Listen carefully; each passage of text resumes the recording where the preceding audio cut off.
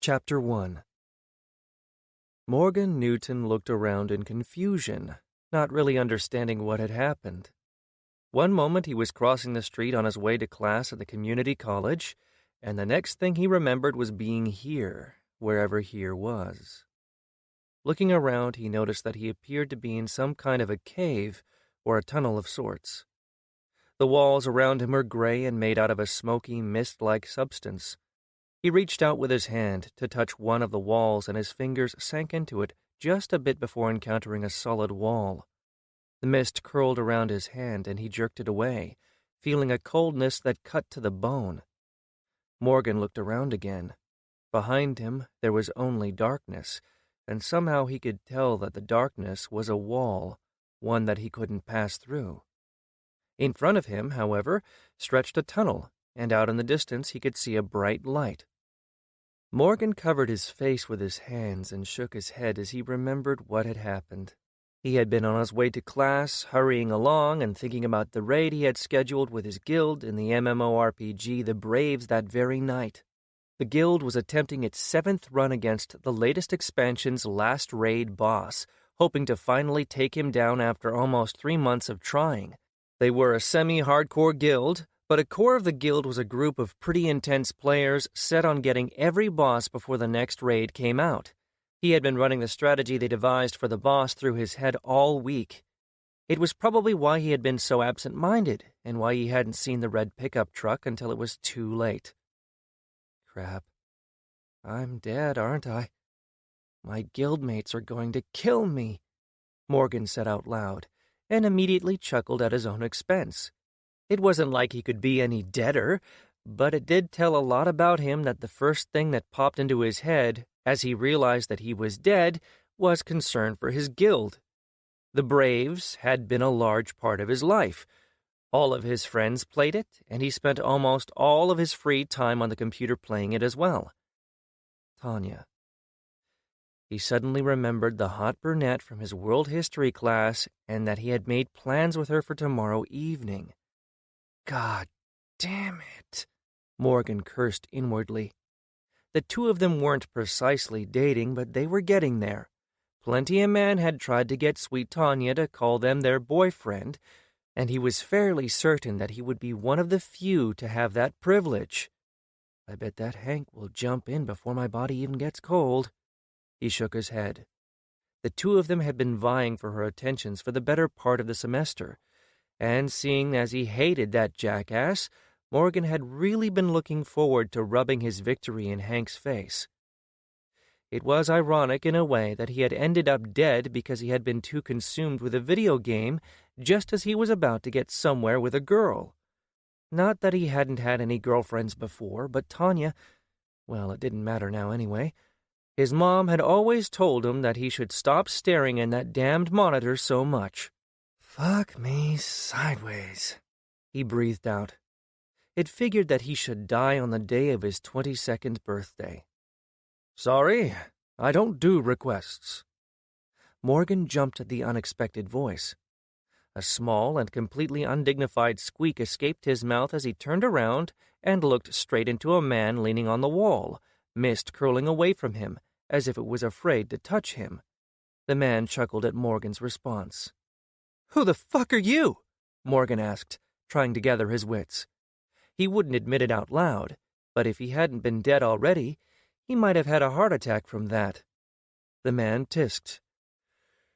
"That isn't really a nice way to speak to strangers, now, is it? I'm sure that you were raised better than that, but considering the circumstances, I will let it slide." Morgan gulped nervously, which in itself was completely bonkers. I'm dead. How in the hell can I still do that? As the man spoke, Morgan had a chance to take a look at him. The man was of an average height, average looks, short hair, with light skin which was perhaps just a bit tanned, but it was hard to tell in this light. He wore strange clothes, unlike anything he had ever seen before. It kind of looked like he was wearing a wetsuit with a long, dark coat over it. The man clapped his hands and pushed off the wall. "Now, I don't have a lot of time, so we should really get this started. First, you are dead. Yeah, I kind of figured that one out already, Sherlock. Morgan cringed inwardly as he realized what he had said. He could have kicked himself for being so stupid. God, I really can't keep my mouth shut sometimes. Har, har, har. A wise ass. Of course you had to be a wise ass. The man rolled his eyes and stepped closer. Morgan fought the instinct to take a step back and instead stayed his ground, trying to project the image of calm confidence, as his sensei always told him to do if he ever got cornered with no way out. Not that Morgan thought that it was going to do him any good. One look into the man's eyes told him that he knew everything there was to know about Morgan. There was a weight behind that gaze, an eternity. "Where are we?" Morgan asked. "Think of this as a place between life and death," the man told him. "Wait, if I am in between, can I go back?" Morgan asked hurriedly. "Not a chance. Well, okay, that isn't entirely true. It is possible for a soul to go back, but not for you." The man shrugged, almost as if he was saying sorry. "What do you mean, not possible for me?" Morgan took a step back. "This guy is going to eat my soul for sure." Morgan tried to look around to find a way to escape, but the only path available to him was toward the light, and he wasn't just yet prepared to go there. "Oh, don't be such a wimp. I'm not the reason you can't go back to your old life. That is your fault. You lack the knowledge and power." "Well, I've never heard any credible story of someone coming back to life. Forgive me for not going out of my way to learn how to raise myself from the dead," Morgan said, and then a thought came to his mind. "Wait, who are you? Are you God?" Morgan asked in a whisper. The man tilted his head, seemingly amused. "Sure. From your point of view, I might as well be God." One look at that grin and another thought occurred to Morgan. "Oh my God, you are the devil, aren't you? I knew that I shouldn't have stolen that piece of bubblegum when I was a kid, but Marcus kept pressuring me. Please, it's not my fault. He made me do it," Morgan said as he took a step back, his eyes opened wide. The man rolled his eyes. "I'm not the devil. Seriously, man, get a hold of yourself." Morgan straightened his posture and tried to compose himself by straightening his clothes. Cool. So you are God, then? Or an angel or something?" Morgan asked, relieved. He really didn't want to go to hell. He knew that he would just hate the heat. "If you mean to ask if I am the God, well, then the answer is no. I don't really know for certain if a God really exists. What I do know is that if you go over there toward the light, you will find out. I guess that I am technically a god, little g, but not really. It's complicated. Also, for the purpose of this meeting, you may call me Oxalis," the man said with a grin. Morgan blinked at that. Little g? Then he frowned at the name and the way the man said it. "Is that name supposed to be some kind of reference or an inside joke?" Morgan asked. "Because if it is, I have no idea what it means." The man closed his eyes and covered his face. Calm. What do they teach these kids in schools these days?" The man muttered in his hands. Then he finally took a deep breath and looked at Morgan in a way that someone might look at a child. "It doesn't matter. I just liked the name." Morgan narrowed his eyes. There was a glimmer of something in Oxalis's eyes, but he had no idea what it meant. "Whatever you say, Oxy." Oxy narrowed his eyes at Morgan, but then took another deep breath. Morgan felt something, and then glanced down the tunnel at the bright light. There was something there, something pulling him forward. It was almost as if he could hear a song somewhere in his head, promising things that he couldn't really understand, as if they were just at the edge of his understanding. Then he turned to Oxy as another thought occurred to him. "Wait, are you some kind of a ghost, a ferryman or something like that, here to take me to the afterlife?" Morgan asked, turning back from the light. Oxy grinned at him. Nope, I'm not a ghost, seeing as I am not dead, unlike you, and I am not here to ferry you to the afterlife. If you want to see what is beyond, all you have to do is walk into the light. I am here to make you an offer before you decide to go through or the light pulls you in. Morgan glanced at the light nervously. What kind of an offer? A new life, Oxy said with a glimmer in his eyes. You can bring me back from the dead? Morgan asked, surprised, and then immediately felt fearful. He had played enough games to know all about zombies and other crap, and he did not plan on selling his soul or bonding himself to some strange dude in a diving suit. Yep, I can give you a new life. And before you ask, I mean new life. I am not going to send you back to your little world and your old life. Why not? Morgan asked, just a bit crushed. Already he had started thinking about all the things he would change in his life if he got to go back. Because I gain nothing from you continuing your life on Earth. And let's face it, you weren't doing much with your life anyway. For a moment, Morgan prepared to deny Oxy's words, but he stopped himself. The strange God but not God man in a wetsuit was right. Morgan hadn't really done much with his life. He had already repeated a year at college and would probably drop out by the end of the year. Or rather would have dropped out had I not died instead. What are you offering, then? And just so you know, I ain't selling my soul to you, and this better not be some Sauron type of shit where you seduce me and then corrupt my soul. Morgan told him in what he thought was a resolute tone of voice. The man chuckled. You have nothing to worry about. I don't want your soul, nor do I want to corrupt and dominate it. All that I am offering is a new life on a new world, a new reality. Say what again? I want to give you a chance to start a new life on another world. Morgan blinked. That did sound appealing, especially since he was like totally dead and like totally not about to go into a strange singing light. No way in hell or heaven am I stepping through that shit. Why me? Morgan asked dumbly, as he tried to figure out the answer to the same question.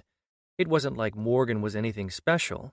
Well, maybe to his grandma, who always said he was her special little boy, but he was fairly certain that her opinion didn't matter much to the not God dude. Okay, it's simple really, Oxylus explained. I would take you, or rather your soul here, he said, gesturing at Morgan, and then I would give you a new body and send you to another realm, my realm. You see, when I was younger, I've really liked video games similar to what you've been playing while you had been still alive.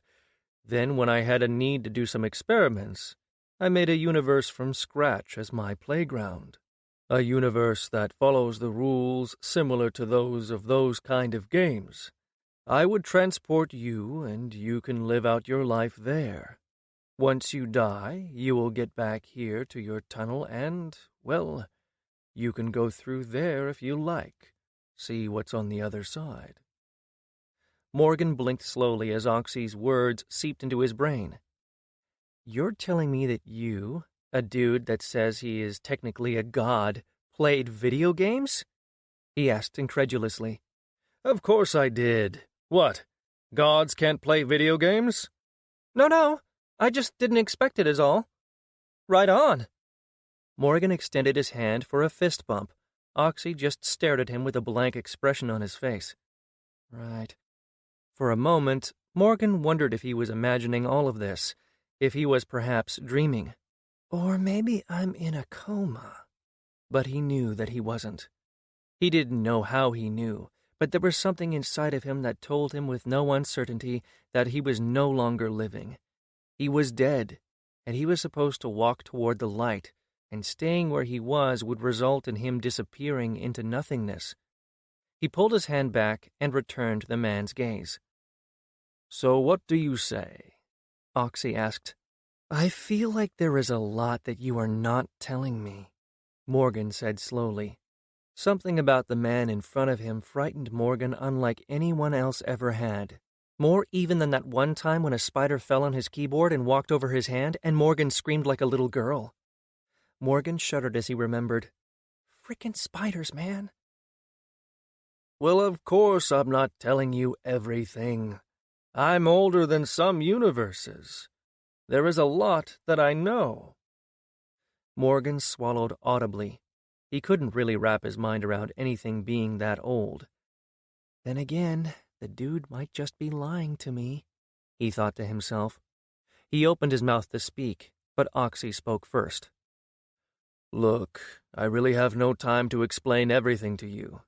You are dead, and you can go toward the light and the afterlife, if it exists. I am not planning on going to check, or you can accept my offer and get to live again. It's as simple as that. Morgan was certain that it wasn't as simple as that, but he also knew that he really didn't want to walk into the light. He hadn't been very religious before he died, a great shame to his mother, but he really didn't want to go through and see that all the stuff she'd been telling him was the truth. With my luck, I would end up in hell. I'm pretty sure that stealing is a sin.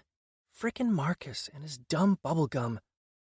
He would much rather extend his stay in the land of the living, thank you very much. It wasn't really a choice for him. All right, I'll give you my answer if you answer 2 questions. First, what do you get out of this? And second, why me? I seriously doubt that you give this offer to everyone that dies. Oxylus sighed impatiently and then nodded to himself. Fine. I said that I am running an experiment. What I get from this is information that helps my research, and that is as much as I am willing to say. As to why you, well, I am trying something new.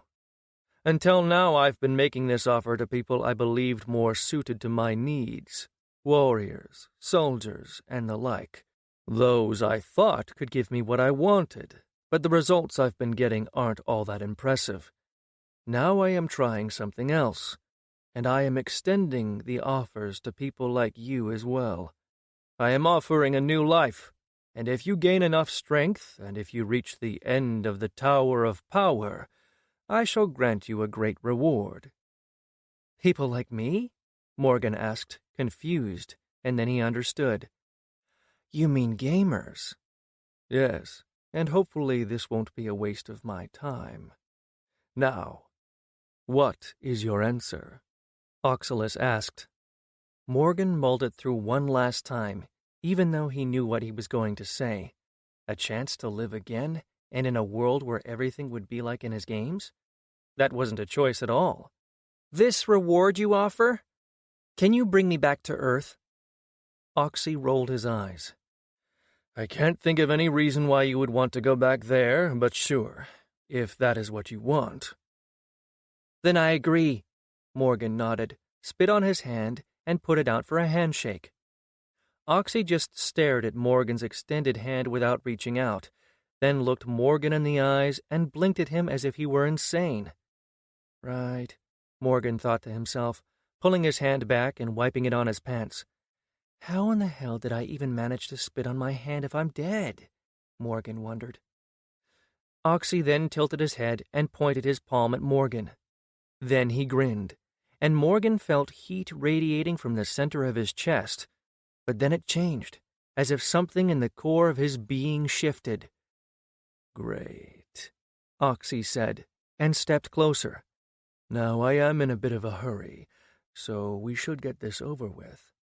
Oh, and I will need a piece of your soul first. What? Morgan asked, but he had no chance to react before Oxy slammed his hand through Morgan's chest. Morgan glanced down only to see Oxy's hand elbow deep inside his chest. Motherfuck! Then there was only pain. Chapter 2. Morgan woke up screaming, his hands flying to his chest as he stood up. He looked closely, but there was no hole in his chest. There was no pain, actually. In fact, he felt better than he ever had. The hell did that asshole do? Suddenly, large letters appeared in front of him. Welcome to the world. Survive, thrive. Unlock ancient secrets and master primal powers. Gain strength and conquer the Tower of Challenges. Be victorious, and you shall be rewarded. Morgan read through the large blue letters and frowned. The hell is this crap? Greetings, master, a voice said, startling him. Morgan jumped around, releasing a high-pitched noise that some might categorize as a squeal. In front of him floated a woman. An animated woman? The hell? I assumed this form because you have quite an attachment to it. Did I err? The woman, or rather Sabila, Protector of the Light, his character from the MMORPG game The Braves, said. Morgan didn't know what to say.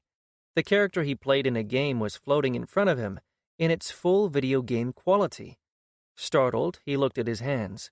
I better not be animated.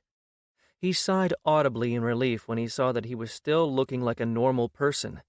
He raised his eyes and realized that he was surrounded by gray space that stretched endlessly around him. Who are you? Morgan asked his former avatar. She's even wearing the gear I had equipped yesterday. And where am I? The purple-haired avatar, dressed in colorful red, orange, and green dragon scale armor, tilted her head at him. You are in the PSS, or Player Soul Space. We need to prepare you to enter the world. The guiding force is only waiting for us to create your visage before you can be sent into the world. I am your control interface, fashioned out of a piece of your soul by the Great Lord. I was given all the information you might need and a semblance of intelligence before I was reintegrated with you. I am here to help you navigate the world, as well as answer any of your questions, although there are things that I am not allowed to say unless certain conditions are met. Morgan blinked slowly. I assume that the Great Lord is Oxy? Yes, although the inhabitants of the world refer to him as the Great Lord, or Creator.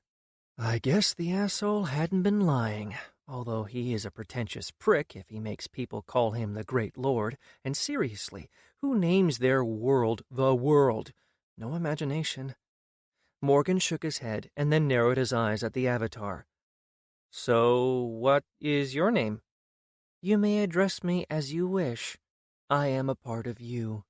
I have no name. Sabila it is, then. So what do I need to do in order to get to the world? Suddenly, another person appeared in front of him alongside with text and sliders to the side. Morgan did a double-take as he realized that the person was him, and then was even more surprised when his double mirrored his movements. Ah, a character creator. Morgan nodded in understanding. Yes, you may choose your gender and adjust your physical appearance. Just focus on the sliders and buttons to press them. Morgan raised an eyebrow, surprised that he could change his gender. He debated for a moment whether he wanted to change anything. I most certainly will not be playing as another gender here, he thought to himself. It might be fun to play as a female character in-game, but he was going to be living here from now on. He was a bit disappointed that he couldn't change his race, but then again he never really had been into playing fantasy races. He always picked human races in any game he played. His appearance wasn't too bad. He hadn't been the greatest-looking dude in life, but he hadn't been ugly either. He had short black hair, brown eyes, and he was fairly athletic from his martial arts training. He adjusted his height a bit just to get him to 190 centimeters and accepted the changes. He was far too excited to get going. Are you sure? You will not be able to change your choice. Yes/no. Morgan pressed yes, and his double and the text disappeared. Good. Next, you need to assign your available attribute and skill points as well as choose your class. Your beginning stats and skills will reflect the experience you gained in your previous life, but you will still be starting your new life as a first level. Then a few other screens appeared in front of him. Strength. 10 plus 3. 13. Strength measures how strong a person is. how much power their physical attacks hit for, and how much they can lift, +3 for previous life experience. Agility, 10 plus 4, 14. Agility measures how fast and coordinated a person is, how precise their attacks are, and how fast they can react, +4 for previous life experience. Constitution, 10 plus 2, 12. Constitution measures how healthy a person is, how much damage they can take, and how fast they recover, +2 for previous life experience. Intellect, 10 plus 2, 12. Intellect measures how quickly a person grasps unfamiliar concepts and how powerful their alignment is, +2 for previous life experience.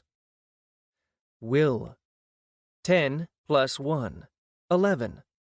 Will measures a person's willpower, allows them to resist harmful effects, and deepens the connection with their alignment, +1 for previous life experience. Wisdom, 10 plus 2, 12. Wisdom measures how intuitive a person is, how perceptive they are, and how good at decision-making they are, +2 for previous life experience. Charisma, 10. Charisma measures how charismatic a person is, how much they can influence people who don't know them with their speech, and how much loyalty or intimidation they can instill. Luck, 10 minus 1, 9. Luck measures how lucky a person is, -1 for previous life experience. Got hit by a car, ha! Unassigned points, 3. Attribute points available. Morgan blinked at the last stat, his luck. What a jackass. He shook his head at the jab from Oxy, as he was certain that that was from him. All in all, his stats weren't bad at all. At least, he thought so. He had no way of knowing with nothing to compare. He also had 3 more attribute points to allocate.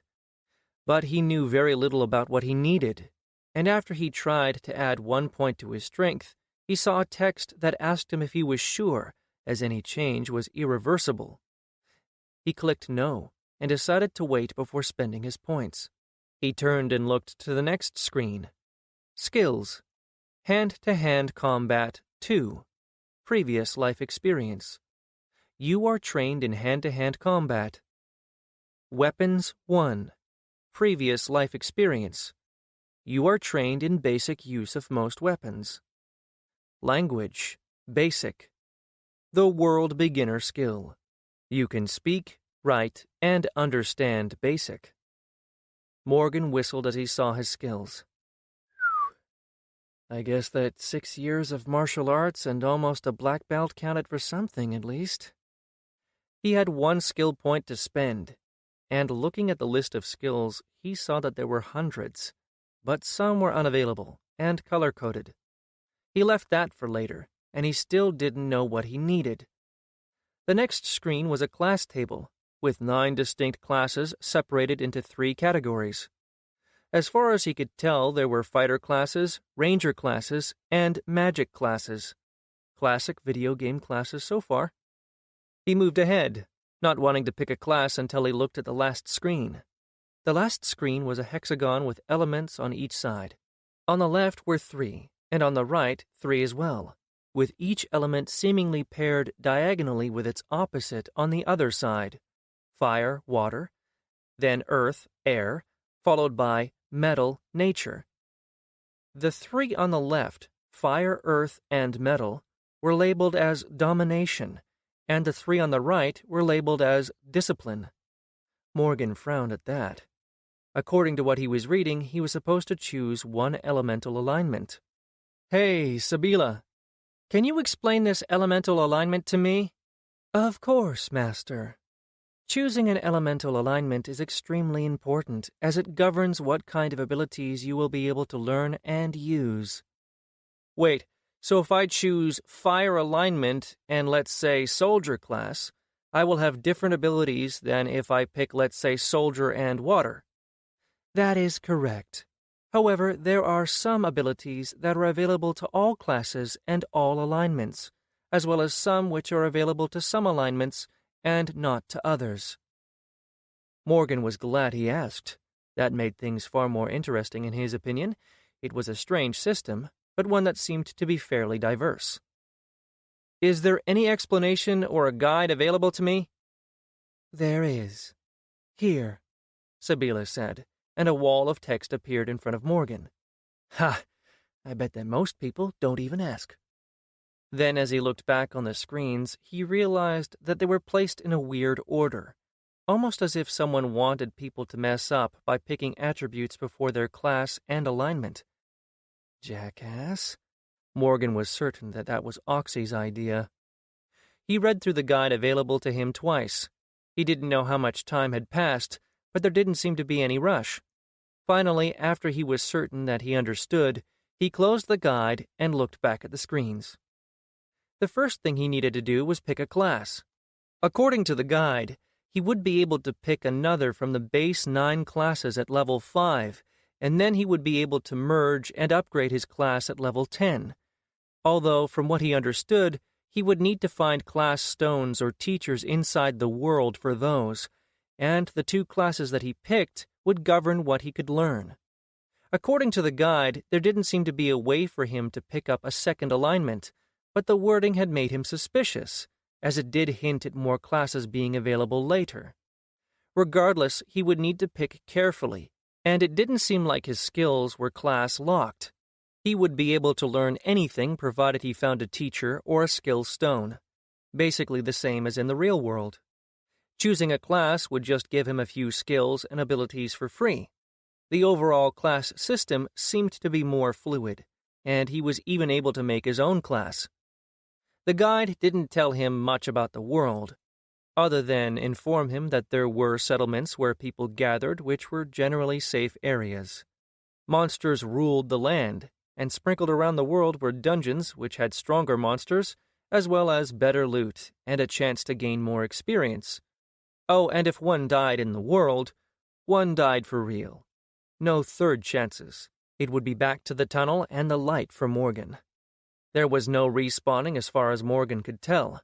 This was a real world, and it was not a nice world that Oxy had created. Experience was how one advanced, the same as in most games and same as in life. But the way you gained XP seemed strange. It looked like it was adaptive based on the person's performance and the amount of their struggle as well as several other factors. And from what he gathered, experience was gained after an encounter ended. Abilities and skills could be learned in 2 ways, by consumption of skill or ability stones, or in the regular, more mundane way, studying and practicing them, the way it had been in his birth world.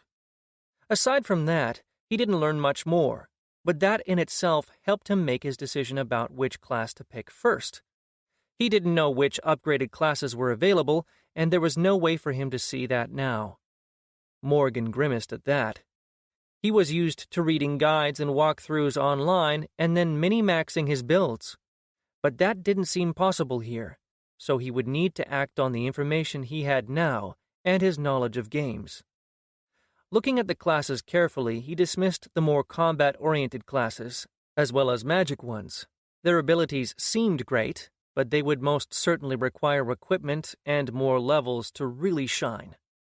Magic casters were usually powerful in the later stages of the game, but weak at the start. And they had one massive weakness according to the guide. They required time to cast their spells, at least on lower levels, time during which something might chop Morgan's face off. And I am not planning on dying again anytime soon. Fighters required equipment, and while Sabila had informed him that he would be given a starting gear, he really didn't like the idea of getting close to something to stab it. He did want magic, but it looked like every class had some kind of spells based on the alignment chosen anyway, so he didn't worry much. On the other hand, he did worry about other things. He had no idea where his starting point was going to be. Sabila refused to say, so he needed to prepare accordingly. That left him with only a few choices, namely 2 of the Ranger classes, which provided some survivability, Scout and Hunter. Scout seemed more oriented on speed and maneuverability and perception, while Hunter seemed more suited for hunting as well as surviving outside in general. Without any idea about where he was going to be starting, he needed to make sure that he could survive, and that meant that he needed to choose the Hunter class. He could always take a more combat-oriented class once he hit level 5. For now, though, he needed to make sure to stay alive long enough to get there. He picked his class and confirmed his choice. "You are now a hunter. You have learned new skills and abilities. You have gained new skills. Archery 1, Hunting 1, Monster Lore 1, Skinning 1, Herbalism 1. You've gained new abilities. Penning Shot 1, Scatter Shot 1. Immediately Morgan felt something change, and suddenly he had knowledge he didn't possess just a moment before. That is strange, Morgan thought to himself. The skills and abilities he gained seemed to be embedded right inside his mind. He couldn't remember learning them, but he had the knowledge. On his skill screen, he saw that there were elaborations on what knowledge each skill gave him.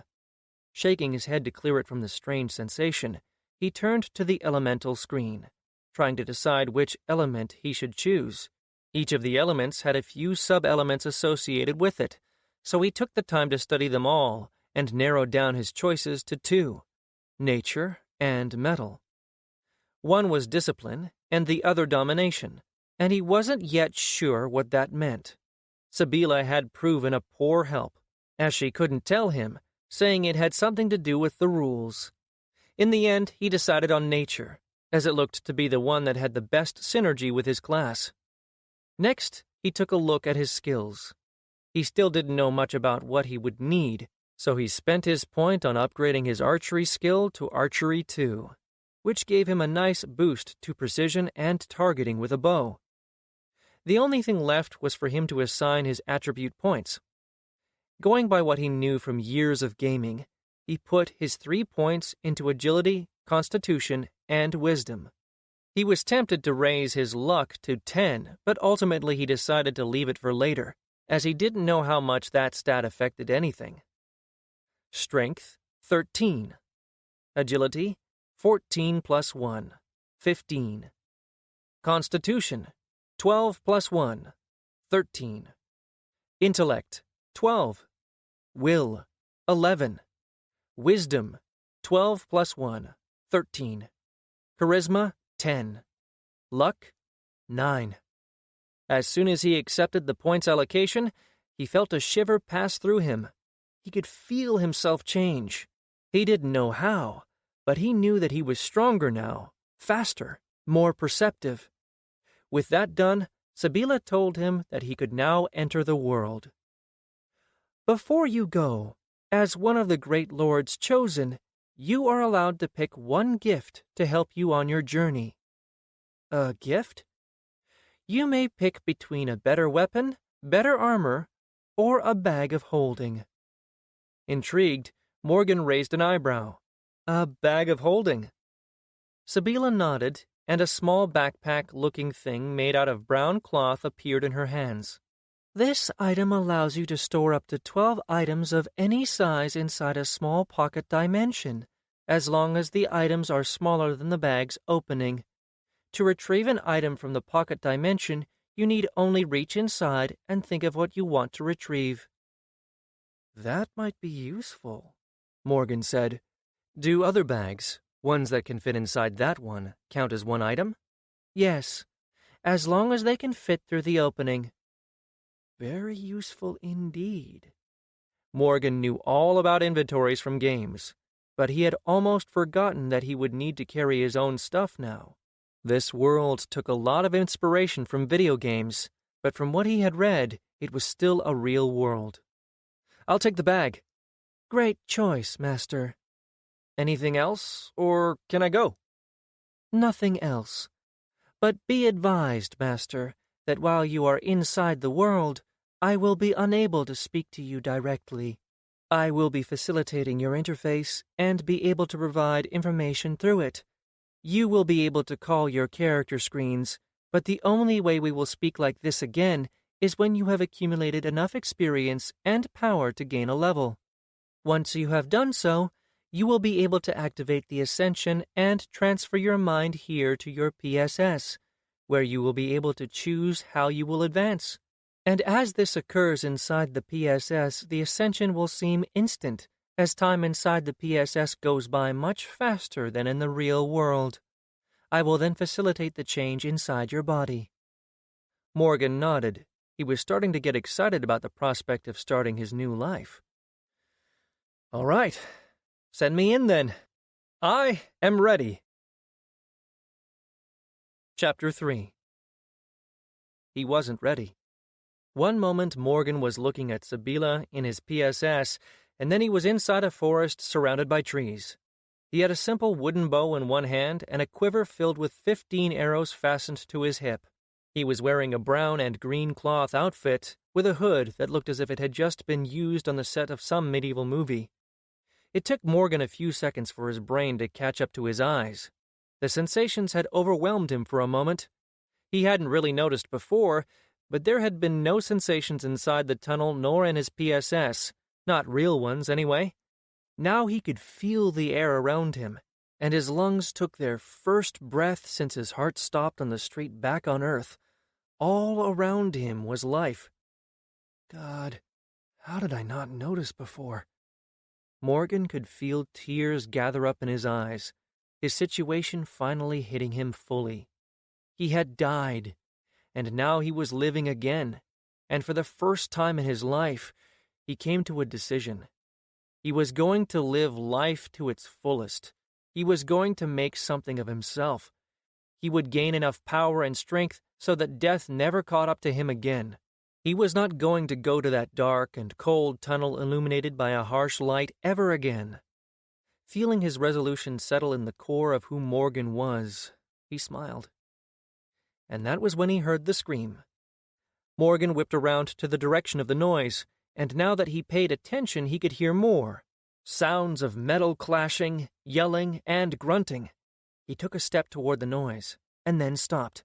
What am I doing? Morgan asked himself. He had just arrived to this new world, and already he was about to run toward danger. He wanted to live, and usually that meant avoiding danger. He knew nothing about what he would find if he ran toward the noise. He could be going to his own death. But then he remembered what he had decided, his resolution, to live, to make something out of his life. He grimaced. He knew nothing about this world, but he could just go and check things out. He didn't need to engage. Right, just go and see what is happening.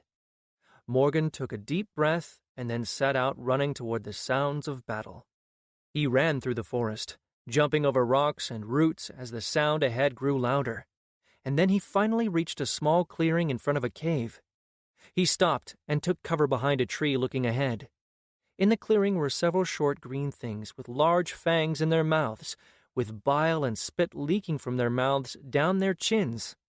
They were dirty, and the smell reached even to Morgan, nearly making him throw up.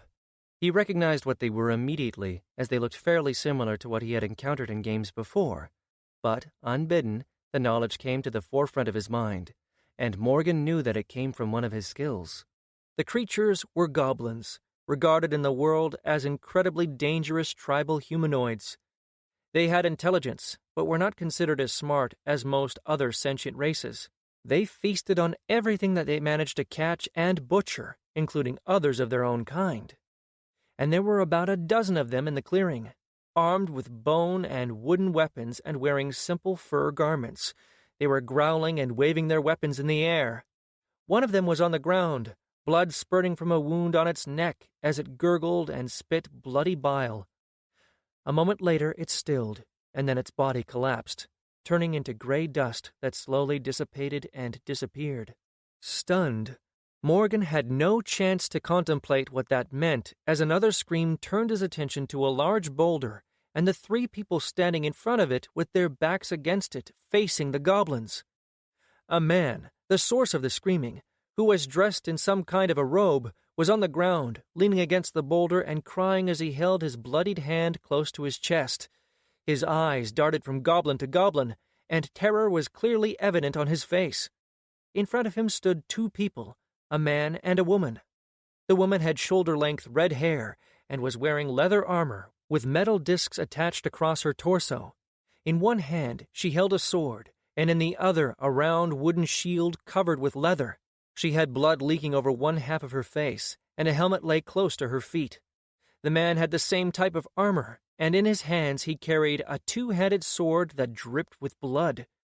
Morgan noticed the man was favoring one of his legs, and blood was leaking through a hole in his trousers. A goblin yelled out and jumped forward at the man, but was intercepted by the woman, who slammed her shield into the goblin and threw him to the side just as the man swung his sword and decapitated it.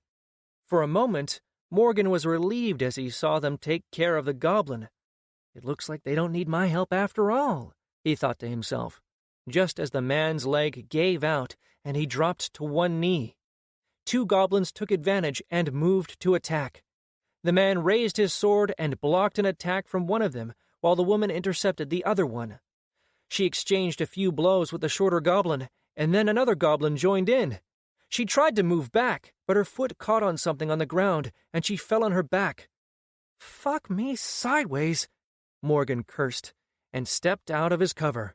He grabbed an arrow from his quiver, and in a practiced maneuver that he was doing for the first time, he knocked and released the arrow. It flew true and slammed in the back of the head of the goblin, who had his club raised over the woman. It fell down on her, and Morgan released a cheer. "Fuck yeah! How do you like that? Never been easier!" Every goblin in the clearing turned to look at him, and Morgan paled. Crap.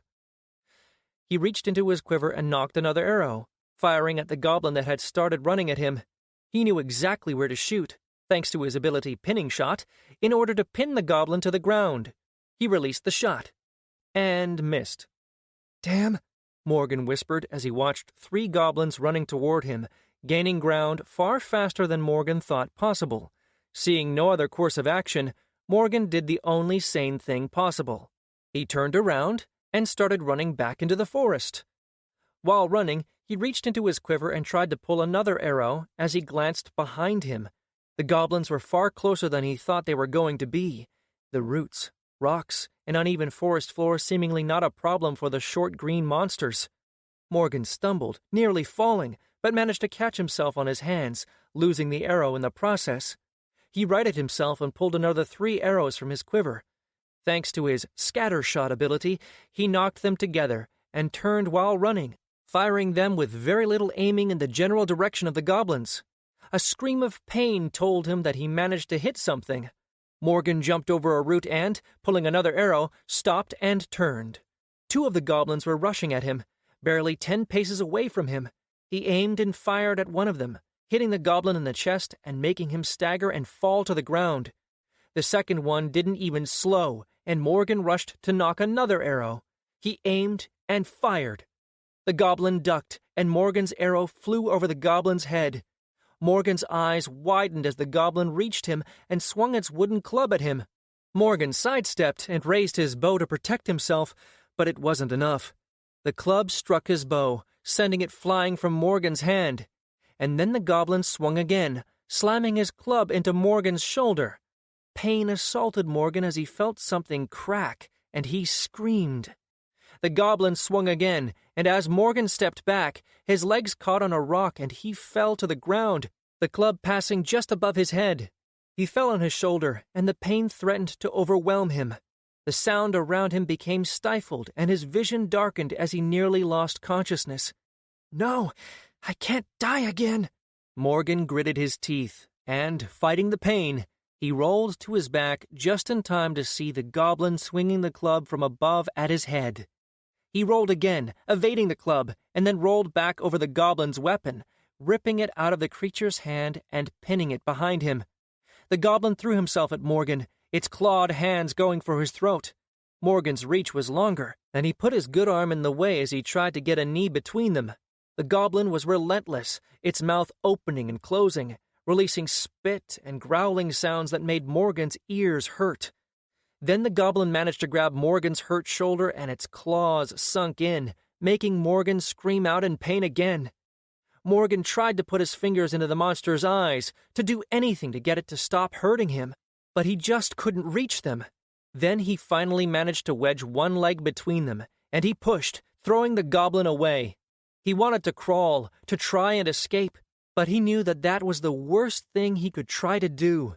He was hurt, and the goblin was fast. Instead, he stood up and pulled an arrow from his quiver, then charged the goblin, who had just gotten back to his feet. Morgan threw himself at the goblin, and the look of disbelief on the monster's face showed that he had taken it by surprise. He stabbed his arrow point into the thing's chest and fell on it with his entire weight, breaking the shaft and taking them both to the ground. The goblin squirmed and screamed, his claws grabbing at Morgan's hands and stabbing inside, trying to get the arrow out, but Morgan kept up the pressure. The goblin bit Morgan's shoulder, but Morgan didn't let up. Instead, with the last of his strength, he pushed the broken arrow deeper and twisted. The goblin released one last scream, and then stilled and died. Morgan rolled away just as the goblin started turning to dust and disappearing, leaving several glowing crystals on the ground behind alongside its garments. Morgan was breathing heavily, his shoulder was killing him, and he felt lightheaded. Then he heard a noise and turned around only to see another goblin walking toward him, one arrow sticking out of his leg. The one I hit with the scatter arrow, Morgan realized. It was limping, but its bone-tipped spear was turned toward Morgan. Trying to summon any of his remaining strength proved useless, and Morgan could only watch as the goblin approached. The monster grinned and raised its spear overhead, preparing to impale him. The next thing Morgan saw was the goblin's head flying away as the goblin's body fell onto him, blood splattering everywhere. Above him stood a red-headed goddess, breathing heavily, her sword dripping blood. "Well, fuck me sideways," Morgan said, and then promptly lost consciousness. Chapter 4. Morgan found himself in a familiar place, surrounded by gray with an animated character floating in front of him. "The hell? Please tell me that I didn't die," Morgan said. "I knew it! I shouldn't have tried to help. I'm such an idiot." "You are not dead, Master. Your body has lost consciousness. But as you have reached the required XP points for advancement to the second level, I have taken the initiative and transferred you here. I hope that you don't object. Seeing as you are unconscious, it was easier for me to bring your mind here," Sabila said. "Great," Morgan sighed in relief. He had really thought that he had died again. "So what is happening outside? Am I safe or what?" The last thing Morgan remembered was the woman he had saved saving him in return. "I can tell you nothing more than that you are safe for the moment." Morgan nodded. At least he wasn't dead again. He shivered. He had been stupid. He never should have tried to help, not without any understanding of the world he now lived in. "I must say, Master, I am very impressed that you managed to survive, and even more that you managed to ascend to the second level in such a short period of time. It is rare for the chosen to survive their first encounter with the world's monsters." "Huh? The chosen?" "Those like you, who have been taken from other worlds and granted a life in the world by the Great Lord, are referred to as chosen by those born in the world. Only about 10% of those who had been brought here managed to survive and reach the higher levels. Most of them just shut down when they realize that they are in a truly different world, however, and once they encounter things they had never seen before. But judging from your actions, I see that you have no such problems, Master." Morgan glared at Sabila with an open mouth. "That is information that would have been useful before I went into the world," Morgan yelled out. He had almost died because he didn't know how to judge a situation in this place. The goblins were far stronger than he had thought they would be for what he thought were low-level mobs.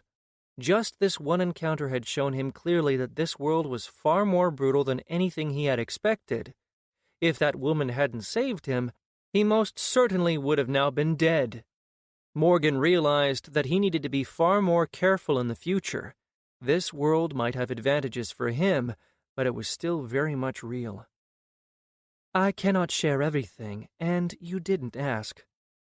It doesn't matter now. How do I level up? Morgan asked. Suddenly, screens appeared in front of him. XP gained. 3 times Goblin Scouts killed equals 30 XP. 1 times Goblin Scout wounded equals 5 XP. GF bonus aided strangers equals 15 XP. Morgan Newton level 1. XP 50 of 50. Ascension possible. Sabila? What is GF? Morgan asked. GF is the guiding force, the entity that guides the world in the Great Lord's stead. It sees everything that happens in the world and decides how much experience any one action is worth. Cool. Morgan muttered under his breath. And now there is another god that is not a god type of thing meddling in my life, because why not? Morgan thought. It wasn't that he was ungrateful. He just didn't like to think about beings capable of doing things like creating their own universes. So what now? Now you may ascend, or in other words, gain a level, Sabila said, and Morgan noticed a button beside his name. He pressed it, and a new screen appeared along with the tables. He had 3 attribute points to spend and 1 skill point and 1 ability point. Looking through his skills and abilities, he saw that his 2 abilities required 2 points to upgrade, so he decided to keep the ability point for later. For the skills he could upgrade his level 1 skills, his archery 2 required 2 points to upgrade, but he decided to save that for later. The attribute points he spent by putting 1 in agility, bringing it up to 16, another in his constitution, bringing it up to 14, and the last one in his luck, bringing it up to 10. A part of him wondered if he was just being paranoid, but his luck had not been all that great so far, and he would rather not risk it. With that, he was finished. What now? Usually you would be awake during this process, and after you made your choices, I would make the changes to your body and mind, and you would simply open your eyes. But seeing as you are currently unconscious, the ascension will wake you up as it repairs your body. What? You are making changes to my body? Morgan asked, horrified. He hadn't given much thought to how all this was going to work, but now he cursed himself for not asking more questions. Of course. I am an artificial being crafted from a piece of your soul and integrated with your new body. My purpose is to shape your body and mind based on your choices as you ascend up the levels. Each time you add a point to your attribute, I strengthen the corresponding part of your body or mind. When you choose a skill, I transfer the knowledge to your brain. When you learn a new ability, I teach your muscles how to perform the action. Holy shit, Morgan whispered. So you're like an implant of some kind. Based on your knowledge, that analogy is close. I am nothing like what you imagine with your artificial constructs. I am a soul construct, gifted with power by the Great Lord. Well, thanks, I guess. Morgan didn't know what to say. It was all a bit overwhelming, especially since he had almost died. So, I just wake up now? Yes. As I said, your body will be repaired. The ascension will heal any non-lethal injury, as well as cure any low-level diseases or poisons. That is very useful, Morgan said, relieved. He had not been looking forward to waking up to a mangled shoulder. Are you ready, Master? Yeah. Send me out. Chapter 5. Morgan woke up slowly and to the sounds of arguing. No, I will not stay here! You are both insane! I have no idea how you convinced me to come with you! This was folly! I almost died! I should have never left the village!" A high-pitched and trembling voice yelled out. "Titus, wait!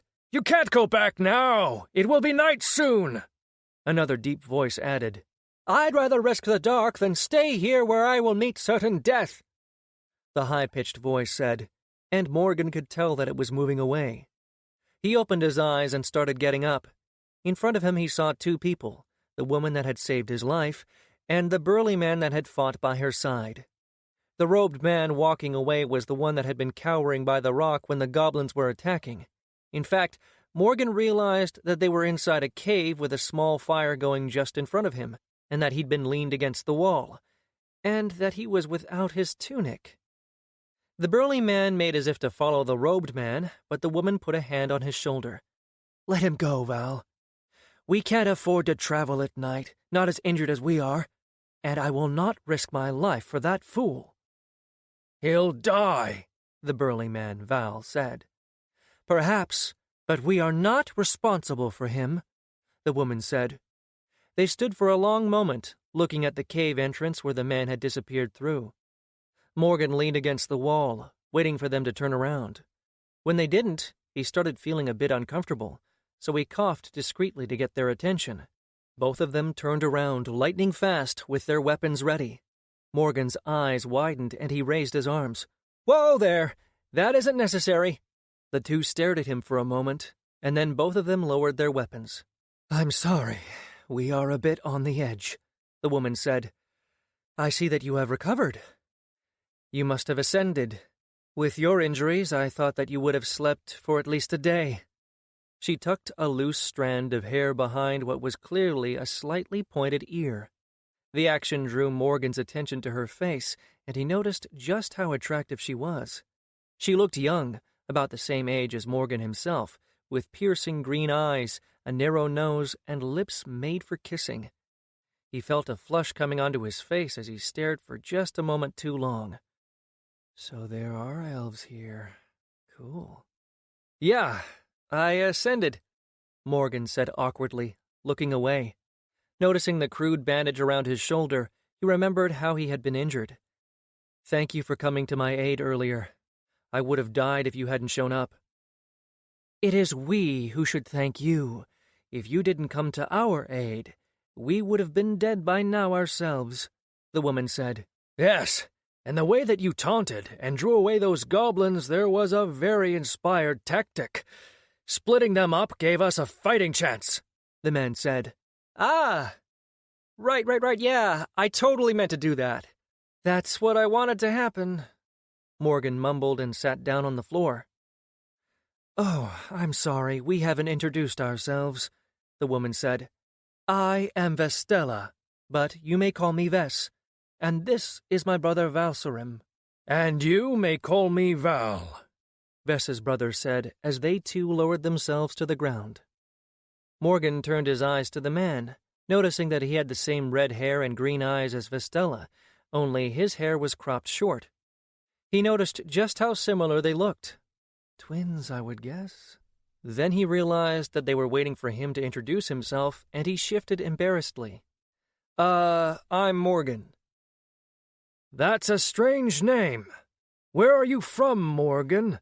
I don't remember seeing you around the village," Val said suspiciously. Ves hit him with her elbow and gave him a look. "Really? My name is strange?" Morgan almost laughed. "Well, I just arrived here. Like today, actually." Both of them frowned at that, and then Ves's eyes widened. "Wait, are you chosen?" Yes, I guess." "Wow, I've never seen a chosen before," Ves said, her eyes wide. Val's reaction seemed to mirror that of his sister. "Yeah, there hadn't been a chosen in these parts in centuries. And I've heard from the other villages that there hadn't been any new chosen anywhere else in decades." "Huh," Morgan said. "Well, I don't really know anything about that, really. I just died, and this dude in a wetsuit with some serious god complex vibes made me an offer, and here I am. Stupid, really, from my part. But I really didn't want to go to the light, and being dead seemed like it would suck, so..." Morgan trailed off as he realized that he was rambling. Both Vess and Val blinked slowly and just looked at him. "Well," Vestella started, then glanced at her brother. "We are glad that you came to our aid. You have our thanks." "No need. You saved my life as well, and it was the right thing to do," Morgan said, ignoring the fact that he had almost decided not to help. "So, may I ask what you've been doing out here in the forest?" "We want to be adventurers, and you can't become an official adventurer unless you ascend to level 5 and then join a guild. So we are here trying to gain enough XP to do that," Val said. "Cool.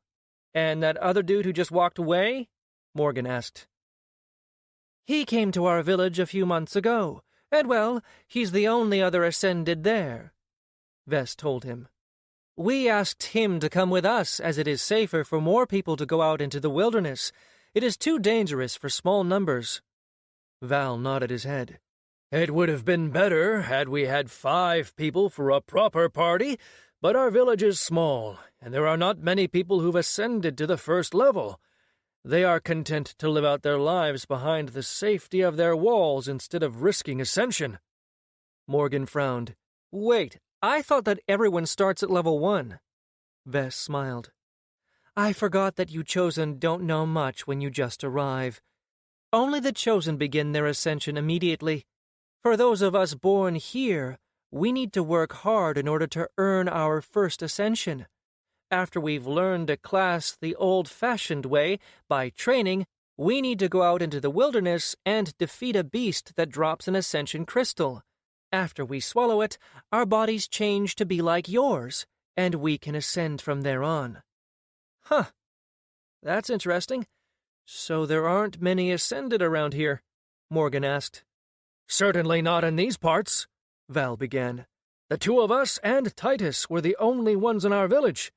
There are far more across the mountain range in the big cities, and the closer you get to the tower, the more ascended there are. Those living in the shadow of the tower are almost all ascended." "What is the tower? I've heard some about it, but I don't really know much." Valserum and Vestella exchanged a look, and then Vestella spoke. "The tower was built by the Great Lord as the ultimate challenge for the Ascended. Climbing the tower is the ultimate goal of every Ascended, but so far only 3 floors have been cleared, and it is extremely dangerous. Many who venture inside never come back out." "Huh. So like a raid or something like that then," Morgan said, more to himself than anyone else. "The group assaults on the tower are called raids, yes," Valserum told him. "Right. And how many floors are there?" Morgan asked. "No one knows, and it is impossible to judge. Entrance to the tower is done by a portal in its base, and once inside, people are transported to the first floor, which is a lush forest. At the end of that floor is another portal that leads to the next floor, and so on. The entire first floor is larger than the size of the tower in the world." "I get it," Morgan said. It wasn't all that different than many games he had played. "Oh, I almost forgot," Vess said, before turning around and rummaging through a pile of stuff. Morgan noticed that they were in fact garments and weapons that the goblins had been carrying. She pulled a bundle of hide and brought it to Morgan. "Here," she said as she unwrapped the bundle, showing him about a dozen small blue crystals. "This is your share of the loot, and you can choose from the gear if you want, but the goblins didn't have anything really useful. We were planning on selling the hides and splitting the coin later." "Great," Morgan said as he took one of the crystals in his hand. "So, what is this?" "You don't know?" Vess asked, surprised. "No, should I?" "Of course. You need those crystals to survive." Say what now?" Vess shook her head. "You are an Ascended, and we are not like the regular people. Our bodies have been changed in order to be capable of climbing up the levels. As such, we require different things to live than regular people. You need to consume ascension crystals in order to survive." Cool. You mean like die or like die? Morgan asked. I don't know what you are trying to ask, but I mean die as in you will be dead. No more life. Vess answered in a tone that Morgan most often heard used when someone was trying to teach something to a young child. Right. So I just need to swallow this? Morgan asked hurriedly. Am I dying already? How much time do I have? Damn Oxy and Sabila for not telling me shit. Yes, Vess said, and Morgan plopped the crystal in his mouth and swallowed. Immediately Morgan felt a flash of heat spread from his stomach to every part of his body, and then it passed. Well, that was strange, Morgan said. Vess shook her head and continued speaking. The blue ascension crystals are the most common and the least powerful crystals. They usually drop from low-level monsters. But even low-level monsters are powerful enough to kill even experienced adventurers. It is why successful adventurers are rare. The fact that they need to kill monsters in order to merely survive is not an appealing prospect to most. Of course, there are stronger crystals that allow an Ascended to survive for longer without having to consume another, but they drop from stronger foes. You still need food and water to survive, but as long as you consume Ascension crystals, you will not age. The blue ones will give you 1 or 2 days at the most, but there are supposed to exist others which give thousands of days to your life, some even hundreds of years. The crystals also give you some XP points, but these blue ones give 1 or 2 XP at the most, as they are not very powerful.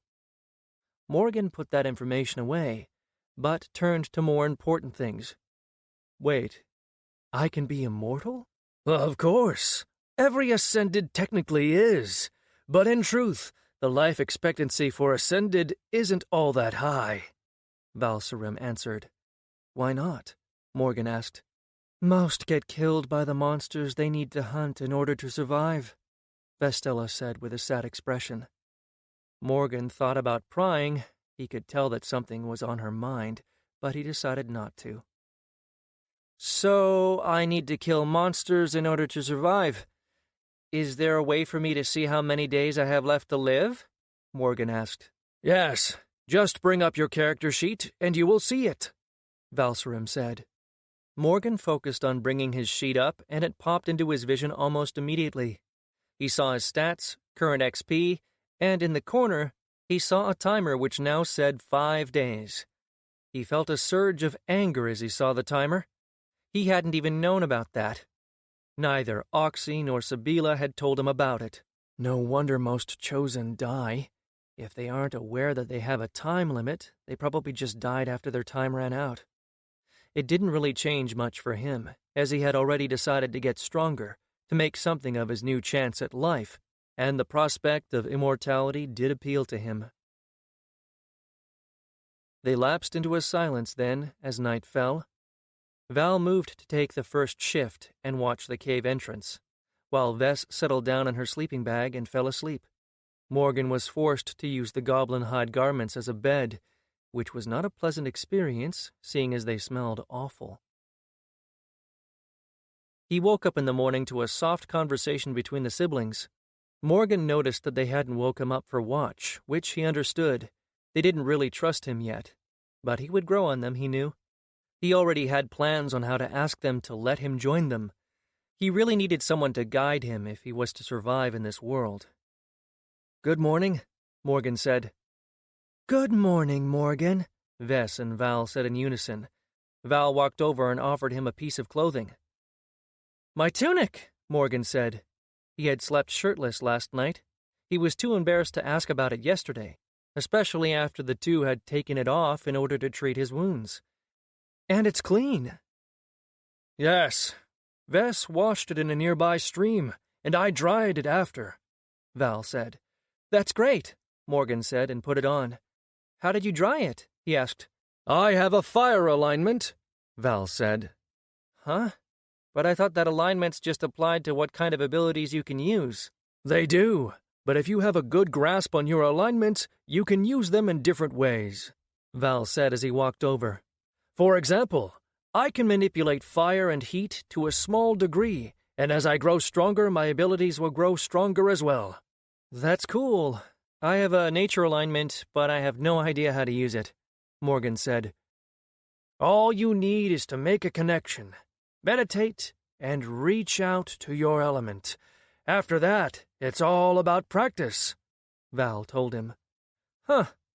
Morgan was eager to try it, but he could see that the twins were preparing to leave, and he was not about to be left alone in the forest. So, I assume you're about to set off on your way?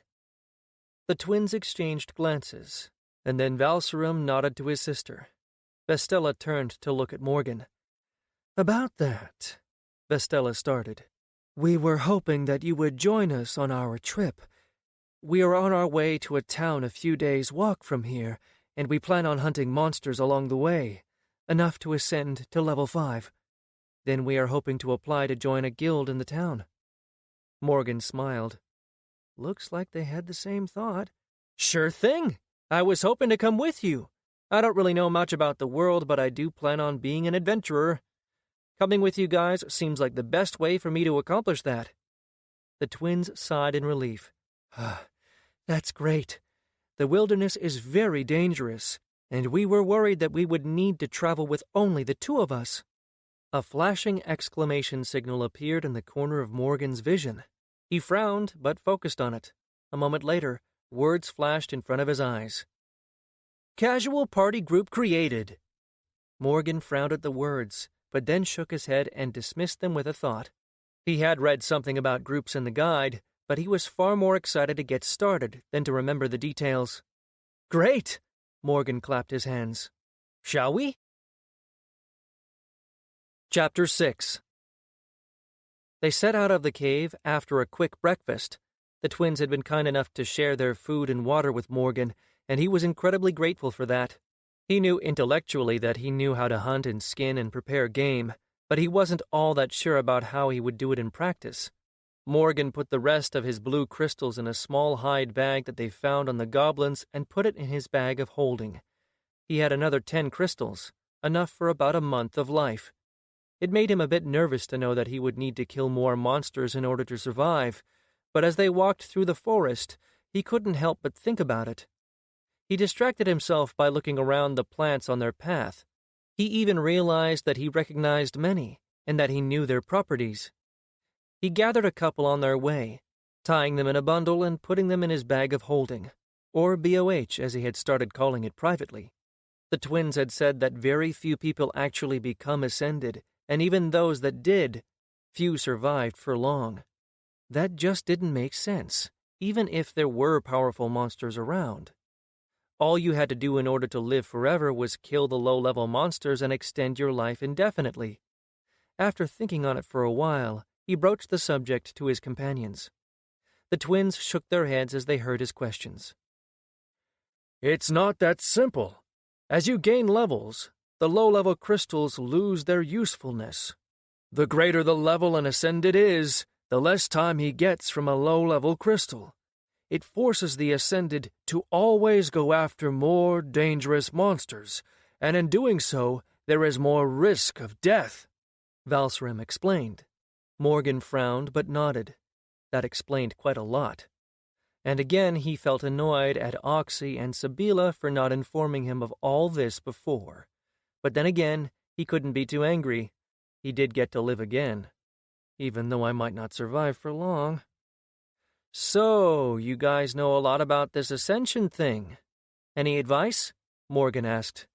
The twins shared a look, and then Val shook his head. We know some, not a lot. It is difficult to find reliable information, at least as far as we can tell. This area has very little ascended. So you guys are stumbling along? Morgan asked. Yes, Val answered. Morgan grimaced. He had hoped on getting some advice on how he should use his points as he leveled up, but it looked like he would need to use his best judgment. As they walked, Morgan looked at their surroundings. They were walking on a small wooden trail, which to his eyes didn't look like a well-traveled path, so he kept his eyes on the dark forest, looking for any sign of danger. Vestella had recovered his arrows, so he now had 14 in his quiver. One was lost, as he had stabbed the goblin with it. They made good time and didn't encounter any monsters, which was actually surprising as the twins informed Morgan that they were in goblin territory. They were planning on checking out a reported goblin den on their way to the town, as the twins told them that they had to be at least level 5 in order for any guild to even consider accepting them into their ranks. Morgan wasn't yet sure why they needed a guild, but he was content to follow their lead, at least until I find out more. But as the night neared, the twins started to make camp, and Morgan decided that this was a good time for him to test out his hunting skills. For a moment, he had worried that his skill would be useless as anything he killed would just disappear into dust, but he had been told that that would not be the case. Apparently, there were 2 types of life on the world: monsters and beasts. Monsters would turn to dust and drop loot, while beasts would leave behind bodies that could be skinned or harvested. Most of the animals were of the beast kind. And so Morgan set out in the forest, looking for any sign of animals he could hunt. It didn't take him long to find rabbit tracks, and a part of him jumped with glee as he realized that he knew exactly what he needed to do. He tracked them, and in short order he found himself back at the camp with 2 freshly killed rabbits. He even got some XP from them, though only 2 XP each, and he needed 100 to get to the next level. Once he returned to the camp, Morgan borrowed Valsarim's knife and skinned them as if he had already done it 100 times before, making sure to keep their fur intact for them to sell later, as the twins told him that it would be valuable. They cooked them over the fire and started eating. "So, since you are ascended, that means you have a class?" Morgan asked between bites. "Yes," Valsarim said. "Both of us are Knight class. It was the only class that we could learn in our village." "Why is that?" Morgan asked. "As we said before," Vestella said, "there are not many ascended in these parts, and usually in order for someone to learn a class, they need a teacher, a skill stone, or at least a skill book. We were trained some by our father, and the rest we learned from the books left by our parents." Morgan saw her eyes take on a sad look to them when she mentioned their parents. "How did they come by the book?" Morgan asked finally. "They were ascended," Vestella said. "Were, as in they are retired now, or—" "They are probably dead," Valsarim said. "We don't know that for sure," Vestella said, rounding on her brother. Valsarim just shrugged as if he didn't care, but Morgan recognized the look of someone trying to make themselves believe something that was not the truth. He had done much the same during his life on Earth. "They would have come back if they weren't dead," Valsarim said. Vestella opened her mouth to argue, but then she just deflated and stopped. "I'm sorry for asking," Morgan said, putting a hand on her shoulder. "I never knew my real father. My mother said that he died, but I never really believed her. I always wanted to try and look for him, and now I will never get the chance." Flashes of memory came to him, but he pushed them down quickly. There was no point remembering that. Vestella rewarded him with a weak smile, her green eyes meeting his. "Our parents came to our village before we were born. We don't know why. Then one day, when we were 13 years old, they left to hunt monsters and didn't return." Morgan squeezed her shoulder once and then pulled his hand back, giving her a small, understanding smile. "It must have been hard, but you still decided to follow in their footsteps." "Living a simple life was never for us," Valsarim said. "And we know very little about our parents. Vestella is hoping that if we become adventurers, we will eventually meet someone who knew them and learn more." "Maybe even find them," Vestella added. Morgan could see that Valsarim had little hope that their parents were still alive, but he didn't speak. "I understand," Morgan said. "And what about you? I don't know much about the places you Chosen come from, but if I remember what I read correctly, Chosen are always from other worlds, right?" Vestella asked. "I can only speak for myself, but yes, I am from another world. The world I was born in is nothing like this one," Morgan answered. "How so?" "Well, for one, there are no monsters there, and no races other than human. No elves like you two." "We are not full-blooded elves. We are half-elves, actually," Valserim said. Our father was human, and our mother an elf. Huh, cool, Morgan said. You speak very strangely. Vestella shook her head with a small smile on her lips. I don't see what cold has to do with anything. Ah, no. It is an expression that can mean a few things. Cool can mean great, all right, awesome, or it can mean that something is agreed upon, Morgan said. The twins tilted their heads, confused. Actually, I am surprised that you know how to speak English, Morgan said. English? Vestella said. The language we are speaking now. Ah, we are not speaking your language. We are speaking Basic. I remember reading that for Chosen, their native tongue gets translated into Basic. You think that you are speaking and hearing your own language, but it is in fact not. Basic is most wide-spoken language in the world, Vestella said. Morgan frowned. He hadn't read anything about that in the guide, but he did have a skill that allowed him to know Basic, he remembered. He just hadn't realized that he had been speaking it all this time. Well, that is good to know, he said finally. So, what do you plan on doing after we reach the town? Valserim asked. Well, I was hoping on sticking with you guys for now. As I said, I know very little and, well, my goal is simple, really. I just want to get stronger and live for as long as I possibly can, Morgan said with a grin. You are welcome, then, to stay with us for as long as you so choose, Valserim said, and his sister nodded her head, agreeing as well. Morgan felt good about the two siblings, and it was not like he had any other options. Soon after, their conversation slowed, and they settled in for bed, with Valserim taking the first watch.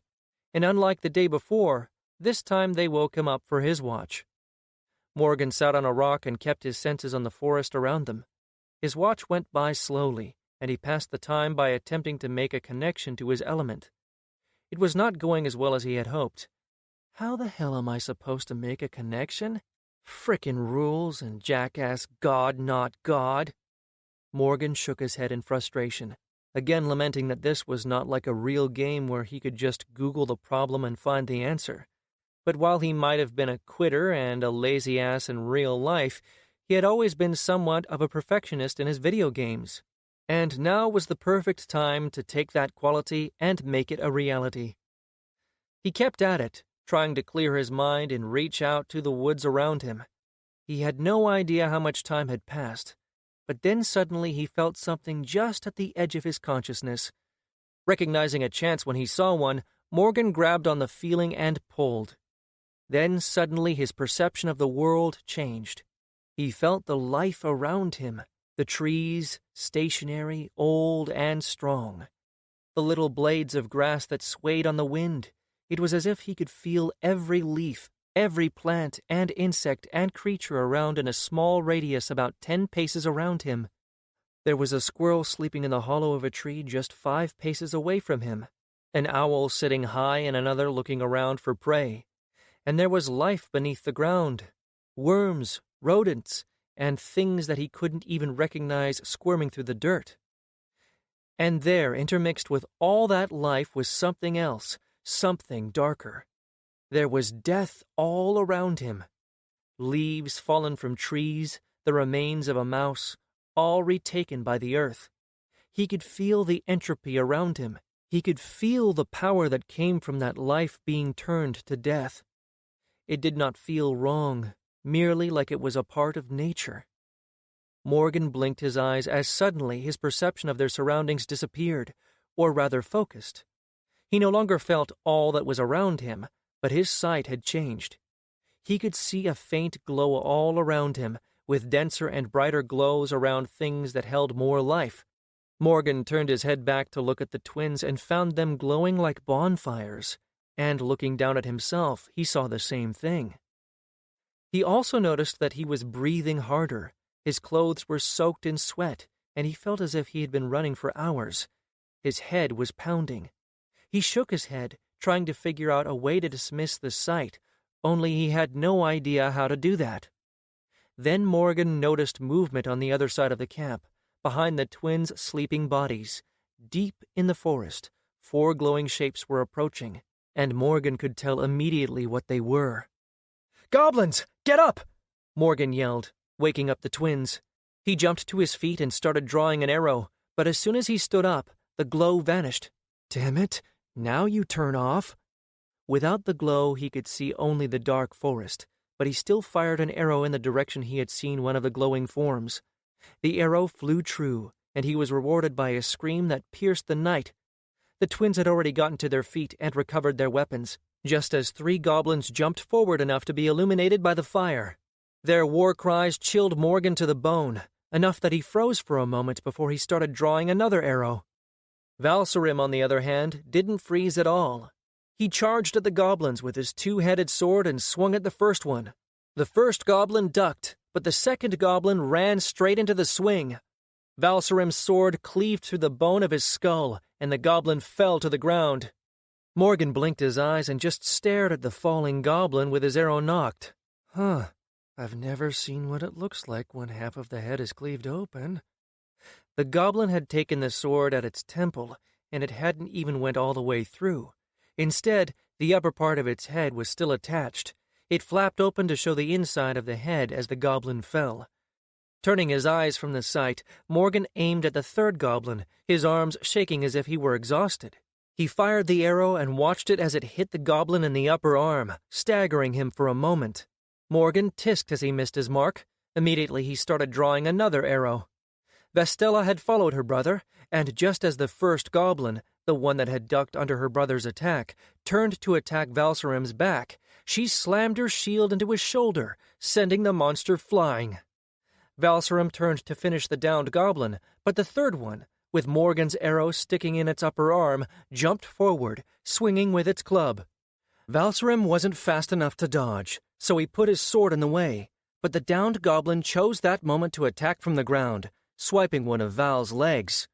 Valsarim fell to his knee and his sword missed the club, which caught him in the shoulder. Morgan grimaced as he remembered how much that hurt. But as Val fell to his knees, Morgan had a clear line of sight, and he let another arrow loose. It flew straight into the goblin's chest. Quickly he drew another and fired it into the goblin as well, felling the creature. The last one on the ground tried to grab and pull Valsarim down to the ground, but Vestella was there to put her sword in its guts. She pushed and then twisted, pulling the sword up and then stabbing again at the goblin's head.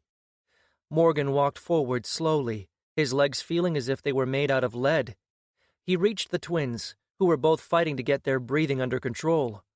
Morgan gave them a crooked smile. For some reason he couldn't feel half of his face.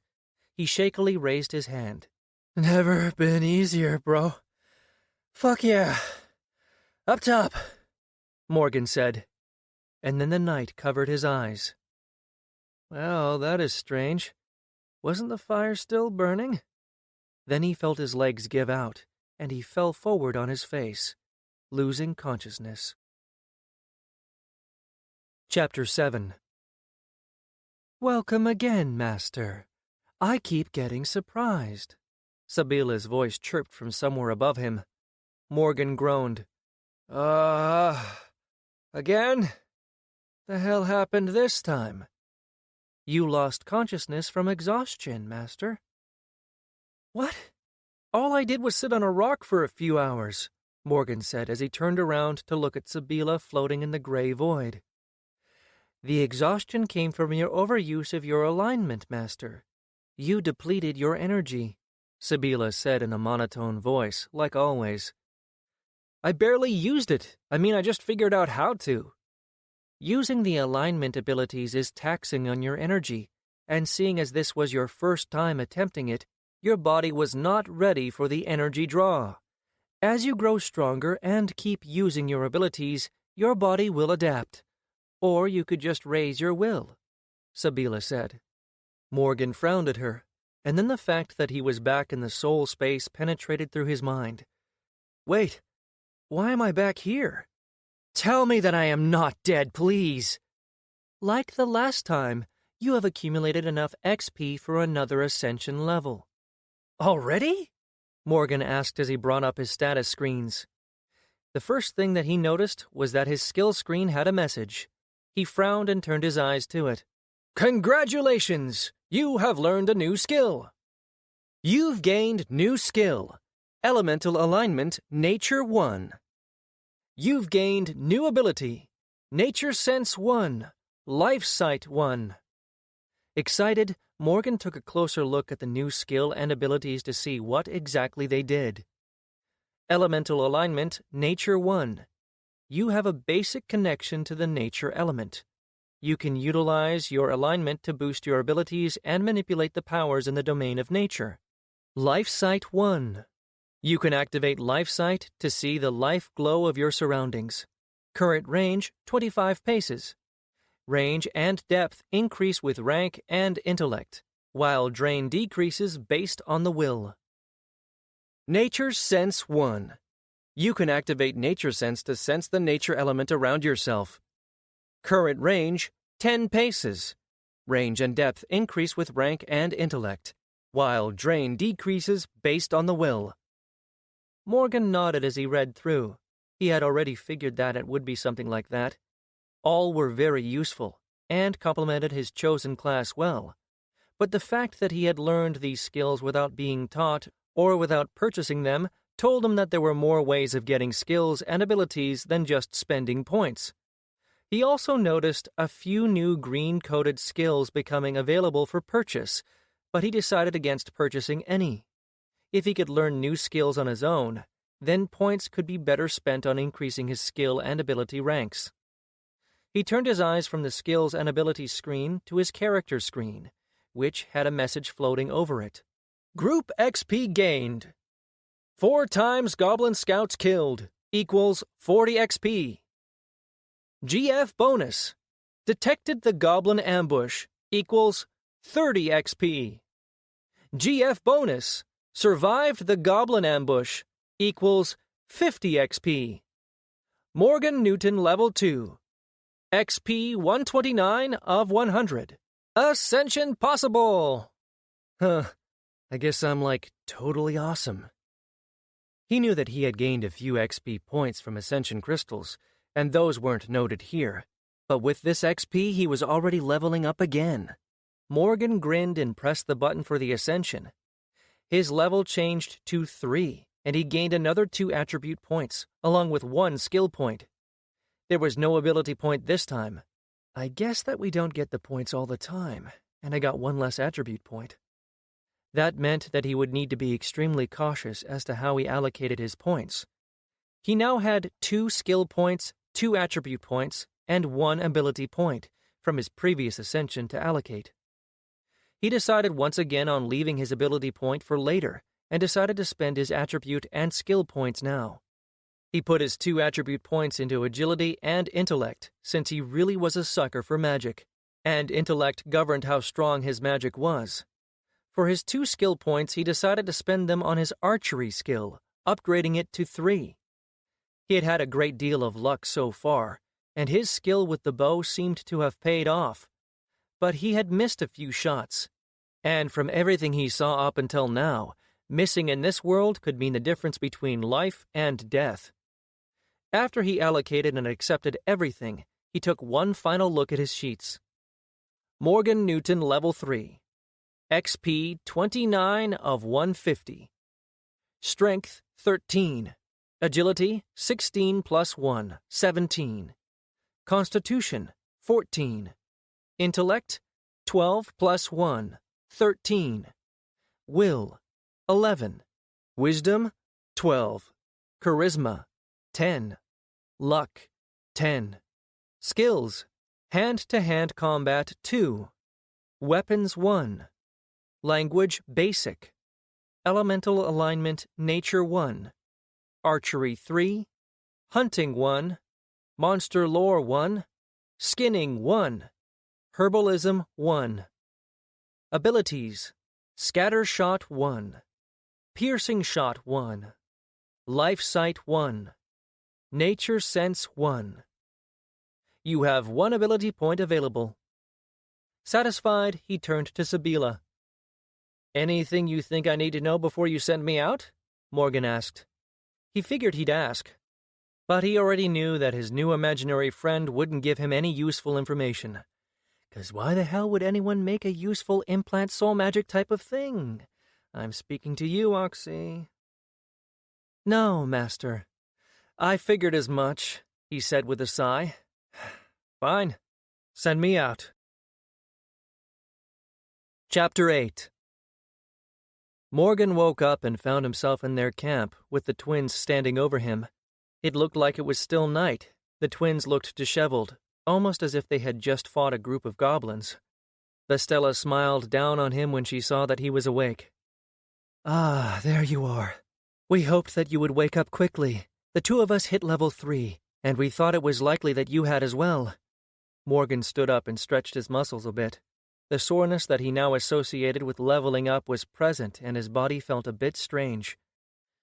No wonder it feels strange. An implant made out of my soul had just messed with my body. God, how in the hell did I end up here? Right, I died. Sorry, Sabila. I value you. Don't mess up my body, please. Morgan shook his head as the last of his soreness disappeared, and he looked at the twins, locking eyes with Valsarem. I assume that they're all dead, Morgan asked. Yes, Valsarem nodded gravely. It is very fortunate that you had noticed them in time. We could have all died. Yeah, I saw them with my life sight ability, Morgan said. Oh, you managed to make a connection with your alignment? Vestella asked. Yeah, just before they arrived. We were very lucky, Morgan said. You said that you had a sight ability? Valsarem said. That is very impressive. Very few discover it on their own. Both me and Vess managed it, but it took us days of attempting it. Really? And wait, you can see glowing stuff like me? Morgan asked. No, every alignment has a different sight. I have a fire alignment, so I can see heat, Valsarem answered. That's cool. You're like the Predator, Morgan said with wide eyes. Vestella tilted her head and opened her mouth to speak, but then she just shook her head in surrender. I really need to stop speaking with Earth slang and references. And I, Vestella explained, as a water-aligned, can sense moisture and liquids. So every alignment has its own sight abilities? Morgan asked. Yes, each alignment specializes in its own areas, Valsarem said. Huh. I did feel a few other things when I was attempting to make a connection to my element. I felt life all around me, but also death, Morgan said slowly. He didn't know much about the customs and beliefs of this world. For all he knew, death was something like dark magic for them. But the twins just nodded. Vestella put another log to the fire as she spoke. Every element has sub-elements, but it also has aspects. For water, they are flow and change. For fire, transformation and destruction. Earth aspects are foundation and strength, while airs are freedom and spirit. Metal is formed of gravitation and power, and nature, your alignment, Morgan, is made of life and death. The domination elements are more aggressive, requiring emotion and drive in order to be utilized. The discipline elements, however, require calm and willpower. If only some jackass had thought to put all of this in the frickin' guide, Morgan mumbled. So that means that I can utilize my alignment to get power over life and death. Having any real power over those aspects will take a long time, Valsarem said. I don't know if even the top ascended have managed to master them. Morgan nodded. It wasn't like he'd really thought that he would get any really overpowered ability right at the start. We've gathered your part of the loot, a few blue crystals, and we put the goblin hides and weapons in our packs with the rest, Vestella said, offering him a small bundle. Oh, that's great, Morgan said. Their agreement was to sell the gear and split the coin evenly later. But he really needed those crystals. He took the bundle she offered, seeing about 10 crystals. Another month of life.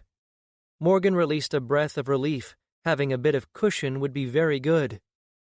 I still can't believe that I didn't know about this before I accepted the deal. Goddamn power-tripping asshole.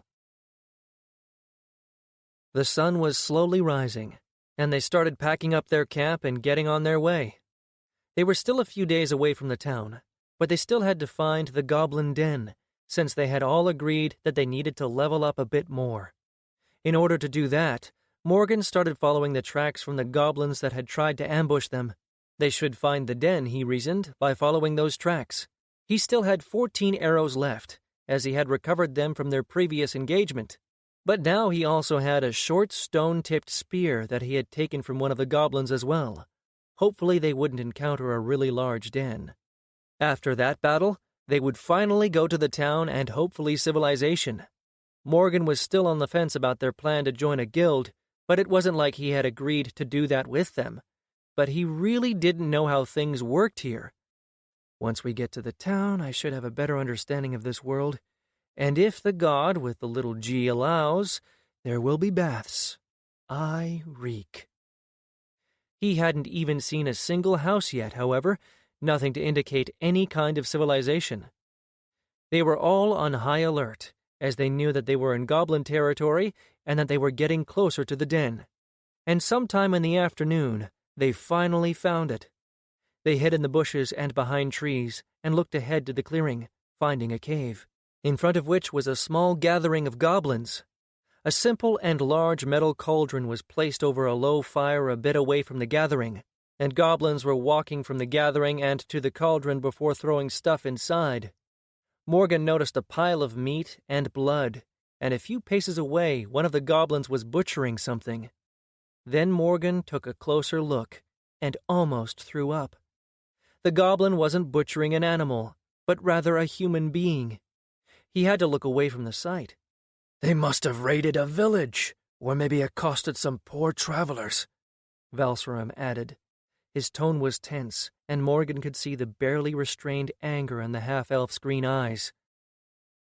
We should kill them all now, Morgan whispered, surprising even himself at the intensity of his voice. He had lived a fairly sheltered life on Earth, at least compared to this one. He had seen death, sure, on TV, in video games, movies, in dimly lit kitchens, goddamn drunk stepfathers, but never had he stood in front of people being butchered for a meal. Vestella put her hand on his forearm compassionately. We can't. There are too many of them, and these are not like the scouting parties we have encountered before. Morgan frowned at her.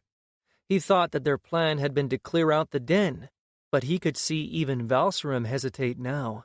There are too many of them, Valsaram said, agreeing with a grimace. I had hoped that this was a small den. I guess that we now know why this den is still here. Adventurers are rare in these parts, and the regular folk wouldn't even stand a chance against them. So what? We just leave? Morgan asked hotly. Look at them, Morgan. These are their warriors.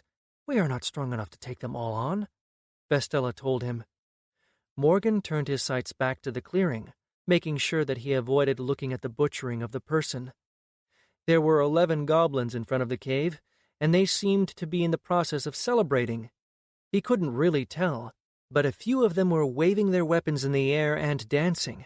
The goblins looked a bit different than the ones they had encountered before, maybe just a bit taller and more muscular, and these had better weapons. Morgan saw that 4 goblins had short metal swords, though they appeared rusted, while another 2 had metal daggers, and another 2 still had wood-cutting axes. The remainder still didn't have any weapons that he could see, but there was a pile of wooden and bone weapons near the entrance of the cave. Most of them wore some kind of armor, and it looked like leather coverings that had been crudely cut down to match their sizes. Obviously, they had looted them off the corpses of some bigger races. Morgan remembered how much trouble he had with the other goblins, how he had nearly died, but he still didn't want to leave them alone. Need to get stronger, and this is a chance, not to mention that those fuckers are pure evil.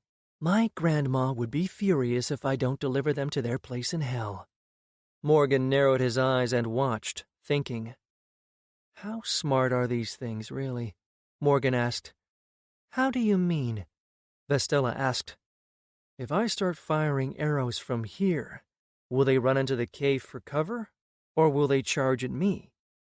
The twins looked at each other for a moment, and then Valserum answered him. They are not terribly bright, more primal. They rush head first into danger, so they would charge, most likely. Morgan nodded at that, and his tactical mind started assembling a plan. I guess all that time making raiding plans for the guild are going to be put to the test. He activated his life sight and looked at the cave, but he couldn't see anything inside it, as it was too far away. Dismissing the sight, he debated trying with his nature sense, but he knew that he wouldn't be able to sense so far away. And what about poisons? Do the ones that work on humans work on them? He asked as another idea came to him. They should? But why do you ask? Vestella asked. I have herbs that I gathered earlier that would make them sick if ingested. We can poison their cauldron, then wait and attack when they are weaker. Morgan knew that it would take more than that to defeat them all. They were outnumbered, and they didn't even know if there were any more goblins in the cave, but he had a semblance of a plan, so he told the twins what he had in mind.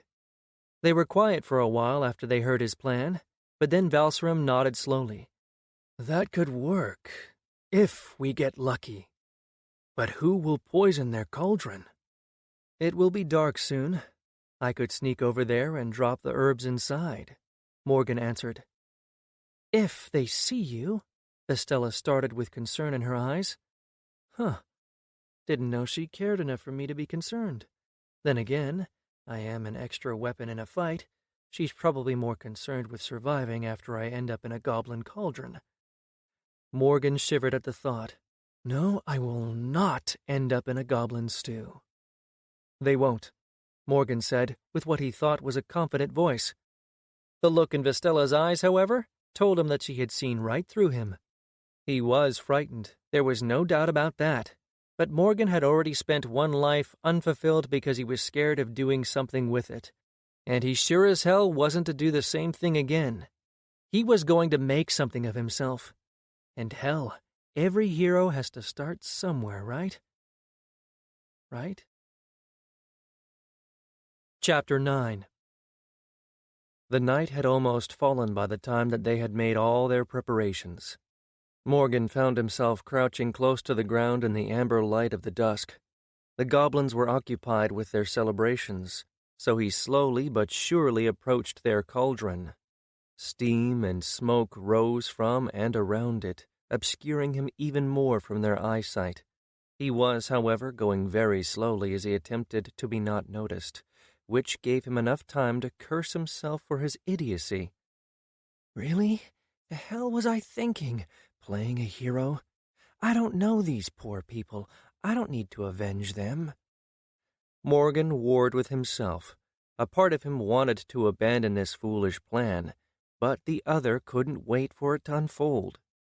He got the same rush he got just before his guild started a new raid encounter, and the anticipation was addictive. But it was all now real. I can't waste my life again, Morgan said to himself. The way that he had left his former life bothered him constantly. Oxalis had been right. Morgan had wasted his life, never really deciding on a path. He didn't regret his time spent playing games. He had made many friends that way, and their times in the game worlds were some of his best and happiest memories. It was the rest that bothered him, the fact that he had wasted years in a field that didn't interest him in the slightest. I mean, seriously, who actually wants to study economics? He just hadn't had the courage nor the will to find something that interested him. He was scared of growing up, of being responsible. He knew that now. It's ironic that I only figured that out once I got hit by a car. Clearing his thoughts, Morgan focused on the task in front of him. The cauldron and the smoke were looming close, and with just a few more steps, he reached it. He made the mistake of taking a deep breath, and the smell of the stew nearly made him retch. He felt bile in his throat and fought to keep it down. Morgan looked inside and immediately regretted it.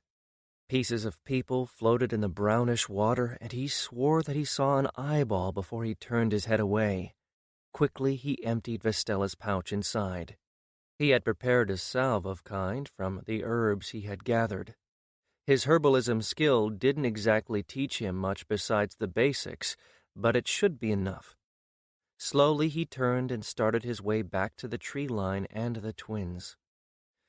"It is done," Morgan told the twins as they crouched in the tree line and watched the goblins. It took almost an hour for them to start eating, and before they did, more goblins joined them from the cave. 3 more goblin warriors left the cave and joined in the celebration, and 2 more scout goblins like the ones they had encountered before. Only these 2 didn't eat, but instead kept watch while the others ate and drank. Before they started eating, however, 3 goblins carried some of the food back inside the cave, coming back out empty-handed. "Damn, that means that there are even more goblins inside," Vestella said. "But not more than 3, I think," Valserim added. "They didn't take that much of the food inside." Morgan nodded, agreeing with them. Based on what the knowledge his skill provided him, he knew that the poison should start affecting them soon enough. And just a few more minutes later, the first goblin started throwing up, holding his stomach. The poison wasn't enough to kill them outright, unfortunately. Morgan didn't have enough of it, nor was the herb all that potent, but it would wreak havoc on their stomachs. They waited and watched as more and more of the goblins started throwing up all the food that they ate. The scouts were distracted as well, looking at the other goblins in confusion. "It's time. Go to your positions," Morgan told the twins. They followed his directions wordlessly and moved deeper into the forest and outside of Morgan's sight. Morgan stepped out of the cover, walking into the clearing. The goblins were too busy to notice him, so he drew one of his arrows and aimed. He took his time, making sure that his shot found its target, and then he let loose. The arrow flew true and pierced one of the goblin warriors right through the neck. As the goblin fell to his knees with blood spilling from the wounds and his mouth, Morgan already had the next arrow ready. In the confusion, the goblins had yet to see him, and so his next arrow hit another goblin warrior in his chest, felling him immediately. As the second one fell, one of the scouts noticed Morgan and yelled out. Immediately, the entire group turned their eyes on him just as Morgan let loose another arrow, hitting a goblin warrior in the eye. They screamed as one and started running toward him, except for one of the scouts that ran toward the cave. But Morgan could tell that they were slower, and a few even held their stomachs as they ran. Without waiting, Morgan turned and ran back into the forest. Even poisoned, the goblins were incredibly fast, and Morgan could hear them behind him. A dozen goblins ran into the forest after him, and Morgan led them deeper, where the trees obscured the dying light of the day. He passed the first marker that they had placed earlier, and a few seconds later he reached his destination, marked so by the stones they had placed earlier as well. Morgan jumped forward over the pile of leaves in front of him. As soon as he landed on his feet, he turned around to see a goblin warrior not 5 paces behind him. The monster ran forward with his eyes locked on Morgan, and so in the dark he didn't even notice the pile of leaves. His foot fell through the hole they had dug, and he tripped forward, landing on the spikes and impaling himself. The hole was maybe 2 palms deep, not deep at all, but the spikes they had fashioned out of wood were sharp enough that it didn't matter. Morgan nocked 2 arrows as 2 more goblins ran forward. They'd noticed that their friend had fallen, but they couldn't really see what had happened to him in the dark. Morgan let his arrows loose, one hitting the goblin on the left in the stomach, and the other hitting the one on the right in the shoulder.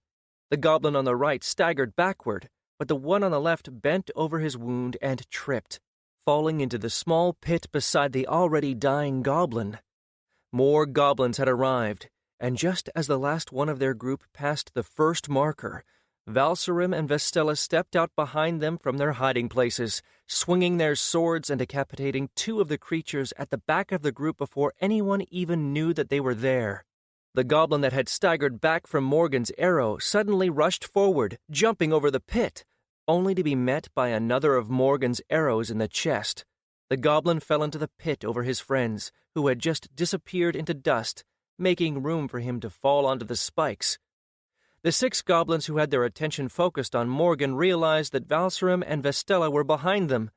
Sick and caught off guard, they had little chance. The twins hacked at the weakened goblins, felling another 2 before they even had a chance to respond. Morgan let another arrow loose, injuring one of the vile creatures. One of the goblins roared and jumped at Morgan before he could get another arrow knocked, so Morgan dropped his bow and fell back a step and pulled out his short spear. The goblin landed on the other side of the pit and stumbled, giving Morgan an opening. The spear caught it in the stomach, and Morgan yelled out as he pushed forward, throwing the goblin into the pit. Morgan raised his eyes, ready to fight, but he saw that the twins had already taken care of the others. He tried to catch his breath as he looked around at the disappearing corpses that left behind their gear and crystals. Morgan moved to recover his arrows, and then joined the twins. "Let's go," Morgan said, as they made their way toward the cave. Slowly they approached, looking for any signs of more goblins. When there were none, Vestella pulled out a torch from her pack and lit it on the goblins' fire, and then they entered the cave. Valserim and Vestella led the way, and Morgan brought up the rear with an arrow knocked and ready. Inside it was dark, so much so that Morgan couldn't see anything even with the light of the torch. He turned his life sight on, and the glow appeared around the twins, and another just off to the side. Before he had a chance to yell out a warning, it jumped and Valserim turned, placing his sword in its path, impaling it on it. Vestella shifted the torch in her sword hand and illuminated the scout goblin as it died and disappeared into dust. "I saw him with my fire sight. Take care. They might be hiding," Valserim explained. Morgan nodded and looked around, not seeing any other glows, and so no sign of life.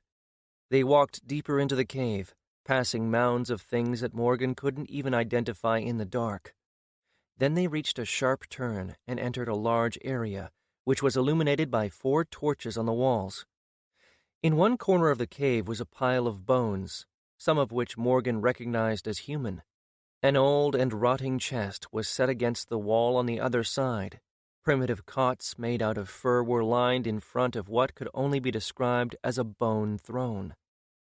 And on the throne sat a large goblin, with wide-set shoulders and bulging muscles, wearing leather armor with a horned helmet and holding a large metal mace in his hand. Morgan knew enough from his monster lore skill to recognize what that goblin was. "Goblin chieftain," Vestella hissed, as she dropped her torch and pulled out her sword. The goblin looked at them with 2 red and bloodshot eyes, and Morgan noticed a pool of bile just beside the throne, and waste dripping down the chair. I guess the poison did not agree with him at all. Morgan saw that all 3 bowls that the other goblins had brought inside were empty next to the chieftain. Still, the goblin rose to his feet to a height that rivaled Morgan's. Taking hold of his mace in both hands, the goblin sneered at them and roared. Morgan winced at the noise, but immediately raised his bow, letting an arrow fly. It hit the goblin in the chest, but that didn't seem to even bother him as the chieftain charged. Vestella stepped forward as the goblin swung his 2-handed mace and blocked it with her shield. A resounding thump echoed in the cave as she was lifted from her feet and thrown to the side to slam against a wall. Morgan quickly drew and fired another arrow, hitting the goblin in the shoulder, and just like last time, it didn't seem to bother him. Valserim took the chance to step forward, swinging his sword at the goblin, who stepped aside and evaded the attack before raising his mace high over his head. Valserim saw the strike coming and jumped out of the way as the mace crashed onto the stone floor, cracking it. Valserim's sword stabbed forward, piercing the goblin through the side and out the back. The goblin growled and backhanded Valserim, sending him flying. Then he pulled the sword out of his body and threw it to the ground just as Vestella jumped forward and cut at the goblin's knee, forcing him to kneel. Morgan fired another arrow that pierced the goblin's chest again. Blindly, the goblin swung his mace, forcing Vestella to jump back out of range. The goblin then turned to Morgan with hate in his eyes and stood up before charging at him. Crap! Morgan barely had enough time to react as the goblin swung its mace. He threw himself forward into a roll, evading the attack and coming out of the roll behind him. What does it take to bring this thing down? It's like a goddamn cave troll. And I sure as hell am not Legolas. I don't have a damn infinite amount of arrows. Morgan fired another arrow in its back. The thing has thick skin. My arrows are barely penetrating it. The chieftain whirled around at Morgan, but Vestella hacked at its arm, cutting a long wound from its shoulder to its elbow, making it drop its mace. The goblin screamed and swiped his hand at her, which she blocked with her shield. The strength of the hit forced her back, but this time she kept her feet. It turned around and rushed forward at Morgan in an incredible burst of speed before he had any chance to react. The goblin grabbed Morgan's shoulder and picked him up from the ground, making him drop his bow in the process. The goblin chieftain roared in Morgan's face, nearly making him pass out from the stench. A rock suddenly hit the side of the goblin's face and made him turn around to glare at Valsarim, giving Morgan an opening. Morgan reached down and drew the short spear tucked in his belt behind his back. He pulled it out and, just as the goblin turned back to look at Morgan, stabbed it upward, right through the bottom of the thing's jaw and into its head. Its red eyes blinked slowly, once, twice, and then the grip on Morgan's shoulder weakened and disappeared, and Morgan fell back to the ground, landing on his feet.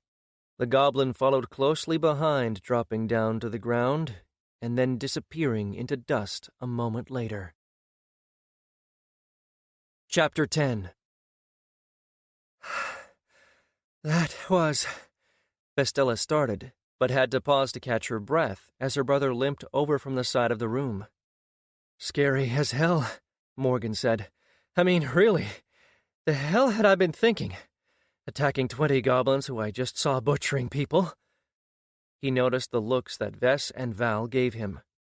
I said that out loud, didn't I? What I meant to say is... Never been easier, bro, Morgan said as he pumped his hand in the air. Vestella gave him an exasperated look. Valsarim just shook his head. Morgan turned to the man and grinned at him. Nice throw, Morgan told him, and then slapped him on the shoulders when he got close enough. Nice stab, Valsarim winked at him. There was not supposed to be a goblin chieftain here, Vestella said. They are usually found only in far larger dens. That chieftain had to be at least a level 5 monster. I guess we now know why this group was so aggressive, why we found them so far from their den. The chieftain must have come in and started sending out parties, Valsarim said. A flashing symbol in the corner of his eye drew Morgan's attention. Looks like we are about to find out how much experience we got from this, Morgan said. He focused on the symbol and words appeared in front of his eyes. Group XP gained.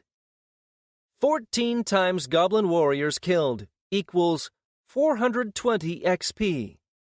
2 times Goblin Scouts killed equals 20 XP.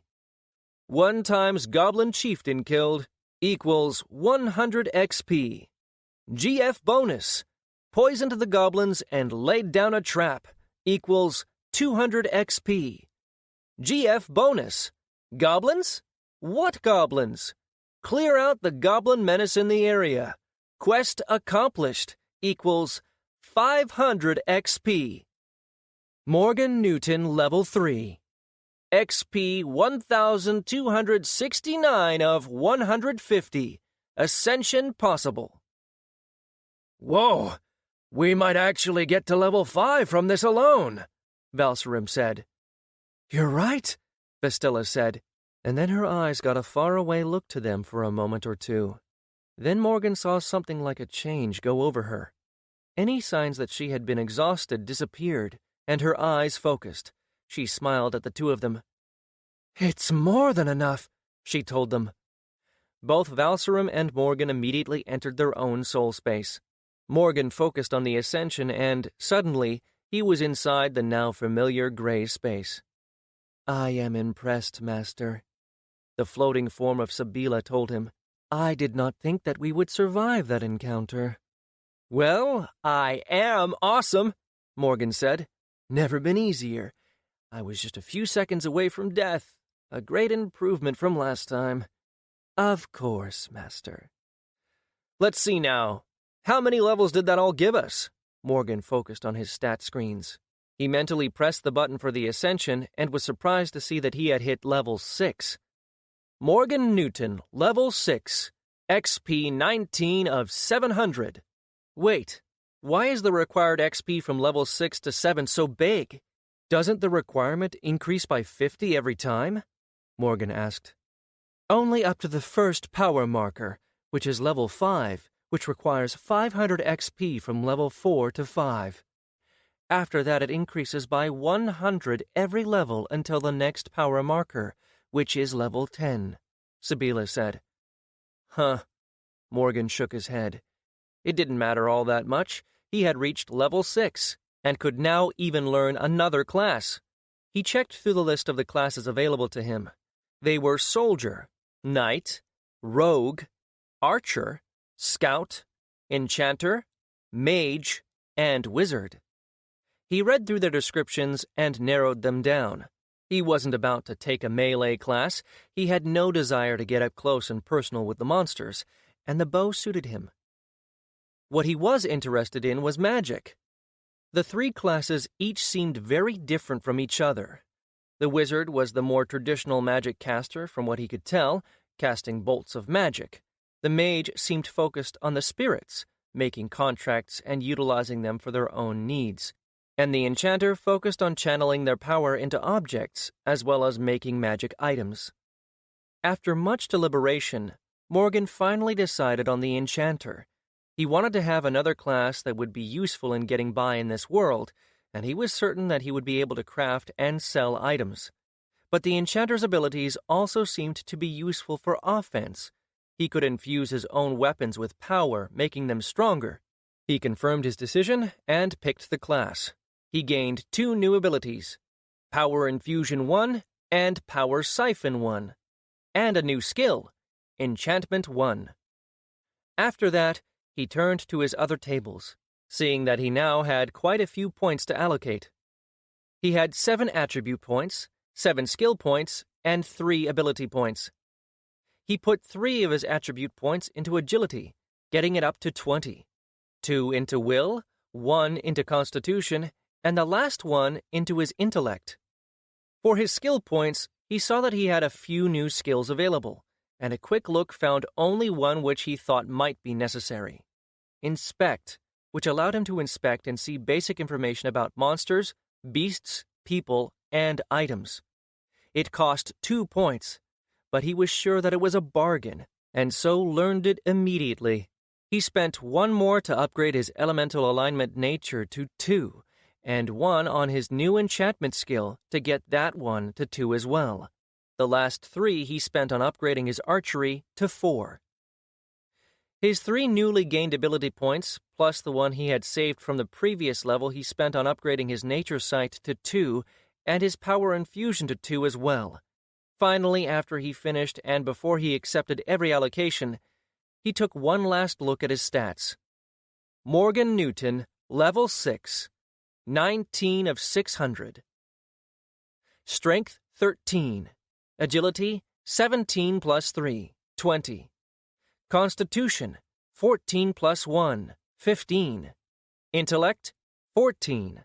Will, 11 plus 2, 13. Wisdom, 13. Charisma, 10. Luck, 10. Skills, hand-to-hand combat 2. Weapon Master 1. Language, basic.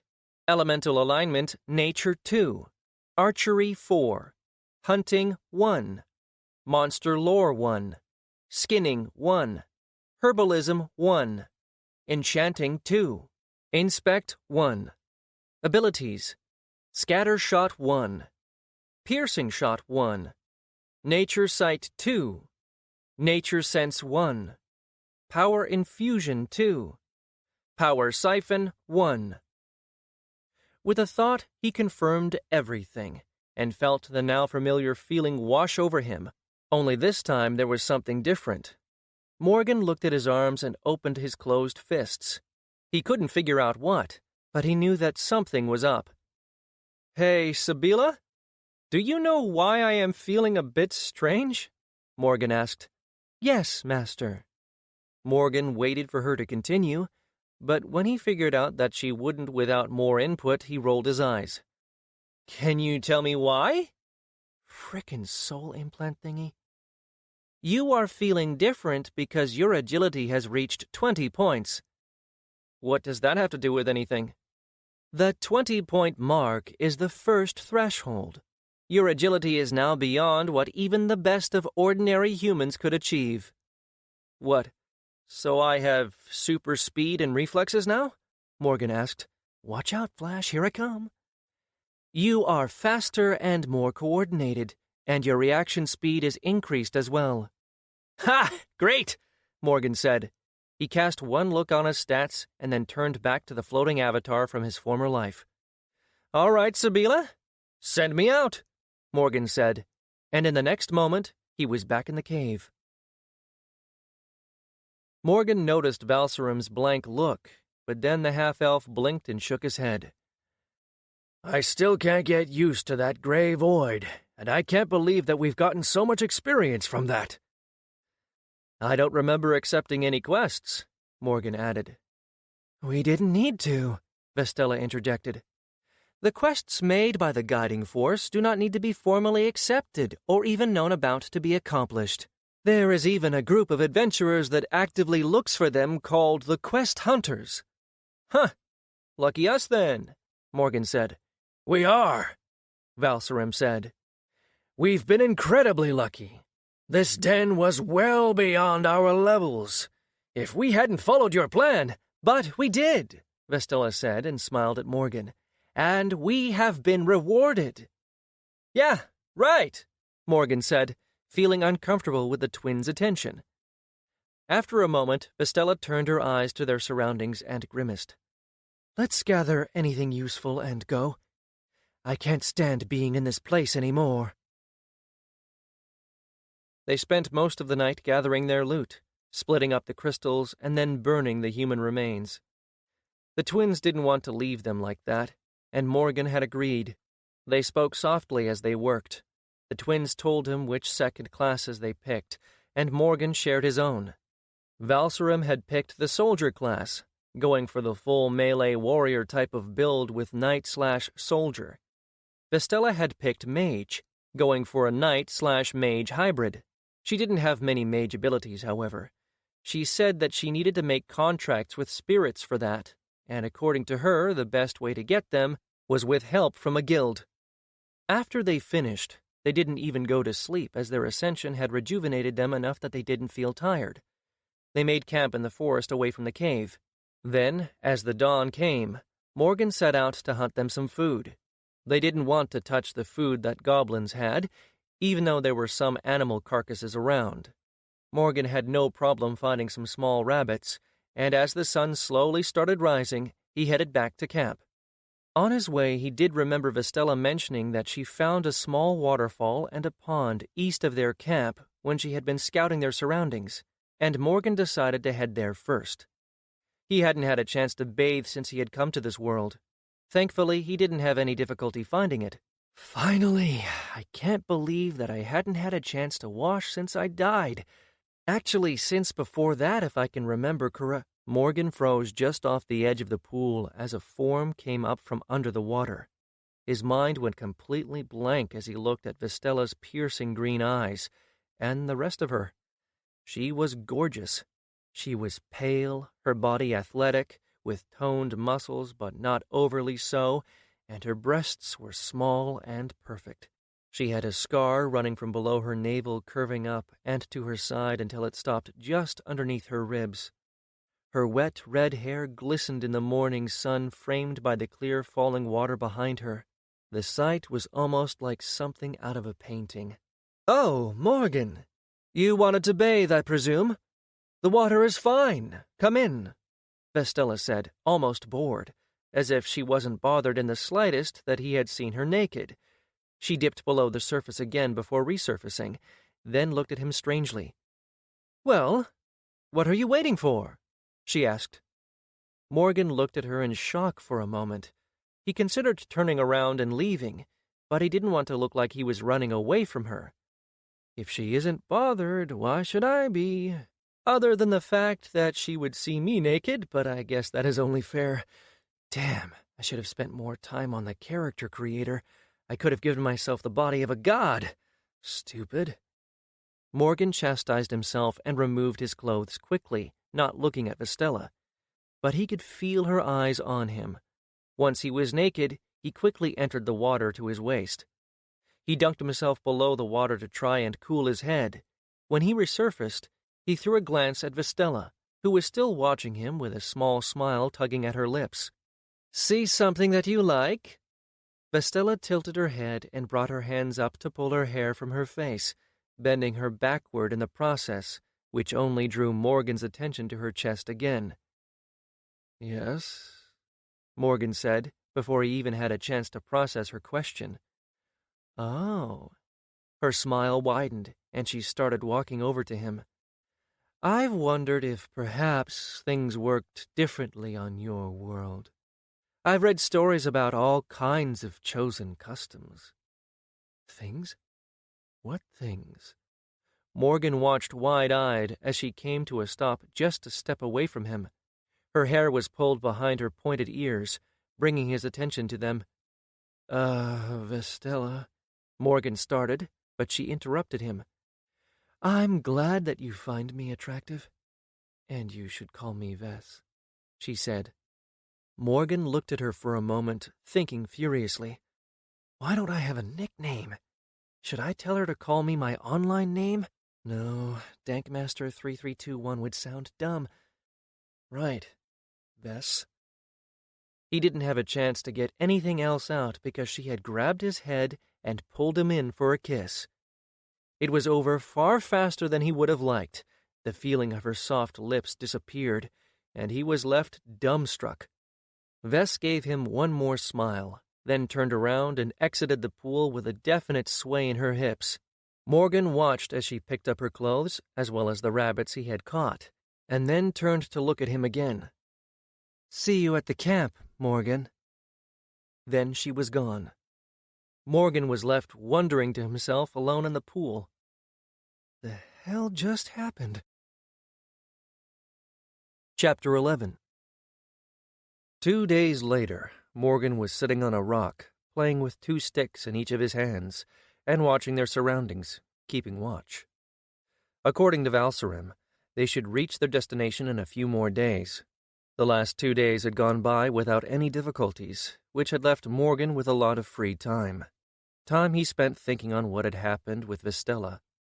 Ever since then, he had felt awkward, not really knowing what to do. On Vestella's side, it looked like nothing had happened.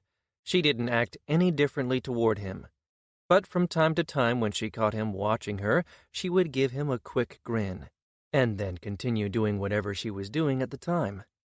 Morgan, on the other hand, had no idea what to do, especially since her twin brother was always around. Valserim had caught Morgan looking at his sister a few times, but hadn't commented.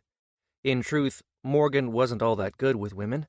Sure, he'd had a few girlfriends, if he could call a few dates girlfriends, but in his defense, he hadn't even really been looking for someone. The first time he had actually decided to pursue someone, he got hit by a car.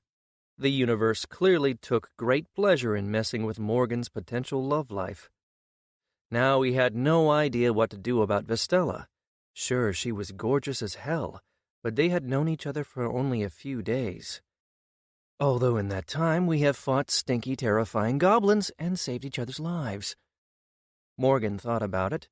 Really, he had spent more time with her in these few days than he had with any other woman he had been romantically interested in his entire life, which was a bit sad, actually. But did he want to have something more with her? That he wasn't really sure about. After all, she was the first woman he had encountered in this world. Morgan shook his head, dismissing his thoughts. There was no point in agonizing over it. What will be, will be. Instead, he turned his attention to the stick in his left hand. He had been experimenting with his abilities a little bit. Turning his sight on the stick, he could feel far more about it. There were elements of life and entropy inside of it. the death slowly overcoming what life there had been inside before Morgan had cut the branch off and made it into a stick. It was fascinating, but he had really been pushing his nature sense and life sense to try to see and understand more. Today he was going to attempt something else. He knew that he had a power inside of himself, magic, or something similar to magic. Using his sense or sight depleted that power, made him feel exhausted and weak, but over the last 2 days he had become better at it. Now he had a feel for how much power he had, and knew when to stop so that he didn't exhaust himself. Feeling inside the stick, he started funneling his power inside it, pushing it toward where he felt the element of entropy, of death.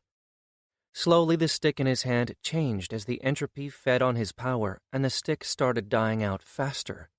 Watching the transformation with his senses, he could see the actual decay, and in minutes the stick had turned from a freshly cut-off piece of wood to a shriveled piece of cracked and dead wood. It broke in his hand and fell to the ground before turning to ash. That could be useful, Morgan thought, as he looked at the result of his experiment. Then he turned his attention to the other piece of wood. Like he had with the other stick, he again pushed his power inside. Only this time, he focused on the element of life and vitality. The change was much different this time. Slowly the stick came alive as new sprouts started appearing on its length. Morgan tried to focus his mind and guide the new growths. Soon he managed it, forcing the new branches to intertwine at the top, making a kind of point. He cut off his power as he felt that he was coming to his limit, and the growth slowed and then finally stopped. In his hand was now something that resembled a naturally formed arrow. "Impressive," Val said as he walked over to him. Morgan turned his head in surprise. He had been so engrossed in what he was doing that he had forgotten to be alert. It had been his watch after all. "Sorry, I should have done that later," Morgan said. Val just nodded, accepting Morgan's apology. Morgan went to stand and let Val take over the watch, but as he stood, Val put a hand on his shoulder, halting him. "Let us speak for a moment," Val said slowly, and he took a seat on a rock across from Morgan. Morgan frowned, and then sat back down. He looked at Val, trying to discern what he wanted to talk about. Val studied Morgan for a few moments, his eyes turning toward the camp where Vess was sleeping, and then back to him. "Vess told me that you have shown interest in her as an Emry," Val said quietly. Morgan's mind went blank.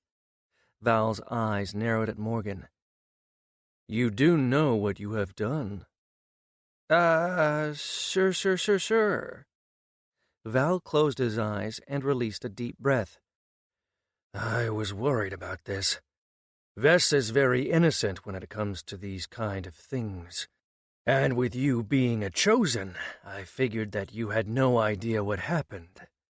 Allow me to explain." Val locked his eyes with Morgan. "You know that we are half-elves.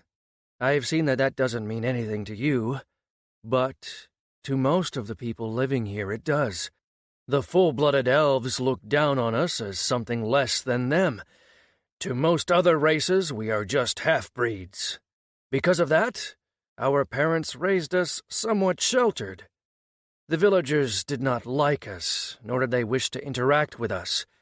Everything that Vess knows about romantic relationships comes from what she had been taught by our mother, the elven ways. And after our parents left, we were forced to struggle to survive, tending to our small farm and trading with people of the village that might not have truly hated us, but certainly disliked us." Morgan just nodded, and Val continued. "In elven culture, when a man is interested in a woman, he first makes his interest known by looking at and admiring the woman. If she is intrigued enough, she would then invite the man to share a bath. Elven culture is far more free with their bodies. Men and women share baths often, and communal baths are the norm in most of the elven guilds. But if a man and a woman are alone, then this makes it a romantic act. If the man accepts, he makes a step towards something more. If he voices his appreciation of the woman's body, it means that he is interested in her as an Amri, a mate. It is then on the woman to accept or reject such an offer. Does any of this sound familiar? What? What kind of idiotic customs are those? I mean, who in their right mind would refuse to join a hot-as-hell woman in a bath when she invites him? Do you have anything other than that to say? Val asked with a hard look in his eyes. Morgan gulped audibly. And now I'm gonna get beat up by an angry half-elf. Great. I do like her, Morgan said. I should probably pretend for now. She is hot, though, and it's not like she will keep going with this. I'm me. She'll realize soon enough and then break up with me. So, do you wish to have her as your mate? Val asked suspiciously. Yes, of course, Morgan said immediately. You know what that means. Val closed his eyes in frustration again, and then he turned his eyes back on Morgan. In the world, being mated means that you will be partners forever, Emry to each other. She will be in charge of your household, and you will provide for her. Did you have anything like this on your world? Sounds like marriage. Yes, of course. Good. Then, Val said, we understand each other? No, we don't. Yes, we do, Morgan said. He stood and moved back toward the camp when Val grabbed his wrist. Hurt my sister, and I will kill you. Oh, that's what he meant. Morgan just nodded in what he thought was a serious manner, and then walked over to the fire and lay down. Why does God hate me so? Damn you, Oxy. Just before Morgan fell asleep, he could swear that he heard laughter in his head. Chapter 12. Morgan spent most of the next day avoiding Val and practicing with his alignment. As they walked through the forest, he kept a single arrow in his hand and tried to apply some of his nature-based magic on it. He had the power and fusion ability. It had to count for something. He had knowledge of enchanting, but he didn't know what he could enchant something with. It was a strange feeling, knowing how to push your power into something and make it stick, but not knowing how to place that power to get a desired effect. He tried with the life part of his nature alignment and had very little success. He could feel that if he pushed any more, the arrow would start sprouting branches. Next, he tried entropy. He pushed a small amount of power into the arrowhead, and following the knowledge he got from his enchanting skill, he knew that now he needed to put in a pattern. He just didn't know what kind of a pattern. Remembering his earlier tests, he tried to lay down the same kind of pattern as the one he had noticed when he had dissolved the stick. Somehow he could feel that he was doing something right. He created a thin barrier of his power as the containment for the energy of entropy, and then suddenly something clicked. Arrow of Decay enchantment learned. Ha!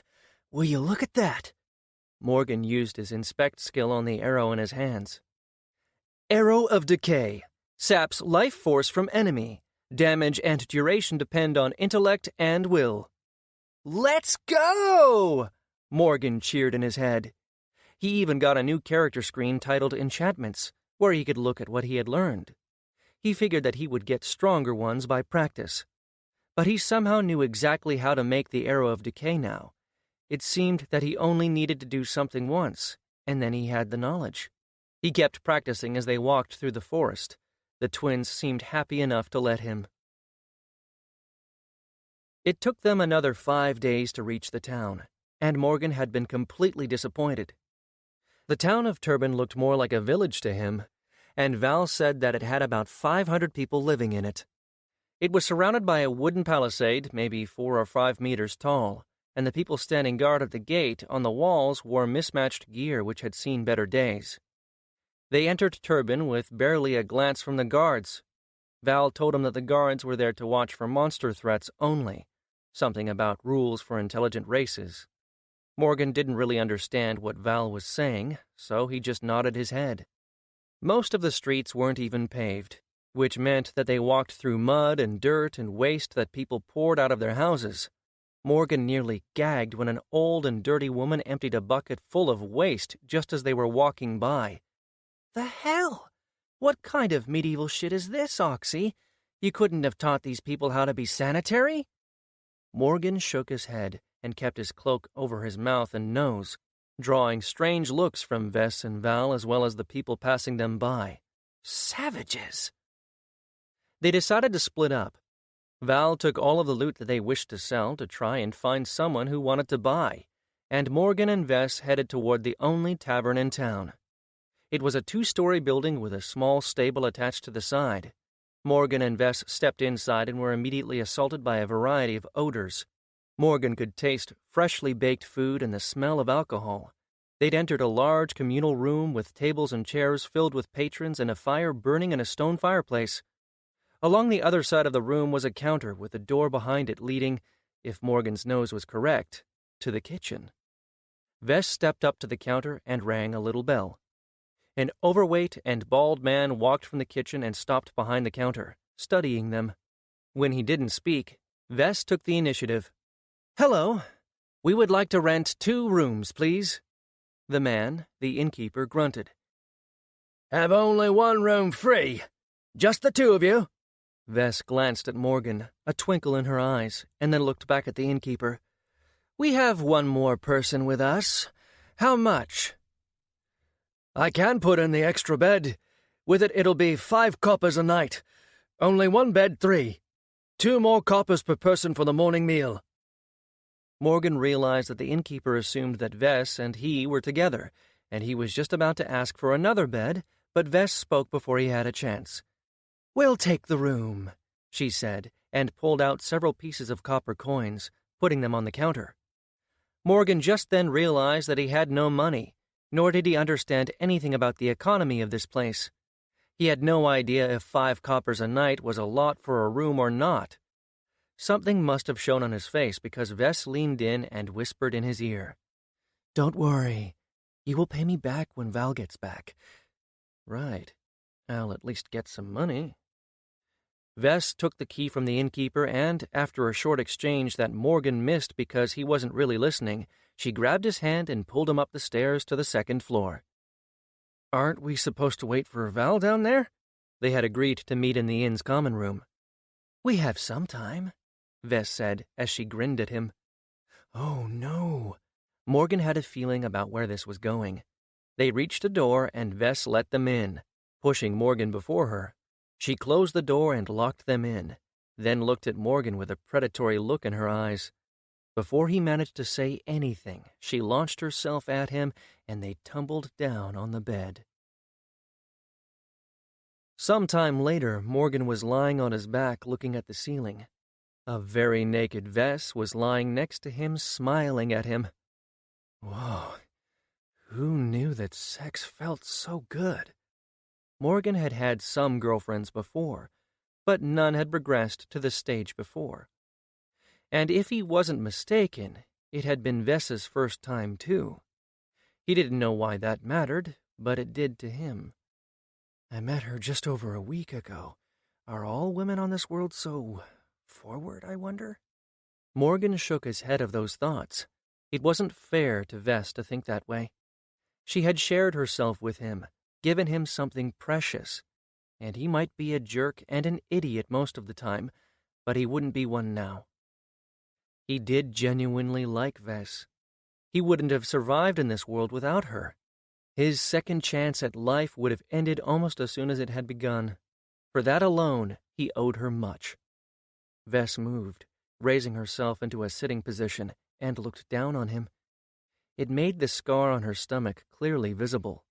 Morgan was about to ask her where she got it, but he then thought better of it and kept his mouth shut. Morgan, I have to tell you something, she said. Sure thing, Morgan said, suddenly alert. She looked at him and then shook her head. Actually, it's not that important. I'll tell you later. Vess stretched and then slapped him on the chest. Let's go. I'm sure that Val is waiting for us. Morgan froze as he remembered her brother.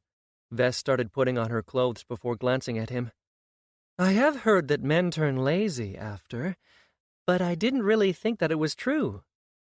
That shook Morgan out of his thoughts, and he jumped out of the bed, looking for his clothes.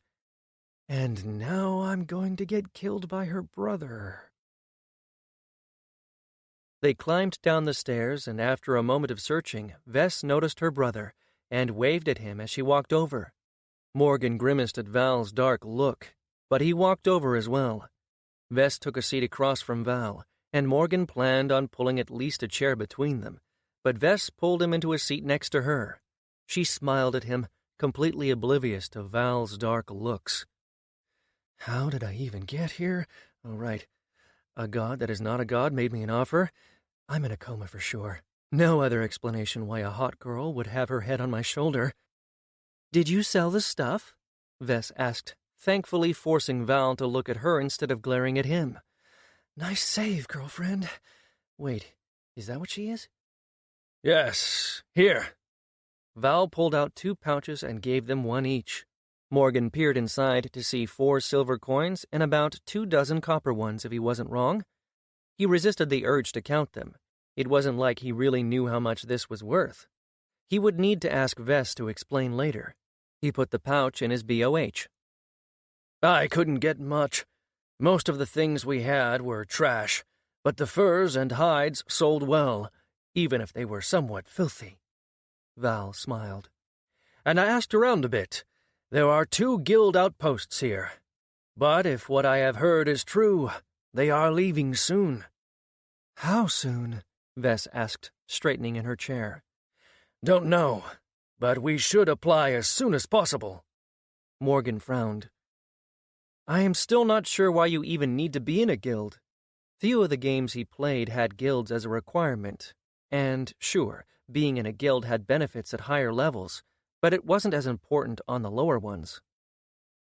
You need a guild in order to be an adventurer, and there are more benefits aside from just that.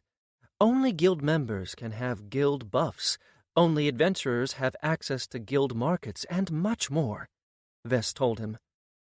So there are only 2 guilds here? Morgan asked. He still wasn't convinced, but then again he didn't know much about it. Val shook his head. No, there are no guilds in these parts, as we are too far behind the Storm Peaks mountain range. The guilds don't bother settling here, but some guilds do send representatives here from time to search for new recruits. What do you mean they don't bother with these parts? These areas don't have any real advantages for them, as there are almost no resources here worth the cost of expanding their domains. This isn't a large stretch of land either. There are only a few villages and small towns between the mountain range to the east and the ocean to the west. Guilds send representatives here from time to time, just to see if there are any worthy ascendants to recruit, Val told him. Something was nagging at Morgan's mind. Wait, who rules here? Morgan asked. This area is not ruled by anyone.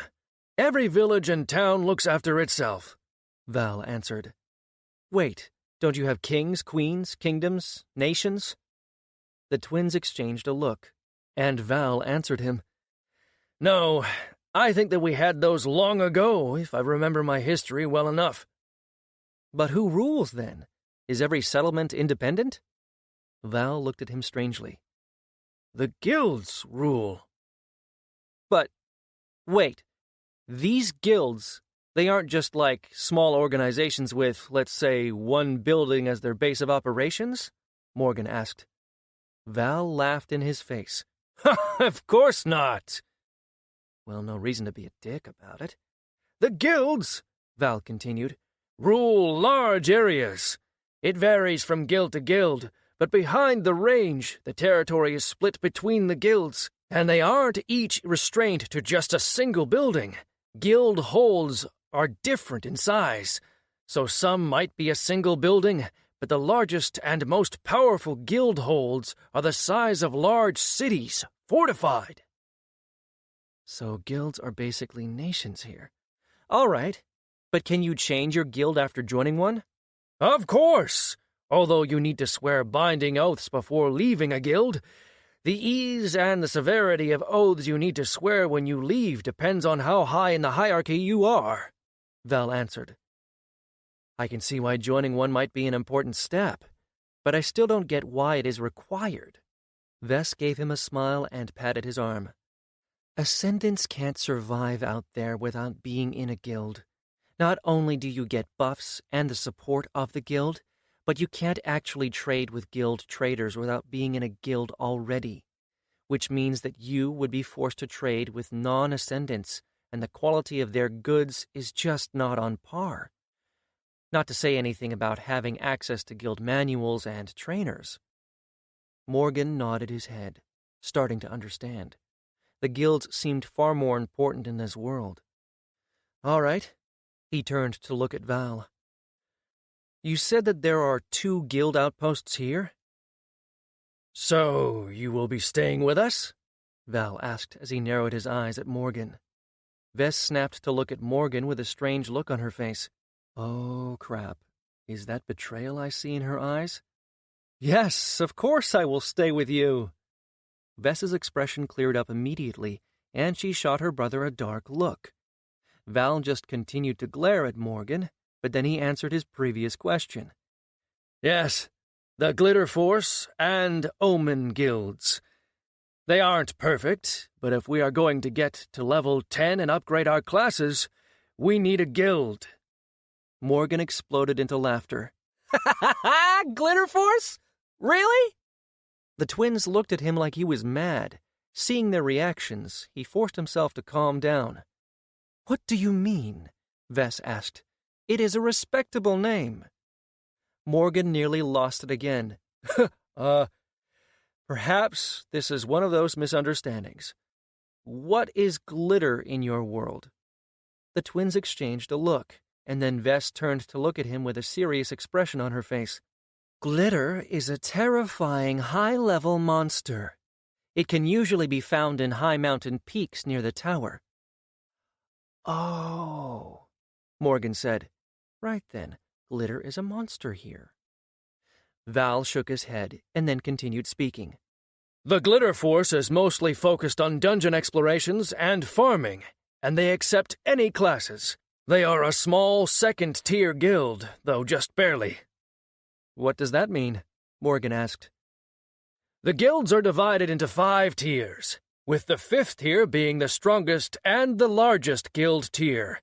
There are currently only 5 5th-tier guilds in the world, and these 5 guilds together control about as much territory as all the other guilds combined, and there are hundreds of guilds out there, Val explained. Right. And the other one? Val grimaced. The Omen is a 3rd-tier guild, well-known, respectable, but their representative here is a full-blooded elf. Vess mirrored her brother's expression. That's a problem? Morgan asked. Vess nodded. Full-blooded elves don't like half-bloods like us.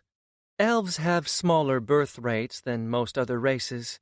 In their minds, elves should only mate with their own kind. So this representative would deny you entrance to the guild? Val shrugged. Most likely. Then we go with the other one. Vess gave him a sad smile. Thank you. So, how do we do this? Morgan asked. Tomorrow we go to the guild outpost, and we will see, Val said. Chapter 13. They spent the night in their room, and Morgan barely closed his eyes. Once they had left for their room to sleep, Vestella had decided that she should sleep in Morgan's bed. He fully expected to see Valsrim unsheathing his sword to skewer him with it, but to his great surprise, that didn't happen, although Val did give him an evil look before they went to sleep. It wasn't like they were doing anything, only some cuddling, mainly from Vess's side, as Morgan had been too uncomfortable to do anything. In the end, he had welcomed the morning. He let the twins go to the breakfast before him, while he splashed the cold water from the small bowl onto his face. "All right, Morgan, you like her, right? She's a cool, sword-wielding chick. Sure, their customs are strange and all, but let's face it, I doubt that you can do better than her." He took a deep breath. He had never been all that comfortable with girls. Probably had something to do with years of therapy. Memories of a rainy night and a small kitchen came to him, red on the floor and a scream from behind him. And I am not thinking about that again. Back in the box where you belong, he told himself, and he pushed the memory away before splashing his face with the cold water again. He steeled himself and then exited the room, meeting the twins below. They ate breakfast in silence, with Morgan avoiding the looks that Val was throwing his way every time that Vess wasn't looking. After that uncomfortable experience, they went to a small building which was rented to the Glitter Force Guild. And I still can't get over that name. Glitter Force? Ha! Inside, they were met with a simple desk and a woman maybe 40 years of age sitting behind it.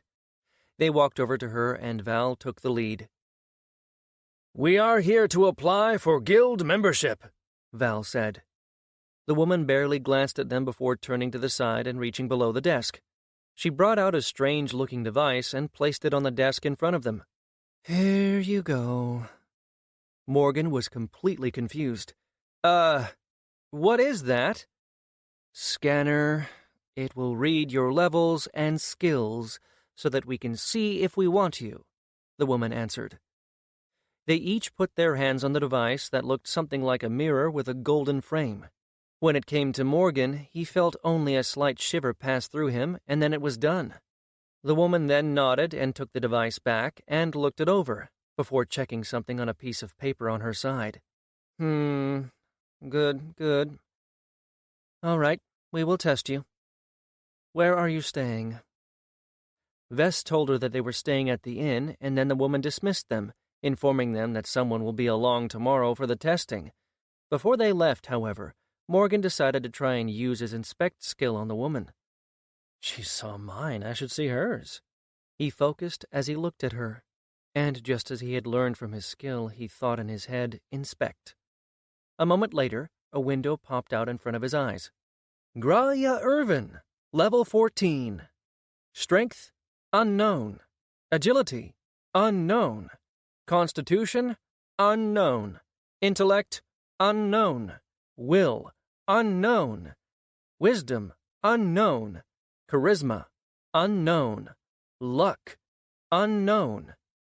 Skills, administration, unknown. Unknown. He was surprised that she was level 14, and even more surprised that he couldn't see anything about her stats or skills, and no abilities at all.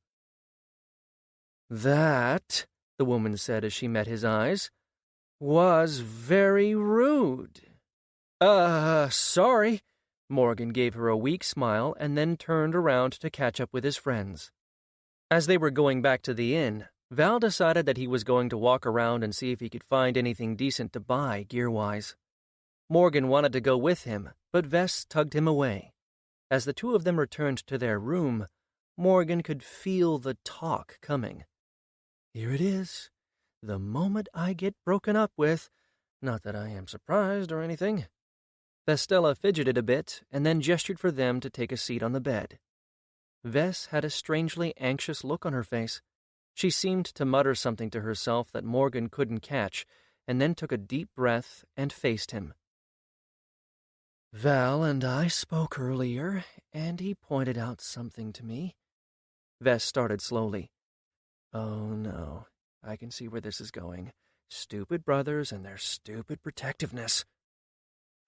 He pointed out to me, Vess continued, that your customs might not be the same as mine, and that I might have misinterpreted some things. The look on her face made Morgan's heart twist in his chest. I feel like someone just kicked my puppy, damn it.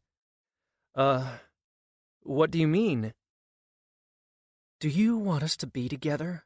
For me to be your Emery? She asked softly. God damn it, is she about to cry? Oh, crap. I'm not good with tears. Yes, of course I do. Fuck, that wasn't supposed to be a question. But you do understand what this means? That we would be mates for life? Vess asked pointedly, the words just spilling out of her. Crap, her eyes are shiny. Yeah, right, I do, yes. Her lips started to quiver. Oh no, she didn't believe me. Fuckity fuck. But, it's good that you brought this up. I wanted to speak with you when we had a chance. I like you, and I want to be with you, but my customs are slightly different. Vestella was still looking down, but she did meet his eyes. Damn those eyes, she is crying because of me. That doesn't feel so good. How so? Vess asked. Well, we actually take a bit more time before making things official.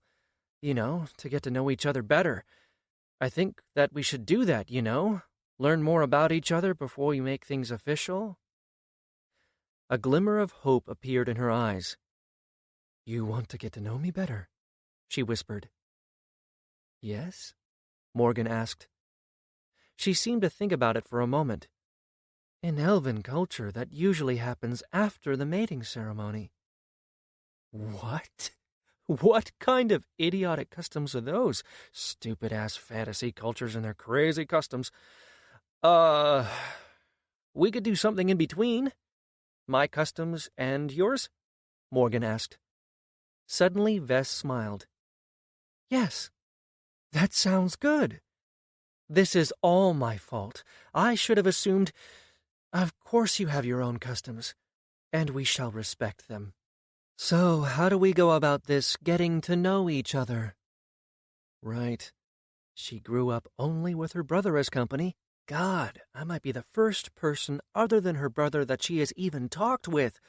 We just talk, tell each other stories about our past. Good. We shall do that then. She gave him a brilliant smile that made his heart skip. And there it is. I'm falling for a half-elf girl. Grandma would have killed me for sure. No nice Christian girl for me. Sorry, Grandma. The next day they were sitting in the common room when two people entered. Immediately Morgan could tell that these people were different than the people inside the inn. The first was what looked like an orc woman, tall, brown-skinned, with tusks peeking out of her lower jaw. Her hair was braided on one side and shaved on the other. She looked pretty intimidating and was wearing some kind of plate armor with the symbol of a monster on it that Morgan had never seen before. It was painted in various colors, which was probably supposed to represent a glitter. A glittering monster, who could have known? As soon as she entered the room, everyone got quiet. She turned her eyes over the room until they fell on the three of them, and then she started walking toward them. You are the new recruits, I presume? The orc woman said in a deep, gravelly voice. Whoa, she's hot. Morgan glanced at Vess, who was staring at him with narrow eyes. He gave her a quick grin and then turned toward the orc warrior, who was towering over him. She has to be at least 2 meters tall. Yes, that's us, Morgan said, just a bit too enthusiastically. The orc sighed in a manner that clearly showed her annoyance. I am the 6th sub-commander of the 2nd Fist of the Glitter Force Guild. My name is Emily Dorr, and I will be your tester. Morgan blinked slowly. Your name is Emily? Yes. She frowned at him. What of it? But it doesn't fit, like at all. An orc named Emily? What kind of fantasy setting has an orc named Emily? The orc, Emily, studied Morgan for a long moment, then turned to look at the twins. Is he addled in the head? Val face-palmed, and Vess shook her head and answered, No, he just doesn't know better. He is chosen. He doesn't know much about the world. Emily turned her eyes back on him. Golden eyes, Morgan noticed. A chosen, huh? We'll see if you can keep up, then. Your kind rarely survives the world. With that, She gestured to the person that had entered with her. Morgan did a double-take when he finally noticed him. The man was wearing what looked like authentic Roman legionnaire armor. The hell? Morgan hadn't noticed any Roman influences in the world before. "This is another recruit. He will be doing the test with you," Emily told them. The man gave a Roman salute and spoke. "I am pleased to make your acquaintance, fellow Ascended. I am Lucius Aureus Corvus, second son of Caius Axius Corvus, heir of Servius Canius Corvus," the man finished, and Morgan just stared. "I am Valserum Orm, and this is my sister Vestella. You are of the Corvus family?" "Yes. My family shame looms over me, but that shall not dissuade me from reclaiming what was once ours," Lucius announced. Emily just rolled her eyes. "You Corvuses are lucky that I have decided to take pity on you. Your family is still banned from joining a guild. The Glitter Force is risking much by even testing you." "I understand, Sub-Commander. You will not regret your decision," Lucius said with a bow toward the taller orc woman. Then Lucius turned to look at Morgan expectantly. Morgan was still struck by this turn of events. He understood nothing of what was just said, and he still couldn't believe that there was a Roman soldier standing in front of him. Vestella nudged him with her elbow, and Morgan realized that everyone was looking at him. "Ah, right. "I'm Morgan, the Chosen," he said lamely. It is a pleasure to meet you, Morgan," Lucius said in his just a tad too loud voice. "Right. Likewise." "Good then. Now that we all know one another, it is time for us to leave for your test," Emily said. "And what exactly is going to be our test?" Val asked as they all got up. "Usually you would be run through a series of tests by our people. But since most of the other testers have already left for the guild hold, and there is only me, we will be going on a dungeon run. If you show yourself worthy and survive, we will accept you."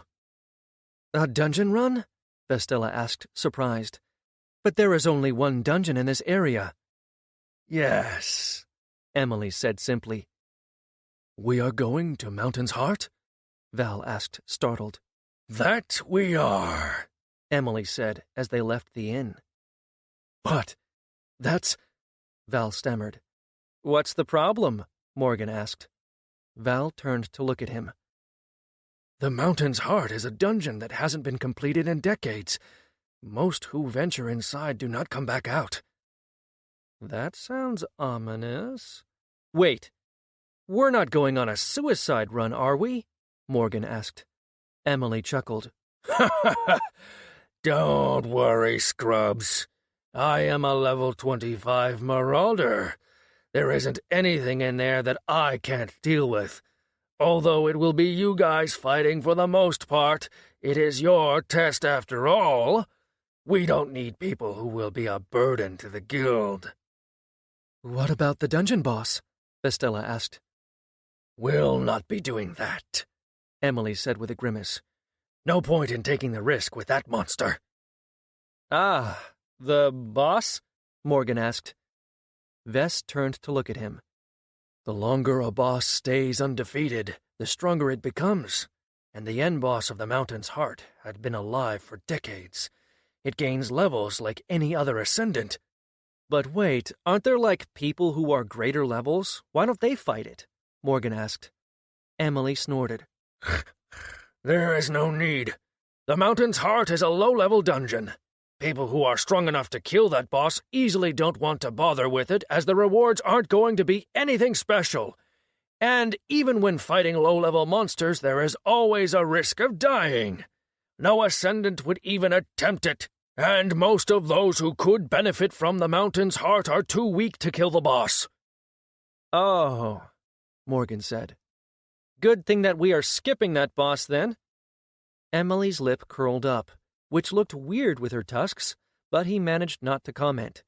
They gathered their gear and then walked out of the town of Turban and headed east, toward the mountain range. They walked mostly in silence until Morgan couldn't take it any more, and he approached Lucius. "I have to know. So, what's the deal with the Roman get-up? Morgan asked. Lucius's eyes widened. You have heard of the Imperium. Of course, you are chosen. Tell me, how is Rome doing? Grandfather was a chosen like you. He told me that there had been some problems with the colonies across the ocean when he died. He got an arrow in the eye from one of the remaining native tribes. A good way to die, as he says. Ah, Morgan blinked. He didn't know much about history, but he was sure that there were no Roman colonies across the ocean, right? As far as I know, the Roman Empire collapsed a long time ago. Collapsed? Lucius said, offended. There is no force, divine or otherwise, which can take down the mighty Imperium. It spans 4 continents and has been expanding heavily into the 5th. You must be mistaken. 4 continents? What are you talking about? Morgan asked. Lucius looked as if he was going to argue, and then his eyes cleared. Ah, I see you are not from my grandfather's world, of course. Say what again? Morgan asked. You did not think that all the chosen came from your world. There are countless different worlds out there where different events occurred. In the home of my grandfather, the Imperium had expanded to rule most of the world, just as in yours it had collapsed. A pity. I would have welcomed news of the homeland. It would have given me something to relate to my grandfather the next time I visit his shrine. Ah, sure, Morgan said, and then moved back away to Vistella, who was in the back of their group. Alternate realities, multiple worlds, 'cause why the hell not? Damn you, Oxy. So, you know anything about this dungeon? Morgan asked Vess when he fell into step with her. She nodded her head. There are 3 floors and the boss chamber, and it is populated by kobolds. Small draconic kind of things? Morgan asked. He had seen them represented in some games. Yes, Vess said. How did you know that? I thought that there were no other races on your world. Well, I learned from video games. What? There are these things on my world that... How do I explain this? All right, you know what an invented story is. You have those here, right? Yes, Vess said. All right, it's like that.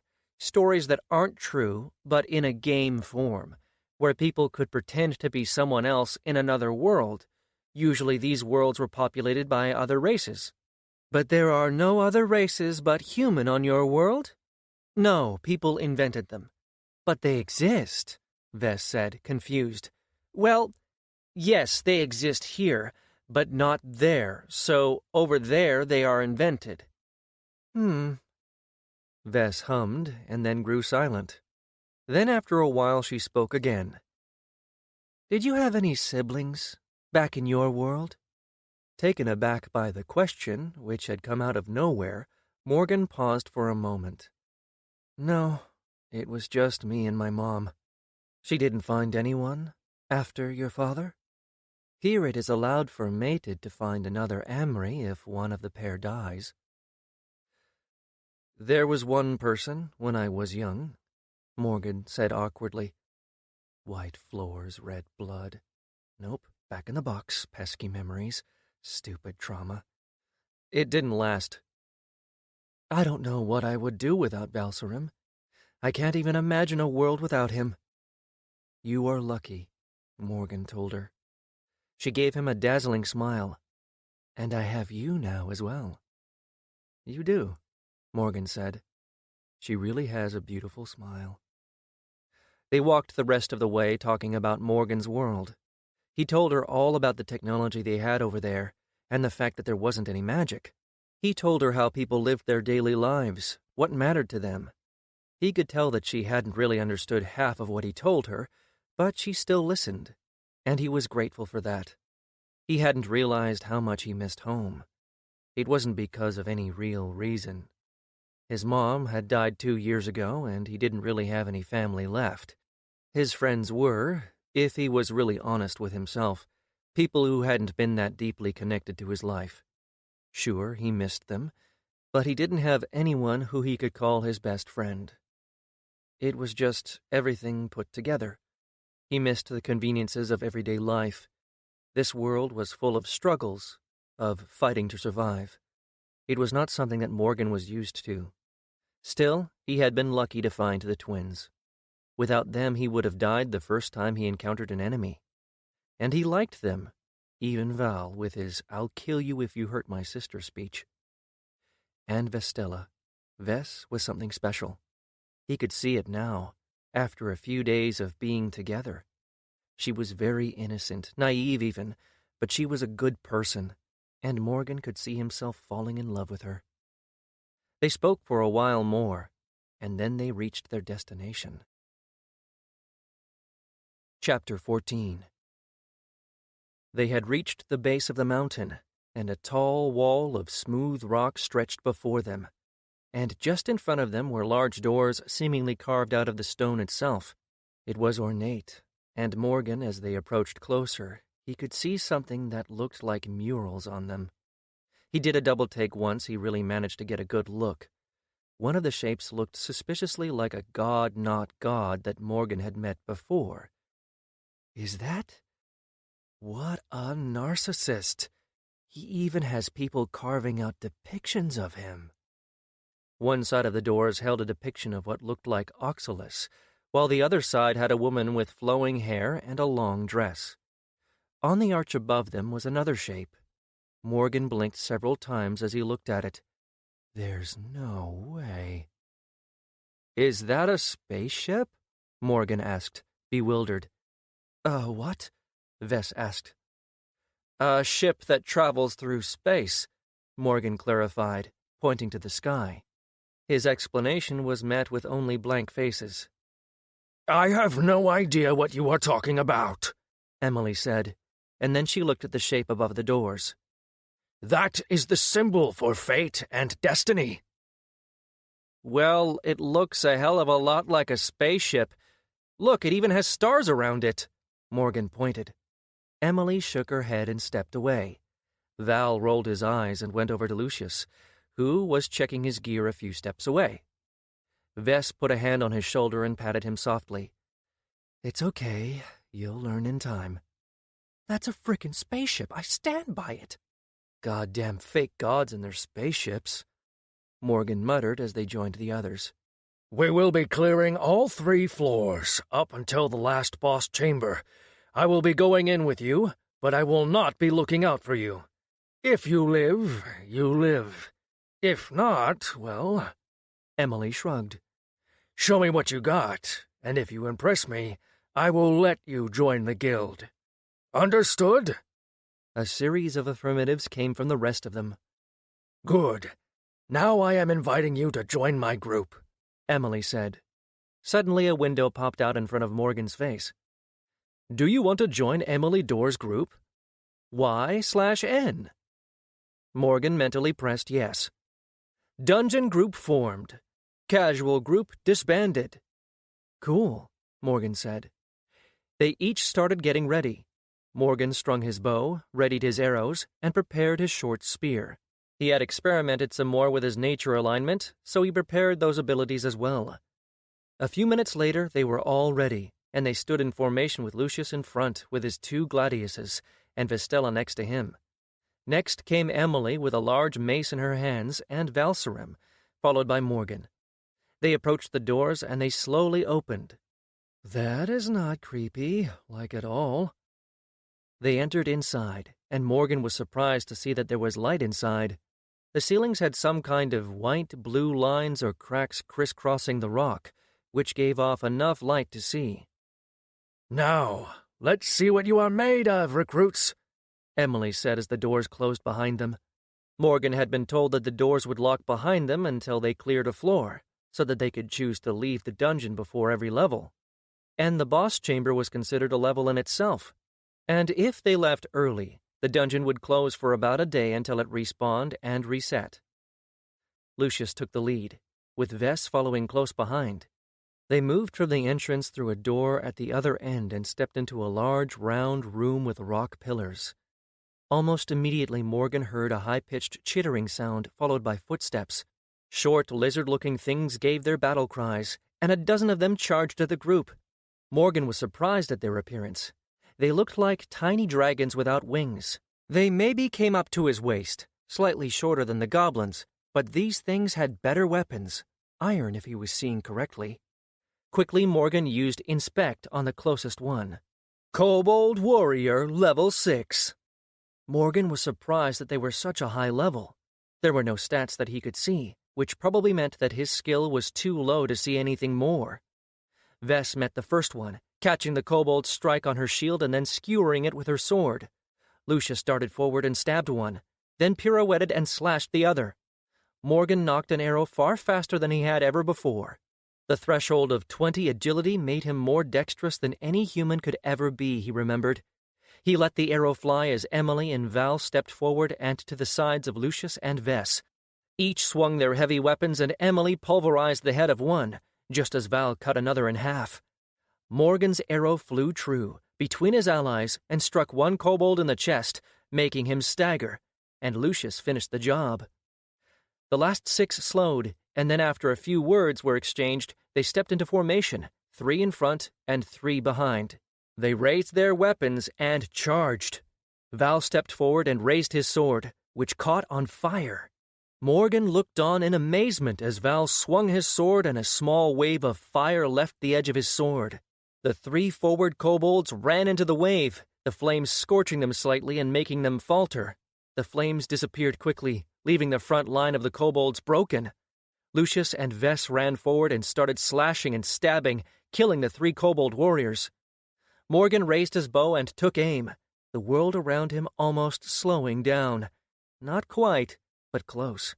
He fired on one of the 3 remaining kobolds in the back. His arrow found its mark, and the other 2 turned to run away. Before they could get away, however, Emily stomped on the ground, and the rock beneath the 2 kobolds cracked, making them stumble and fall. Lucius then ran forward and finished them. "We don't want them to run away and warn the others," Emily said as the rest of them were looking around for more threats. "I won't help you again. Make sure that you plan accordingly for the rest of the encounter." Emily seemed almost bored as she put her massive mace on her shoulder and looked at them. Morgan knew that she was right, that they hadn't really planned much for this. He moved over to the now disappearing forms of the kobolds and started taking back his arrows. Then he saw a short sword which had dropped from one of the creatures and picked it up. It was far better than his short spear. "Leave the loot," Emily said as she noticed them looking it over. "No point in carrying all that inside. We'll pick it up on our way back." "Wait, can't someone just, come and steal it?" Morgan asked. "Not likely," Emily said with a blank look on her face. "There aren't many ascended in these parts which could force open the dungeon doors." "But you said that the doors will unlock after we clear the level. Couldn't people just walk in then?" Morgan asked. "Unlikely," Emily answered dismissively. "Good decision, Sub-Commander," Lucius announced. "Kiss her ass some more. I'm still taking the sword." He used Inspect on it to see if there was anything special about it. "Rusty iron sword level 4. Of course it isn't anything special. At least it's better than a stone-tipped short spear. Then a thought occurred to him, and he frowned. "Wait. Why didn't we get any experience for this?" Morgan asked. Val stood from where he was inspecting some of the loot and turned to face Morgan. "We are inside the dungeon, so it counts as a single encounter. We will get experience once we leave the dungeon." "Well, that's a stupid rule," Morgan said. Emily snorted. "It's a rule to prevent people from gaining a level between the fights and healing their wounds. Dungeons are tests, and that would be cheating. Unless you have a healer or healing items, of course." Morgan pouted. "Frickin' God, not God, forces and stupid-ass rules," he murmured. Belatedly, he again realized that death was a real possibility here, especially if they couldn't heal between fights. Did that orc get us here unprepared on purpose? Morgan shook his head. No way. She doesn't need dead recruits. Maybe it's part of the test. Still, Morgan knew that they needed at least a semblance of a plan. He stepped forward. We should have planned for this some more, but I guess that we should do that now. What do you mean? Lucius asked. Emily just looked at them, disinterested. Of course she didn't bring that up before. She is here to test us. Right. Need to see how we act under pressure and all that crap. We shouldn't just run in and kill everything in sight. We should have a plan. Like for those kobolds that were running away, Morgan said. Makes sense. Val nodded. Very well, Lucius said with a glance at Emily. What do you propose? Well, I know nothing about this dungeon or these kobolds, other than the fact that they don't seem to be obsessed with candles, Morgan told them. His beast lore didn't seem to include kobolds for some reason. Maybe I should have upgraded that skill. Vess blinked at him. Candles? You no take candle, Morgan said in a high-pitched voice. The rest of the group looked at him like he was insane. Right. They don't know the reference. Nothing. Forget it. Val shook his head in defeat, already accustomed to Morgan's nonsense. I know some from what I've read in my parents' books. Not much, though. Anything is better than knowing nothing, Morgan said. Val gathered his thoughts for a moment, then spoke. Well, they are a draconic race, said to be distantly related to the dragonlings. They are somewhat resistant to fire, but as you've seen, they are not immune. They live mostly underground in loose groupings, somewhat like goblin tribes. They are, however, a bit smarter. They know how to make iron weapons and usually have long mining tunnels reaching deep into the mountains. I believe that they also have some magic users. I believe that they only have fire and metal alignments. That's good, Morgan said. So, from what we know, we should make any magic users a priority, should we encounter them. Our formation so far seemed good. We should just make one small change. Val should join Vess on the front line. If we encounter any ranged kobolds or magic users, I shall attempt to snipe them from the back. Lucius, you are probably the fastest one of us, so if there are more than 2 ranged, Vess and Val should try to make an opening in the kobolds' ranks for you to run for their back line, and I'll support you from afar. So Vess and Val are our tanks and front line. Lucius, you should run around and help where there is need, and I will support from the back, Morgan said. He knew that Lucius was a soldier/rogue hybrid, so he should be able to move quickly enough to support everyone. That was a good plan with their limited knowledge, he thought. He glanced at Emily, who studied him with narrow eyes, but didn't add anything. Anything to add? Morgan asked the orc. Emily shrugged. I'm only here to observe. I will not help you much. Morgan nodded, then turned to the rest of the group. Do we know anything about the dungeon itself? Not much, aside from the fact that it is very dangerous and that the boss hasn't been defeated for a long time, Vess said. Val nodded. The first level is supposed to be occupied only by kobold warriors, if I am not mistaken. The second is their workshops and everyday chambers, and the third is supposed to lead into their mines. So any idea where we will encounter their magic users, if they have those here? Morgan asked. Probably after the first floor, Val said. Good. So is everyone in agreement with the plan? It wasn't the best plan Morgan could have come up with, but it was the best he could do on such short notice, and without more information about the encounter and his teammates. Everyone nodded their agreements, and they started moving toward the large doors leading into the next room. Vess and Val were in front, their weapons ready, followed by Emily, Lucius, and finally Morgan. They opened the next door and entered a large room with a small water fountain on the side of it. They were attacked almost immediately. The other kobolds seemed to have heard the battle in the other room and were waiting ready for a fight. 2 kobolds jumped at them from both sides of the entrance, and the twins reacted immediately. Val slashing the one on his side, and Vess catching hers on her shield. Morgan let an arrow fly and hit the one on Vess's side, and she finished him with a slash of her sword. 4 more kobolds ran toward them from the center of the room, and the twins stood their ground to meet them. Just before the 4 reached them, Val swiped his sword and threw a wave of fire at them. Morgan started firing arrows as fast as he could at the same time. The fire blinded them momentarily, and a few of his arrows hit their marks, killing 2. Lucius jumped forward and stabbed one, and Vess slashed at the other. There were another 6 kobolds deeper in the room, and, seeing their friends fall, they turned to run. Morgan immediately reached to his quiver and pulled out a special arrow. He knocked the binding arrow and let it loose. He had been infusing power in it for almost 2 days, ever since he figured out how to do it. The arrow struck one of the kobolds in the lower leg, and a moment later, branches and roots exploded out of the arrow, tripping up and binding the other kobolds. Lucius and Val ran forward and finished the now immobilized enemies. As soon as they cleared the room, Vess turned to look at him, impressed. Morgan winked at her.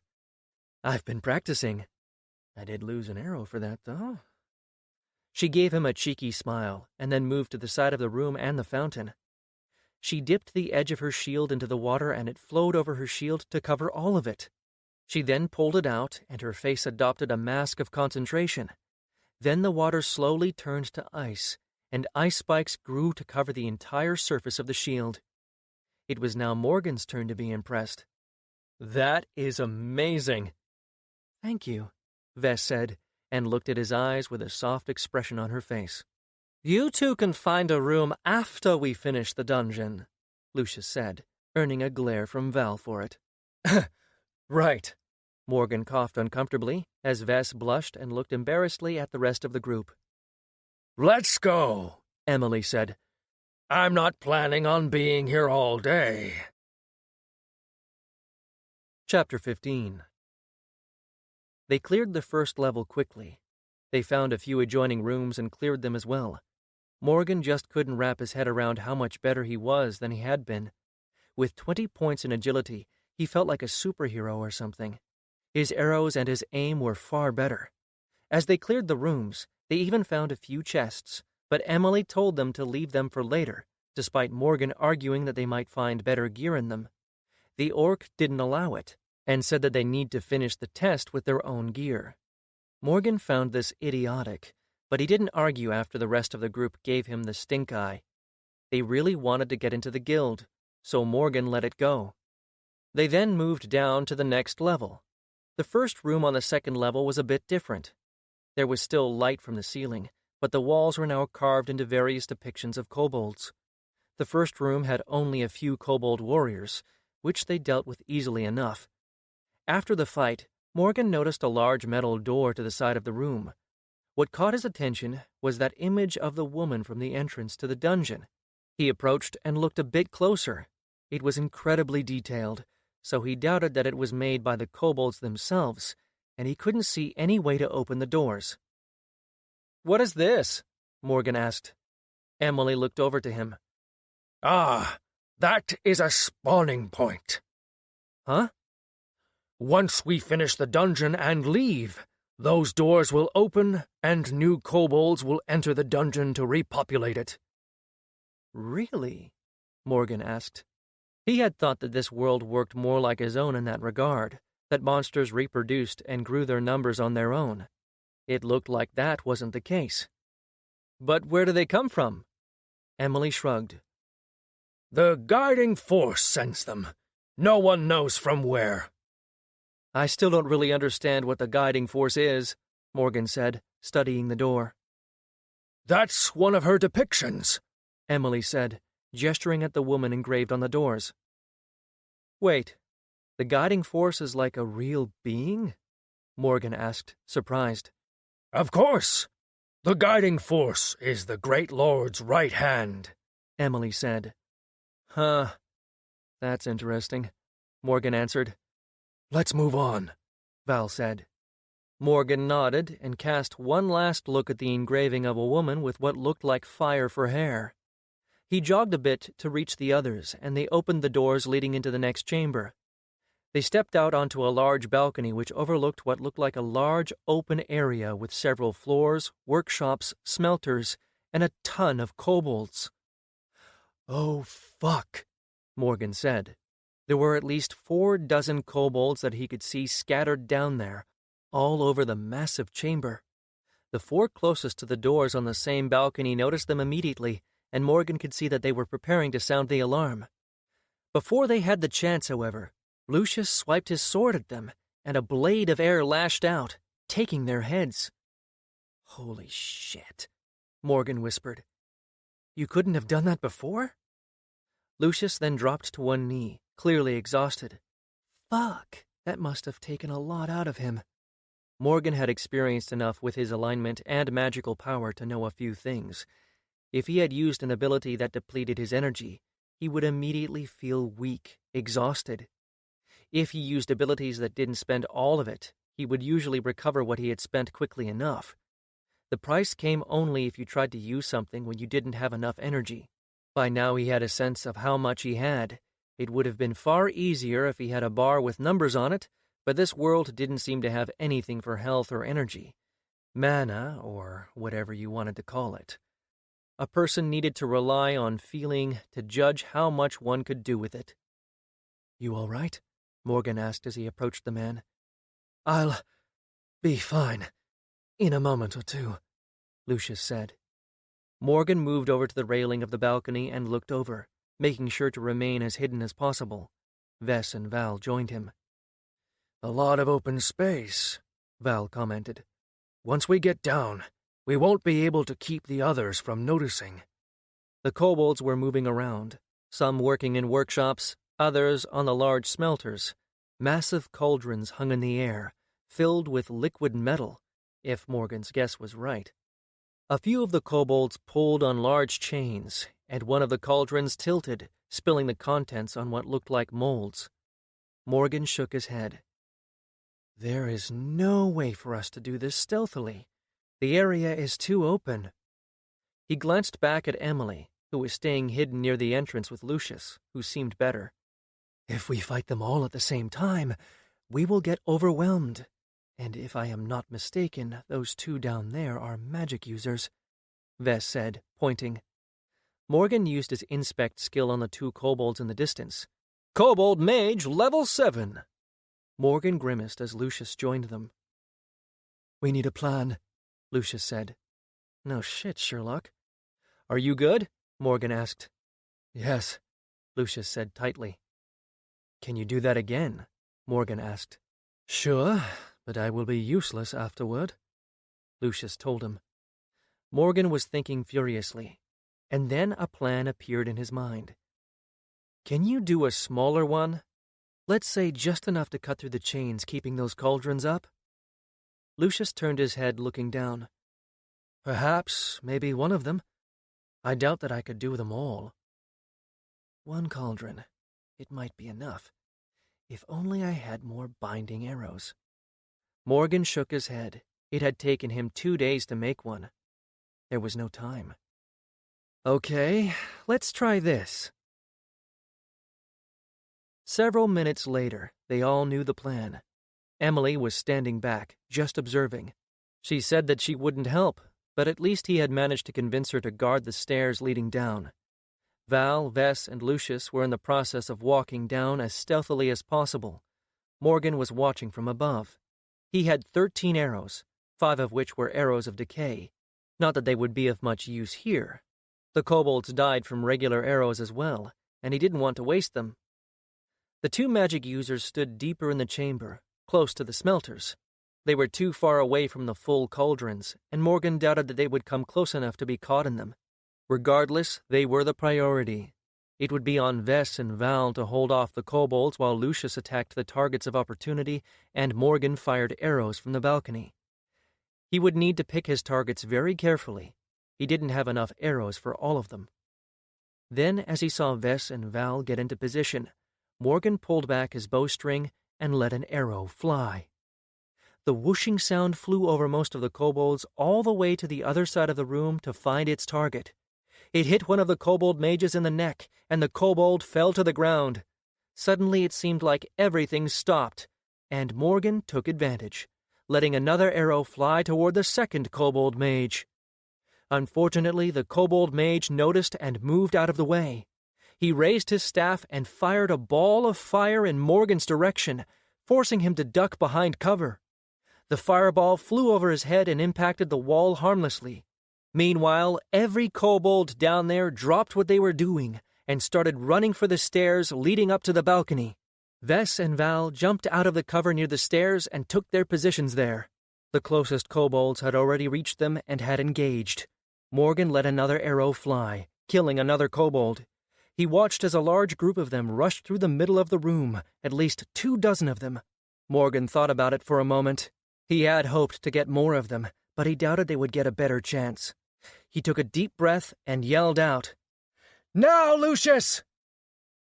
On Morgan's command, Lucius showed himself from the side of the room and swiped his sword toward one of the cauldrons. A blade of air slashed through 2 chains holding the side of the cauldron, and it tilted, spilling its contents all over the rushing kobolds. Lucius immediately disappeared back into the shadows of the various workshops, and the kobolds burned and died. Vess and Val finished dealing with the last of the kobolds close to them, and they stepped forward, watching the molten ore flowing over the floor. Another large group of kobolds was trapped on the other side, but the kobold mage stepped forward, raising its staff and pointing at the river of molten ore. He chanted something, and what looked like a rune appeared above it, and a moment later it cooled off and hardened. The last group of kobolds immediately ran forward. Morgan picked off 2 of them before the kobold mage sent another fireball at him, forcing him to duck. At least 20 kobolds were running for Vess and Val. Morgan got up just in time to see Vess step forward and bash her shield forward at the empty air. A sound of ice cracking could be heard, and the spikes on her shield exploded forward, raining on the first line of kobolds, impaling them. Next, Val swiped his sword and sent a wave of fire to the kobolds who were jumping over their fallen. Before they could recover, Morgan sent a scatter shot of 3 arrows into their group, and then Val was there, cleaving them in half with his great sword. One kobold managed to get close to him, but Vess was there to take the attack on her shield. Morgan put an arrow in the kobold before it could attack again. Seeing the kobold warriors were losing, the kobold mage started chanting, and he raised his staff up in the air. Before he managed to cast the spell, however, Lucius jumped out of the cover from one of the workshops, rolled over the ground, and came out of his roll just in front of the kobold mage. He stabbed him in the chest with one of his gladiuses and took his head off with the other. There were still kobolds alive and fighting with Vess and Val, and Lucius ran toward their back line and started killing them before they even noticed the danger. Morgan shot another one, and the rest died on the blades of his teammates. "Woohoo! That's how it's done! Never been easier!" Morgan cheered from the balcony. His teammates turned to look at him, all covered in blood, soot, and breathing heavily. Morgan grinned at them from his safe spot, his clothes untouched. Morgan made his way down, followed by Emily. "Nice work," Emily said as she looked around. "We had a good plan," Lucius admitted. Morgan gave him a thumbs up. In the games he used to play, most of the work for a dungeon run was done beforehand. Knowing tactics, the enemy's abilities, and their placements, a group only needed to execute the plan. They didn't know much for this dungeon, and he realized that this was probably why guilds were so important. Emily, of course, knew the layout on the enemies inside. If they had been part of the guild, they would have gotten all that information beforehand, and it would have been far easier to get through it all.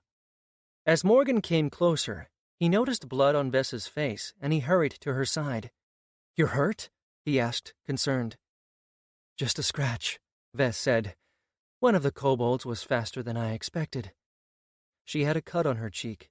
It didn't look very deep, but Morgan knew that if she had been just a moment slower, or the kobold faster, she could have lost her head. There was no coming back from that. "Wait a moment," Morgan said, pulling out a small cup that he had taken from the inn, filled with a poultice he had made from the herbs he had gathered on their way to the town. It wasn't much, but if his knowledge was right, it should help fight off an infection. He cleaned her wound and then slowly applied the paste to her cheek. Once he was finished, he noticed that everyone was staring at him. Even Vess had a strange look on her face. "What?" Morgan asked. They averted their eyes, and Morgan frowned. Vess leaned in and gave him a quick kiss. "Thank you." Strange fantasy folk. Morgan grumbled in his mind as they made their way across the room. The exit wasn't a door. Instead, it looked like a tunnel leading down to the 3rd level. There were rails and a cart filled with ore. I guess the last level is the mine? Morgan asked. That's right, Emily answered. They moved slowly through the tunnel, going deeper into the ground. The strange cracks in the ceiling which gave off light were still present, for which Morgan was grateful. After a while they started hearing noise, or more precisely, the sounds of mining. All right, people. Let's try to get as many of them as we can before they notice us, Morgan said. You and Lucius are the only ones that can do things quietly, Val added. Morgan grimaced. He didn't like being in front, but Val was right. Right. Stay here. If you hear us yelling for you or the sounds of battle, rush in to save us. He moved to the front with Lucius, and together they started heading deeper. They walked around a bend and saw 5 kobolds using pickaxes to mine the ore in the walls. The chamber was round, with a low ceiling and several tunnels leading from it. Morgan motioned for Lucius to move deeper into the room, and the Roman descendant nodded. As Lucius moved into position, Morgan used Inspect. Kobold Miner, level 5. Great. They shouldn't be as big of a threat as the warriors. Lucius moved from crate to crate silently, using as much of the shadows as possible to keep himself from being noticed. Morgan followed him with his eyes, and then, when he saw that Lucius had reached the other side of the room, he raised his bow. After nodding at Lucius and receiving a nod in return, Morgan fired. He struck a kobold about halfway into the room. Before that one even fell to the ground, he had another ready and flying. At the same time, Lucius moved from cover and skewered one of the kobolds from behind, and then jumped through the air and slashed at another. After Morgan killed the second kobold, the last one noticed that something was wrong, but Lucius threw his gladius across the room and hit it in the chest. Morgan walked out of the cover and looked around, not seeing anything amiss. He told Lucius to stay and wait while he went back for the others. Chapter 16. They cleared the mines slowly. Vess and Val stayed with Emily in the main mining chamber while Lucius and Morgan moved through the tunnels and eliminated every kobold that they could find. The miners weren't really equipped the same as the warriors, nor were they grouped as much. But they did get in trouble once.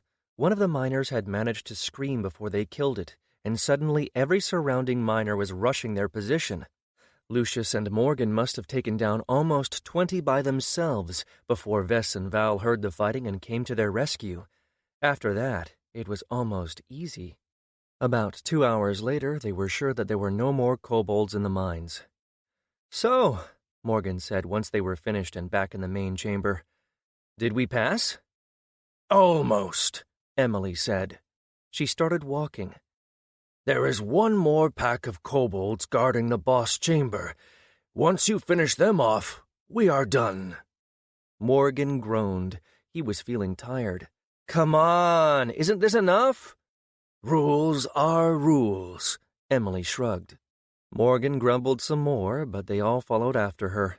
She led them through the tunnels until they reached a large lowered gate. Morgan looked at the iron bars. They looked incredibly thick and massive. Must weigh more than a ton for sure. Behind the bars was a wall and 2 passageways leading to the left and right. This is it, Emily said, and she moved to the lever in the wall. She pulled it, and the gate started rising. There is another room behind that wall. Both ways lead to the same one. There should be another group of kobold warriors and kobold mages there in a magic workshop. Behind it is the boss room, so don't go past the first room. Understood, Sub-Commander, Lucius said, and walked through when the gate rose high enough, with Val and Vess following him. Morgan walked behind them while looking at the walls on the other side of the gate. He frowned when he didn't see any levers for opening the gate from that side. Why would the kobolds close their own people on the other side? Morgan turned around only to see Emily standing next to the lever with a grin on her face. Morgan narrowed his eyes, and then she pushed the lever back down. The gate slammed down, trapping them on the other side. "What the hell are you doing?" Morgan yelled out. The others turned around on the noise and ran to the gate next to Morgan. "Sub-Commander?" Lucius asked, baffled. Emily laughed. a full-blown villain laugh. Realization came to Morgan, and he just couldn't do anything other than stare at the orc woman. Ah! Emily finally managed to get herself under control, and she shook her head as she looked at them through the bars. It's always so much fun to see the looks on your faces. Priceless. What do you mean? Lucius asked slowly. Really, dude? Are you that dumb? Oh, the moment you figure out that you are not getting out of there. She showed them her teeth as she grinned evilly. I mean, really, what kind of a guild would just accept low levels like you, especially an idiot chosen, a traitorous Corvus, and 2 half-breeds? You are nothing but a waste of resources. Well, you should be honored. You are the last farming group that we got through this dungeon, and unfortunately I won't be doing this again. She almost seemed sad. The guildmaster has recalled us back. At least I won't be needing to stay in this rustic area anymore. Morgan glanced at his group, seeing the looks of shock and betrayal on their faces. You'll not get away with this, Val ground out. Everybody chill. I am a trained negotiator, Morgan said. I mean, I took an online course that one time, and I played a hostage negotiator game that one time when I didn't have anything better to do. And I mean, this isn't really a hostage situation, but still. Emily just blinked at him. I can see that you think that all you just said made sense. But really, what kind of a moron are you?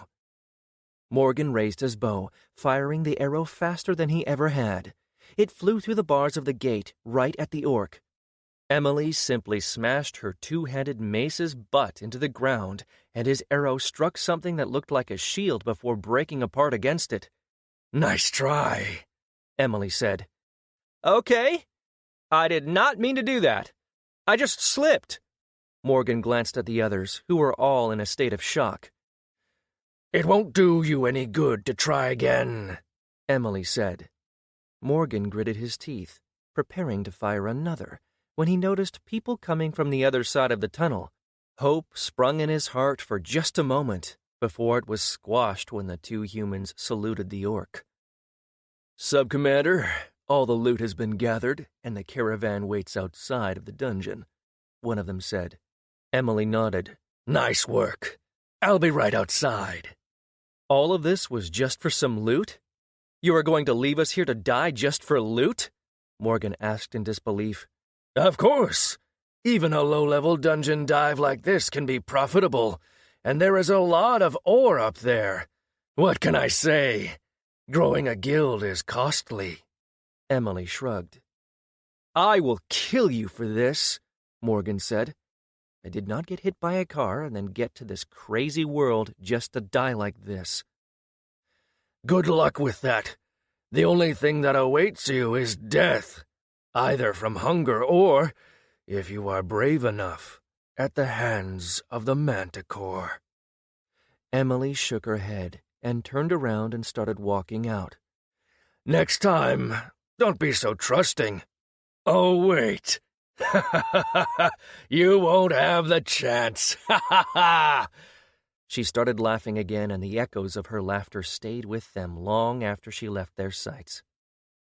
Morgan turned to look at the others. Vess and Val still had shocked looks on their faces, as if they just couldn't believe that this was real. And Lucius, poor Lucius, had a look of heartbreak on his face. Dude was crushing on the orc big time. Morgan was himself somewhere in between shock and disbelief. Did she really just Lando our asses? Morgan asked. And wait, did she say Manticore? Emily Dorr has left the dungeon group. God damn it, Morgan said to himself. What do I do now? They spent the next half an hour in simple disbelief. They had tried to raise the gate by themselves, but it had proven too heavy, and it didn't even budge. After that, Lucius had fallen into a state of shock too, sitting on the ground with his head between his legs. Vess was sitting down as well, crying. Morgan tried to console her, but there was nothing that he could do, so he gave up. Val was angry, like really, really angry, and he was attempting to chip away at the gate with his sword. But the only thing that he was managing to do was dull his blade. Morgan was thinking, trying to find any way out. He used his nature sight, but he couldn't see anything useful. He tried even to make the gate rust quicker with entropy. It didn't do much, except nearly exhaust him. The gate seemed to have been made with some magical protections. "Why didn't she just kill us?" Morgan whispered to himself. "Because of the rules," Val said. "The rules?" Morgan asked. "The guiding force frowns on killing between the Ascended except under very special circumstances. The punishment for murder is severe." "But it doesn't matter if she just let us die?" Morgan asked incredulously. Val shrugged. "She won't have killed us with her own hands." "Of course. Every time you have rules, you have loopholes." "Fuck!" Morgan looked around the room, the oppressive walls and the eerie light from those cracks. This was not the place that he had imagined himself dying in. God damn it! Morgan yelled out. "This is all your fault, Oxy! You fucker!" The others looked at him like he was crazy, which he could understand. He was yelling at the ceiling after all. There was no response, of course. He walked over to Vistella and sat down next to her. There was nothing left to do. They sat like that for a few minutes, in silence. "With my death," Lucius said, breaking the quiet, "my family loses its last chance to reclaim what was stolen from us." Morgan looked at him, only to see a solemn look on Lucius's face. "What happened to your family?" Morgan asked. Lucius didn't respond immediately. He closed his eyes and took a deep breath. "My family used to rule over one of the top guilds in the world, until my older brother betrayed us. He conspired with 2 other guilds, and they took control of the 13th Legion. My brother gave away our guild, and the 2 guilds split between themselves our territory and resources. They then lied about what happened. My family was turned into traitors who had attempted to break the peace between the guilds. We were exiled." "Huh. "Well, that sucks," Morgan said. They lapsed back into silence, until Val turned from the gate to look at them. "When I was young, I stole some apples from the neighboring farm." Vess turned her head up and looked at her brother. Then a small grin pushed through on her face. "When we were 7, I stole your training sword and then lost it in the river." Val's mouth opened wide in surprise. "You stole my training sword? Father lectured me for hours because he thought that I had lost it." Vess chuckled. "Sorry," she said. Val joined her, chuckling a bit himself. "We'll never find out what happened to our parents now." Vess's voice was filled with sorrow. "No, we won't," Val added. Morgan could see his sadness now, too. Valserum had tried to pretend before, but he cared, and he wanted to find out what happened to them just like his sister. Again, they lapsed into a silence. Then, after a while, they all turned to look at Morgan. "What?" Morgan asked. Vess just raised her eyebrow at him. "Crap, now we're sharing." Such a cliché. "Fine. I once stole a piece of bubble gum," Morgan said.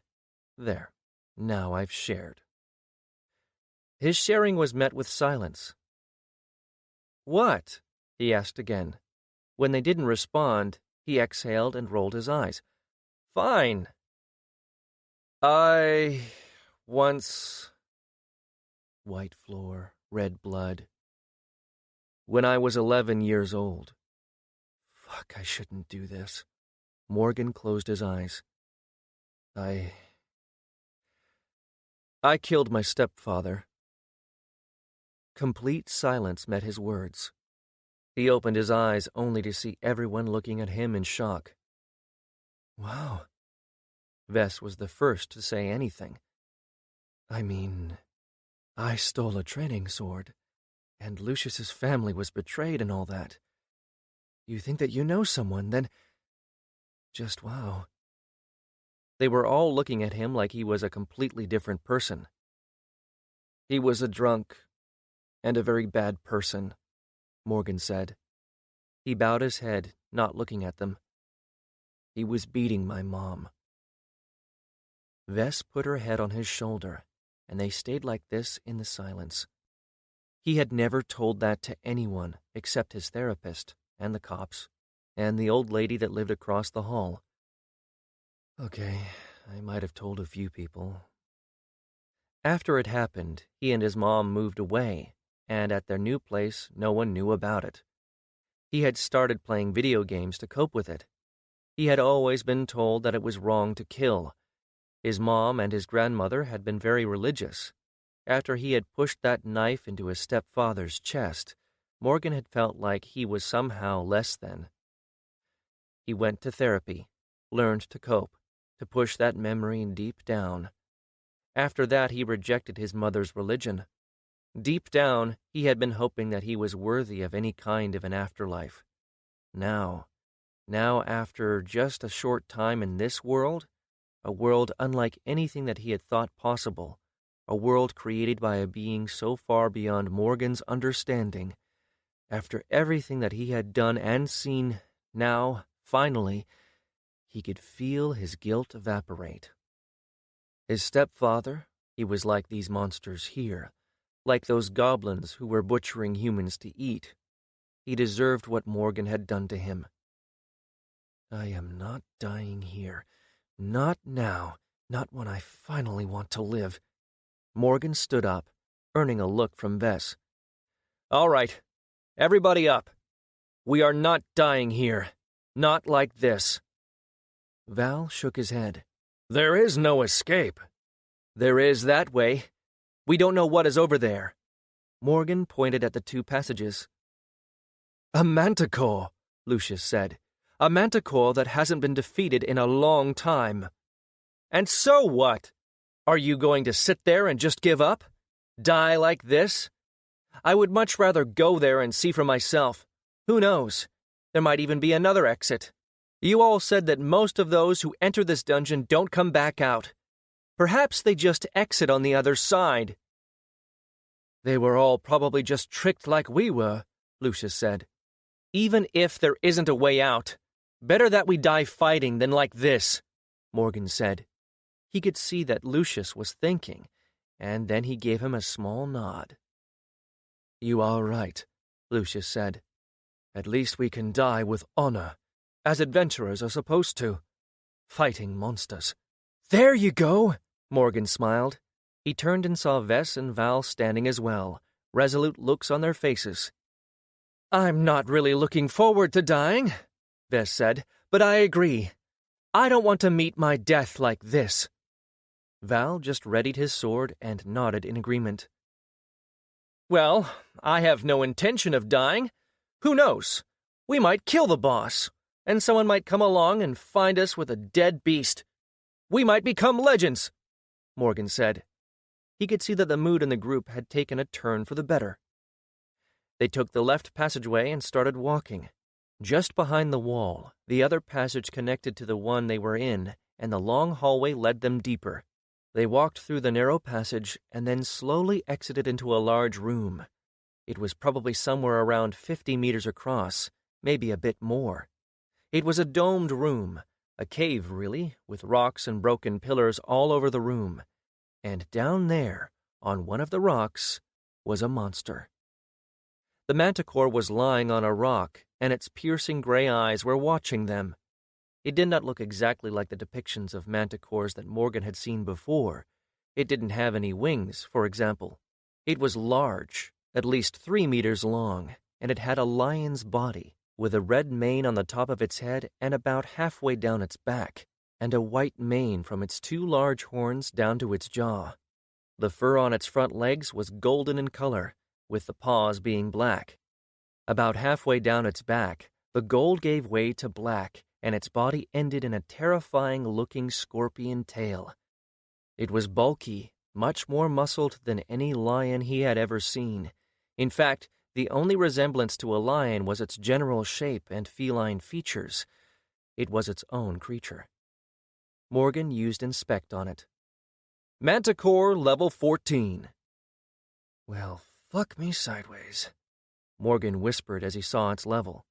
He pulled the rest of his group back into the narrow passage they had come through. The Manticore was too big to fit in there. We need a plan, Morgan said. What is there to plan? Lucius said. We charge? We die well. Yeah, Morgan said. Not gonna do that. I told you I don't plan on dying here. Val shook his head. You saw that room. There is no way out. We can't know that for sure until we check every corner of it. It's too large for us to be sure with just a glance, Morgan told him. I agree with Morgan, Vess said. We should work on killing the beast, and then we can see if there is a way out. Morgan felt warm at her support, but he put the feeling aside. They needed a plan. I do have a few enchantments that could be useful.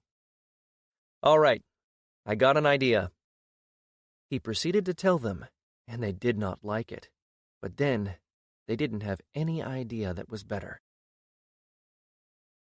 Chapter 17. About 3 hours later, they were prepared. They walked back into the room, their weapons ready. Morgan had enchanted each of their blades with a minor decaying effect. Any wound they caused would apply a weakening effect, though one a bit weaker than his arrows, of which he now had 6, and another 4 regular arrows, as well as 2 binding arrows. These weren't nearly as powerful as his other one, but they could at least be a distraction. They had the time to use their abilities to prepare, but they couldn't take too long. Without food, they would only get weaker and weaker. Vess had a new layer of ice on her shield and over her body, giving her additional defense. They had all given her the last of their drinking water for it. Most of the work would rest on her. Back in the room, the Manticore hadn't moved from its place. Morgan had been worried that it would try to ambush them, but it seemed content to just sit and watch. Maybe it doesn't think we are a threat. Morgan palmed the small bottle of oil that Vess had given him, her torch oil. Hopefully their plan would work. Taking a deep breath, Morgan led his group down the rough stone stairs. As soon as they stepped off the stairs, a low growl spread through the room. The Manticore stood and then roared, and a moment later it leapt forward and started running for them. Remember the plan! Go! Morgan said as he took off running around the room. He spared a glance back to check if the Manticore was following him. It wasn't. It was charging at Vess, who bashed forward with her shield, sending icicles flying at it. The Manticore was caught off guard mid-leap, and some of the ice hit it. Most broke against its horns, but some cut the Manticore's skin, leaving shallow gashes over its face and shoulders. As soon as its feet touched the ground, it roared and then jumped for Vess. Val sent a wave of fire in its path, but that didn't even slow it down. Vess jumped behind cover, and the Manticore skid across the ground and slammed into the wall.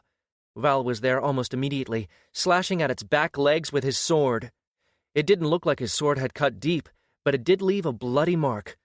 The Manticore lashed out with its poisonous tail, and Val jumped back. Morgan had warned them not to let themselves get struck by that. Morgan found a good position and climbed on one of the rocks. From there he took careful aim, watching as Vess was evading the monster. One of its paws swiped at her, and she put her shield up, the resulting blow breaking the ice on it and sending her flying. That's when Morgan let loose his arrow of decay. It flew straight for the monster and buried itself in its shoulder. It roared in pain and anger, and its eyes fixed on Morgan. It took a step toward him, but Val jumped out of cover and stabbed it in the hip. It turned far faster than Morgan thought possible and swiped at Val. He put his shield up to block, but the swipe carried him off the ground. Morgan saw blood, and he knocked another arrow, and it, too, found its mark. The Manticore roared as the second arrow struck it, and he could see it shake its head as if fighting against dizziness. Its movements were slower as well. Still, it charged at him. Morgan pulled out and fired an arrow of binding at the floor in front of it. The roots and branches spread around, catching its legs and making it tumble and roll over the ground. Morgan fired another arrow of decay, trying to hit its head, but it struck the monster's horn and broke apart. Damn! Morgan tried to knock another, but by then the manticore had gotten back to its feet. Just as it was to leap at him, Vess crashed into its side, staggering it and pushing her sword deep into its stomach. The manticore's tail lashed out, hitting Vess's shoulder and breaking the ice armor there. Vess jumped back, and the next strike of its tail hit the ground.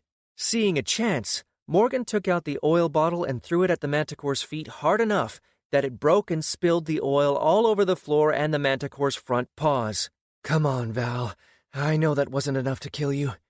Morgan watched as the manticore shied away from the oil, but then Val stepped out and swiped his sword at the manticore, sending a wave of flame across the ground. It hit the oil, and it ignited, traveling over to the manticore's paws and setting them on fire. It screamed, and Morgan put another arrow in it before firing another binding arrow, tying up its back legs. It fell down, but managed to lash out in the process, hitting Vess in her chest and sending her flying.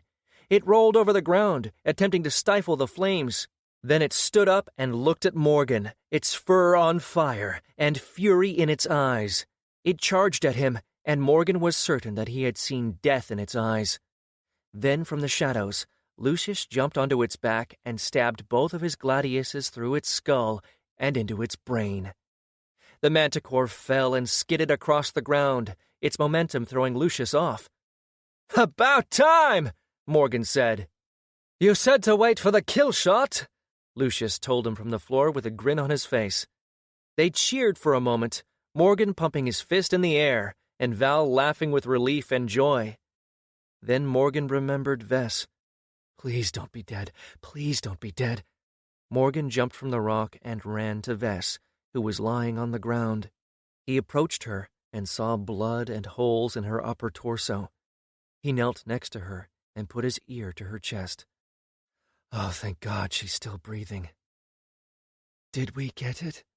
Vess asked weakly. "Yeah, we did," Morgan said as he moved her and laid her down. Val and Lucius approached. "It's all right," Vess said as she groaned in pain. "The ice armor took most of it. I think that the punctures are shallow." "I'll be the judge of that," Morgan said, and then slowly took off her armor. Lucius turned around, giving them some privacy, but Val stayed. Right. Elves aren't all that modest. It turned out that Vestella had been right. The punctures were shallow, but Morgan still put his poultice on her wounds and cut a strip of his cloak to bind them. All the while, Vess was looking at him affectionately. "Looks like I have a real-life girlfriend now. It only took me dying to get one. Woohoo!" After he finished and helped Vess to her feet, he turned around, only to see that the body of the manticore was still there. Why isn't it disappearing?" "It's a beast-monster class. They usually leave behind bodies that can be harvested for rare ingredients," Lucius answered. "Really?" Morgan grinned and took out his skinning knife. He approached the beast and started cutting, asking Vess to give him one of her small bags for him to put things in. He noticed that one of Lucius's gladiuses had broken when the manticore had rolled, but he pulled the other one out and gave it to the Roman. "Why are you even bothering?" Val asked. "What do you mean?" Morgan grimaced as he cut through one of its horns. "We aren't getting out of here," Val said. Morgan stopped for a moment. He looked around the large room. There didn't seem to be another way out. "We haven't looked around yet, and besides, I plan on exacting my revenge on that wicked Saruman orc." Val opened his mouth to say something, but then gave up and just shook his head in defeat before turning and walking away. Morgan looked back to the corpse. Sure, it might be pointless, but the gamer in him was a compulsive looter. "Not like I have anything else to do." He continued cutting. He got its horns, the tip of its tail with the venom sac, and a few of its claws, and a heart before Val called out to them. Morgan put all of his new ingredients into Vess's bag and then into his own BOH. Then he stood up and started walking toward the voices. The three of them had left him to his work while they explored the room. He found them behind a large rock, actually the exact rock where the manticore had been sleeping, and there, on the ground, was a large chest surrounded by what looked to be trash. "Whoa! Looks like we got loot!" Morgan cheered as he looked over it. "Not like it matters," Val said. Morgan shot him a look. No need to be such a downer. The loot surrounding the chest didn't look like anything special, and Morgan belatedly realized that it must have been what was left from the groups that had tried to kill the Manticore before. Still, Morgan looked through it. He found a quiver with several arrows, which he took, as he needed more of those. The rest looked like junk to him. It had all been there too long. But then there was the chest. There was a lot of loot inside. Vess had taken out a small chest that had been nested in it and was holding it in her hands, and it was filled to the brim with golden coins. There was a short sword with a scabbard, too. Morgan used his inspect on it. "Short sword of flowing blood level 10. Requires 20 agility. Applies a lesser bleed effect to wounds, preventing them from clotting." Huh, that's cool. Morgan pulled it out and threw it to Lucius. "There you go, to replace the one that broke." Lucius gave him a weak smile and then admired the weapon. Morgan could tell that he, too, didn't think that they would get out. He looked more and saw 10 small greenish crystals. Upgraded ascension crystals. I wonder how many days of life these ones give. He plopped one in his mouth and looked at his character screen. Holy shit, 3 whole months? This is so great. He divided them and gave Val 2, took one for himself, and gave 3 each to Vess and Lucius. Fair was fair. They had each done the most dangerous part of the job. Lucius picked up another smaller chest and opened it. "Look at this." "What is it?" Morgan asked as he peered over Vess to look inside. He saw about 3 rows of 6 stones. 2 rows of white stones with symbols on them, and the last one was a row of jade-colored stones. "These are ability stones," Lucius said excitedly, pointing at the white stones. "And these are class stones. And I think that these are second-tier classes." "Whoa, so we could upgrade our classes on level 10 with these?" Morgan asked. "Yeah. The problem is that we don't know what classes they are," Lucius said. "Not every class stone will be compatible with the classes we already have. If you pick one that is not compatible, it wouldn't do anything. You would be wasting it." Morgan tried to use inspect on them, but it didn't work. Crap. Need to increase my inspect skill. Morgan looked away and back to the large chest. There was one more thing down there, and Morgan reached down and picked it up. "What is this thing?" It was a palm-sized rock with a symbol of a tower on it. Vess stepped closer, and he showed it to her. "That is a hearthstone," she exclaimed. Val and Lucius both gathered near to look at it. What now?" Morgan asked. Lucius extended a hand to it almost reverently, barely touching it. "A hearthstone is the core of every guild. All you need is the power and materials, and the hearthstone can construct a hold for you. What kind of hold it is depends on the hearthstone, of course, and it gives power to those who are part of the guild, as well as a few other benefits." "That thing?" Val paused. Even he seemed to be in awe of it. "It is worth a fortune, enough for anyone to be set for life. No need to hunt. You could just buy all the ascension crystals to live for 1,000 years. "Really?" Morgan was surprised that it was so valuable. Lucius nodded. "There are only so many of them in existence. The great guilds are the only ones that have multiple ones. It is what makes them powerful. Each hearthstone gives a unique buff to everyone in the guild. Joining several hearthstones gives more powerful buffs." "Huh, cool," Morgan said as he put the hearthstone in his BOH. "Too bad that we won't be able to sell it," Val said. Downer. "We haven't checked the room for any hidden exits yet, as I told you before, so keep your thoughts to yourself. You're making me depressed, and I am planning how I'm going to kill the heinous Emily. I will dance on her corpse," Morgan said. The rest of the group looked at him like he was crazy, which he probably was. Morgan was smiling as he was thinking on his revenge, and he took off searching for an exit. Lucius and Val stayed where they were, but Vess followed him. "You really think that we will find another exit?" Vess asked slowly. Morgan glanced at her. "I have hope. My nemesis awaits. Oh, how I shall cheer when the green-skinned harlot dies by my arrows." Morgan got lost in his thoughts. Vess just nodded, and they walked around the room together. They looked behind rocks, on the walls, almost everywhere, but they didn't find anything. Then Morgan noticed something in one of the rocks. "Hey, what's that?" Morgan asked. Vess looked at where he was pointing, and they headed in that direction. As soon as they reached it, Morgan recognized what it was. Vess just sighed in defeat. "It's just a spawning point." "How do these things work exactly? Where do the monsters come from? Will it open if we wait long enough?" Vess shook her head. "No one knows how they work or where the monsters come from, and no one has ever seen one open. It happens only when there aren't any people around." "Well, fuck me sideways." Morgan was starting to feel defeat crawling in. He had refused to let it get to him, but his hope that they would find a way out was evaporating quickly. "I'm not ready to die. Not yet. I need to kill me an orc." Morgan slammed his fist against the metal doors of the spawning point. As soon as his fist connected with the metal, it started to collapse, turning into dust and leaving an opening in that led down. What did I do?"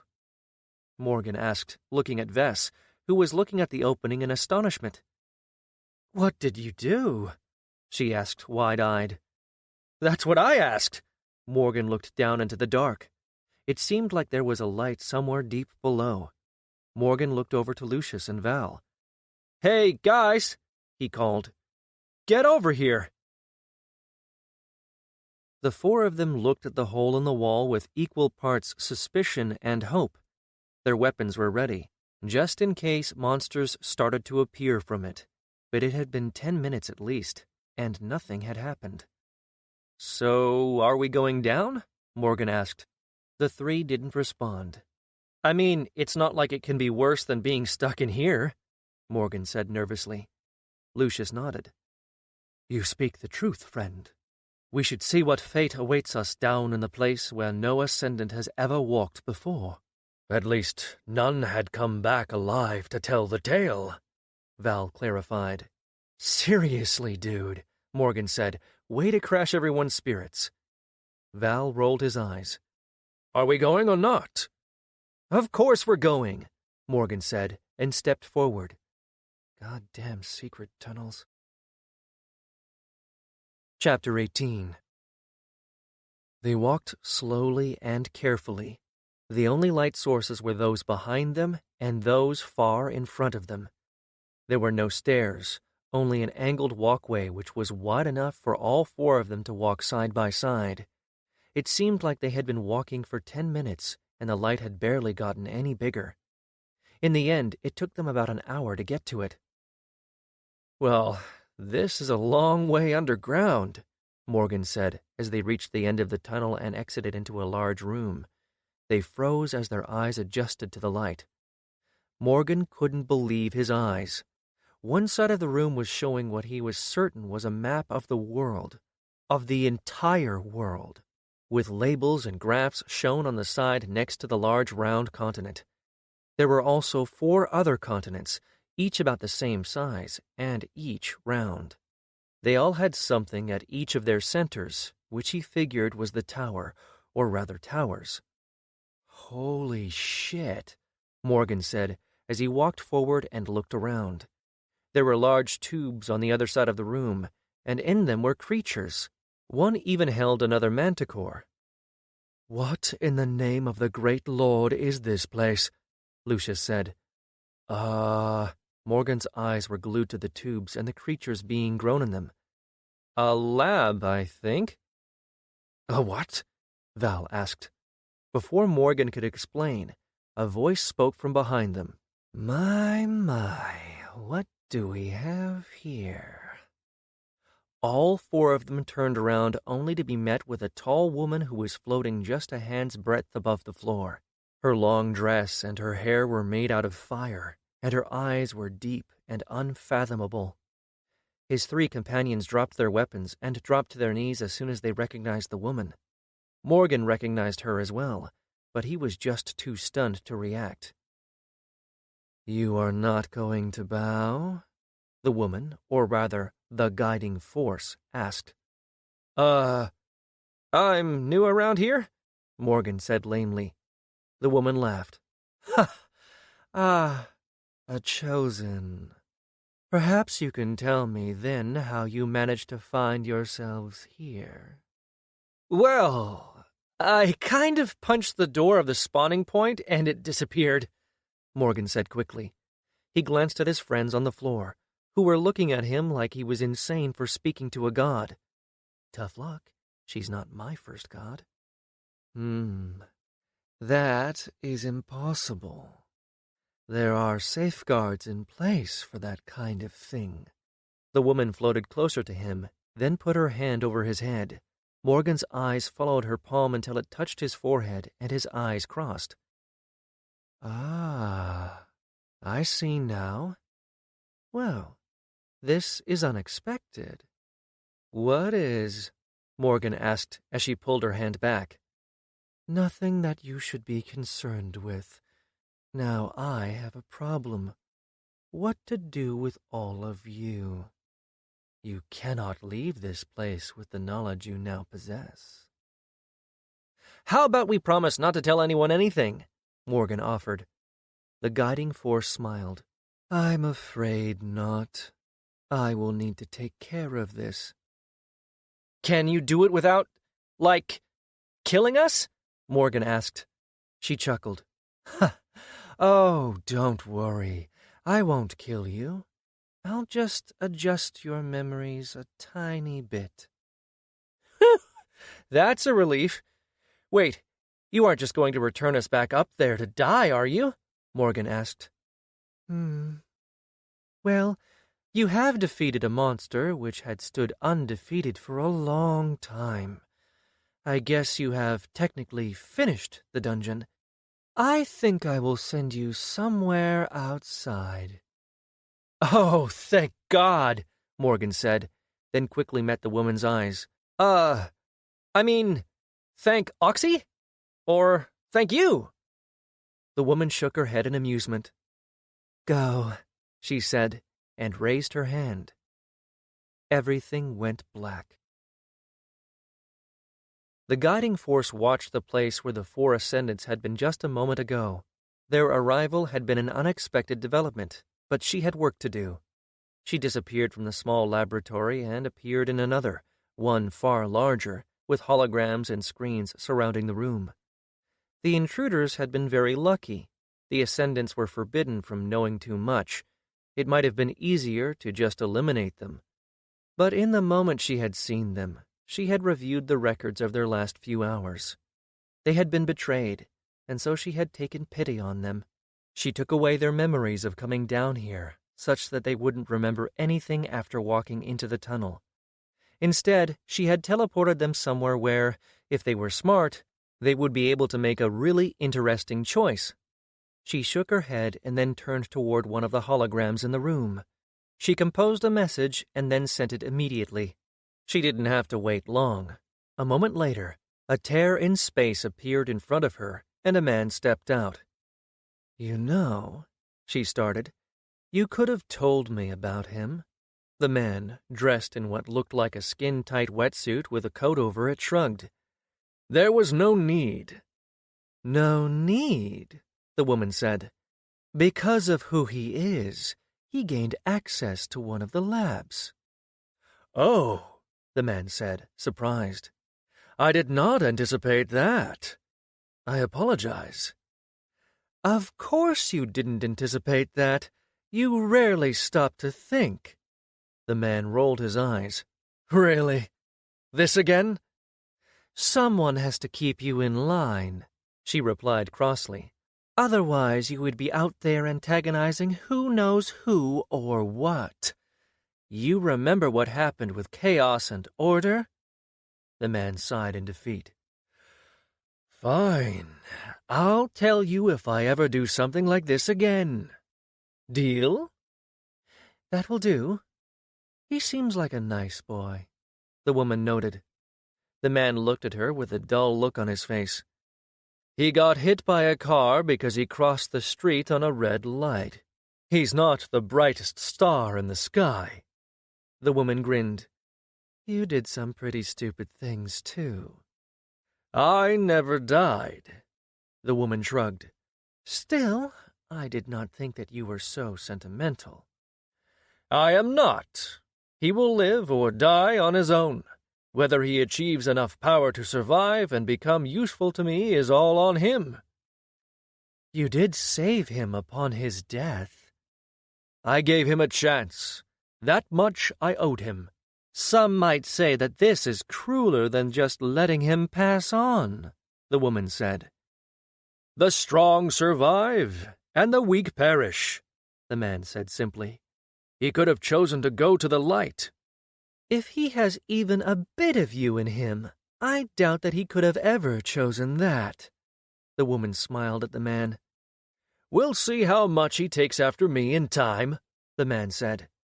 So, you don't want me to help him out? No. I have no need of those who are too weak to stand on their own. As you wish, then, the woman agreed. The man nodded and then turned around, tearing another rift in space and walking through. The guiding force watched him walk away.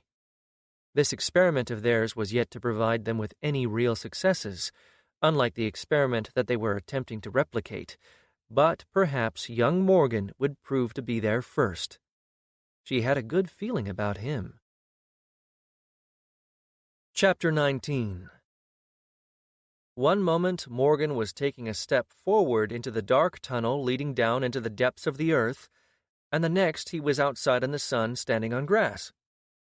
Guys?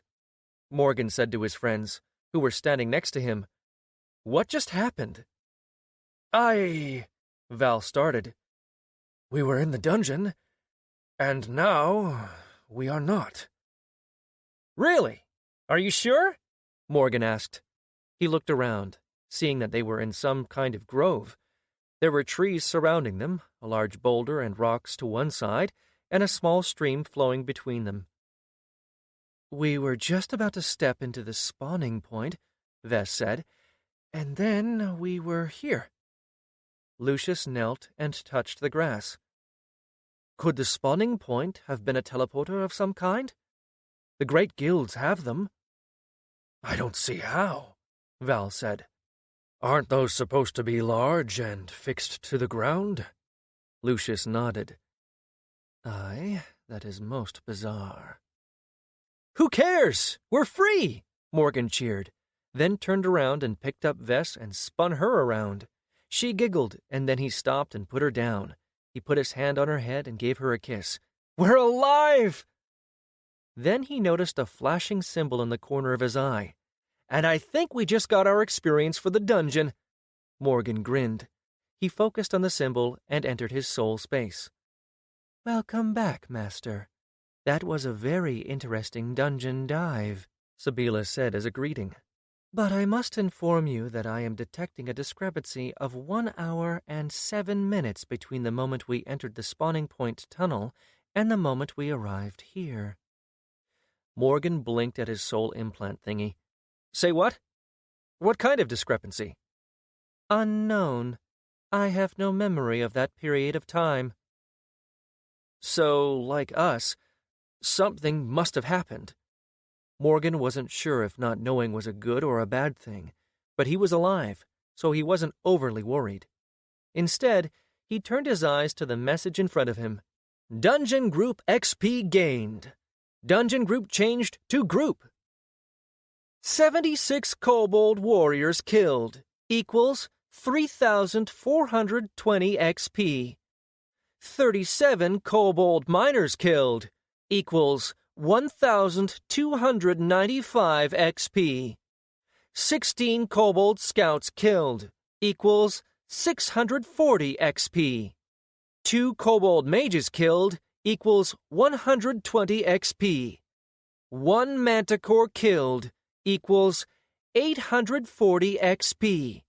280 times 3. First kill in 2 decades. GF bonus.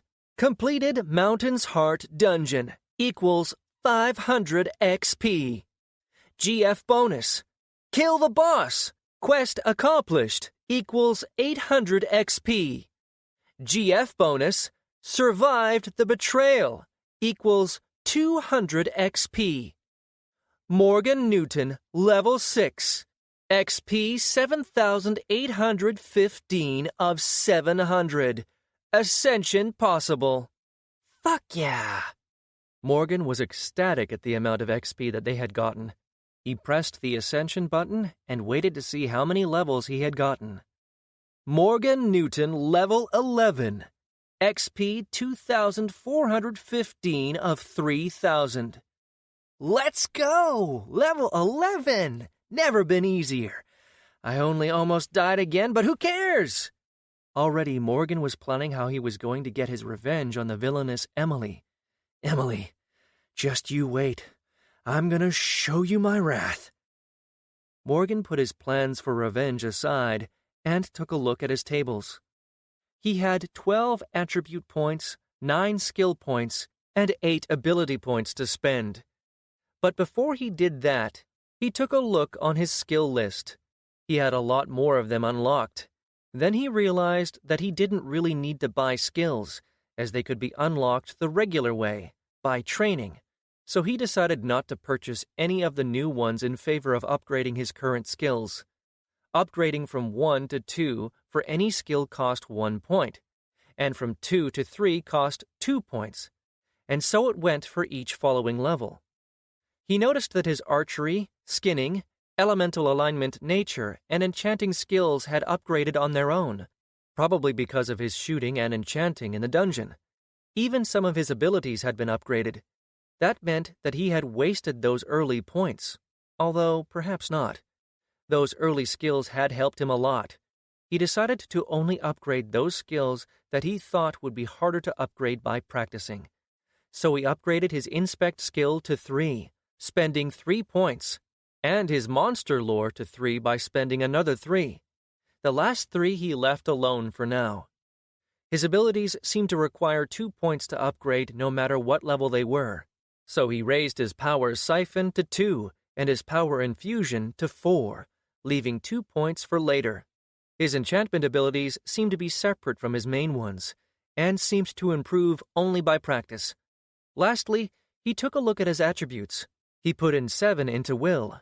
He wanted to be better at magic, and he put another 3 into Intellect. The last 2 he put into Agility. His super dexterity had come in handy during the dungeon dive, so he would try to go for a hybrid Archer-Enchanter class. With that, he took a look at all of his screens. Strength, 13. Agility, 20 plus 2, 22. Constitution, 15. Intellect, 14 plus 3, 17. Will, 13 plus 7, 20. Wisdom, 13. Charisma, 10. Luck, 10. Skills, hand-to-hand combat, 2. Weapons, 1. Language, basic. Elemental alignment, nature, 3. Archery, 5. Hunting, 1. Monster lore, 3. Skinning, 2. Herbalism, 1. Enchanting, 3. Inspect, 3. Abilities. Scatter shot, 2. Piercing shot, 1. Nature sight, 2. Nature sense, 1. Power infusion, 4. Power siphon, 2. That looks good. All right, Sabila, I think I'm done, Morgan said, and accepted the changes. A moment later, he felt the same shiver pass through him as last time when Sabila upgraded his body and mind. This time, he felt slightly different. He felt as if he had something inside of him. And on further inspection, he noticed something that very much felt like a sphere of glowing stuff inside of his stomach. Sabila? What the hell is this thing? Morgan pointed at his stomach. You've crossed the threshold of will. Your energy supplies have increased, and your connection with your power and alignment has increased. And why do I feel like I have a ball inside my stomach? Morgan asked. That is the representation of your power. Morgan shook his head. Crazy soul implant thingy. Never mind that then. I am ready. Send me out. Of course, Master. A moment later, Morgan found himself back in the real world, or a world. He still wasn't convinced that he wasn't in a coma. The rest of his group had a faraway look in their eyes that told him they were still in their soul spaces. A moment later, they slowly blinked their eyes and came out of it. Level 11. I can't believe it, Val said wistfully. I'm almost there. Level 10 with barely 100 away from the next level, Lucius said. I can't believe that we are alive, Vess said. What did I say? Morgan grinned at them. Now I need to find me that Annie Leonhardt traitor and put an arrow through her eye. Morgan closed his eyes, imagining it. Morgan? Vess said. Her name is Emily. What? I know that. Morgan frowned at her. But you said a different name, Vess said slowly, as if she were speaking with a child. Never mind. Goddamn ignorance. This is torture. No one gets my references. Val put his sheathed sword point to the ground and leaned over it. You do realize that you can't kill her? Yes I can. I just pull back the string, let an arrow fly, and poof! It goes right through her eye. Boom! The traitor is dead! No, Val said slowly. I mean, you could, although even if she wasn't 15 levels above you and far stronger than you, it wouldn't be a good idea. The guiding force does not allow killing among the Ascendants. If you killed her, she would punish you, which is as good as killing you. Say what now? If you kill someone directly, the guiding force will give you a red glow that would mark you as a murderer, and the only people who can be killed without consequences are those with a red glow. You would be dead within a day. But, Morgan blinked, why would anyone want to kill me? It was now Val's turn to blink slowly at Morgan. It doesn't matter who you are. Red-marked are fair game. Killing them gives you XP, and you are entitled to their gear. Morgan's mouth opened, but no words came out. That can't be right. I can't get revenge. But I can't kill her? Not unless her guild and the guild you are in a declared war with each other. Only in those circumstances is killing between the Ascended permitted. Well, that is a shit rule, Morgan said angrily. You are telling me that there is no way for us to get our revenge? Not unless you join a guild that is going to war with Glitter Force, Val said. You know what? Nope. I ain't gonna let her get away. No one leaves me to die and then gets away with it. Especially not my nemesis, Morgan said resolutely. Lucius was standing near them, with a strange look on his face. Right, the Roman was crushing on the orc. Finally, Lucius spoke.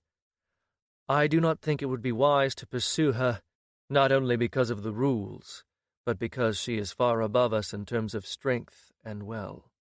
We just fought off a manticore which was twice our level. One no one had managed to defeat in decades, Morgan said. The looks on the others' faces was priceless. It was like it had only just occurred to them that they had done that.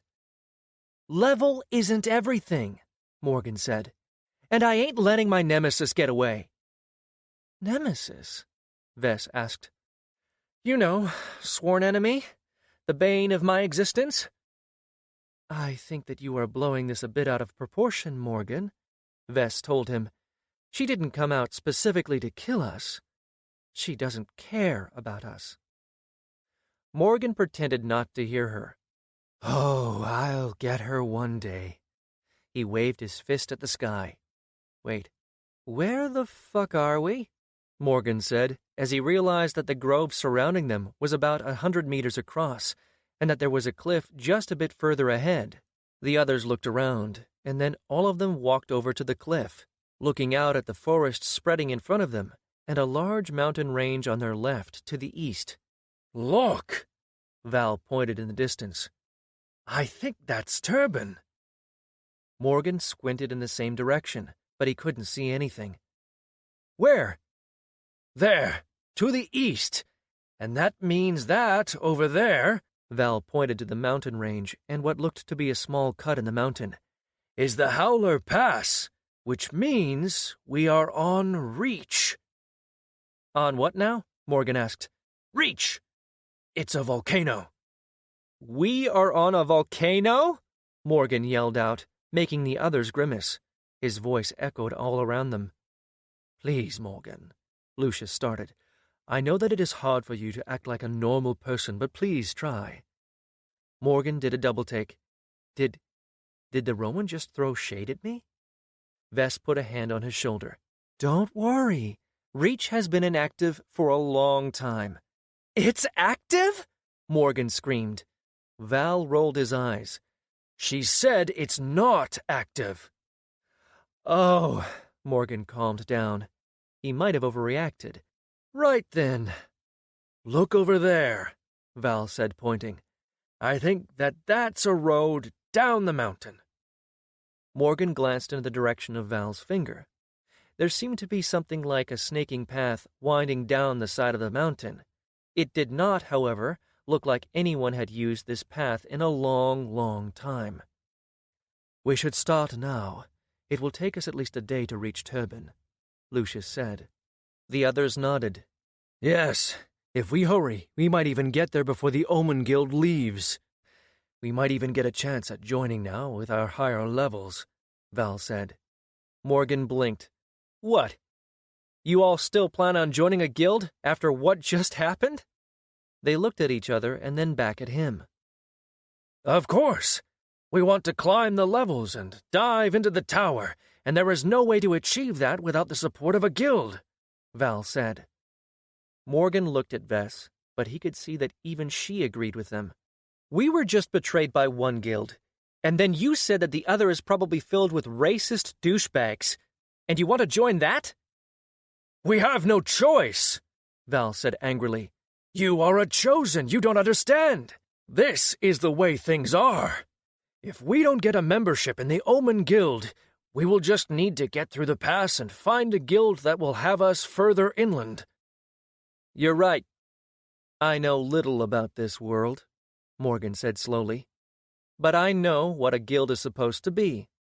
A place for friends, for people who help one another, not a place where those at the bottom are used by those at the top, Morgan told him. The guild that he had been a part of in his world had been all that he'd had for a long time. People who he had never seen in person, but who he called friends. Those people were the reason why he had gotten so far in life.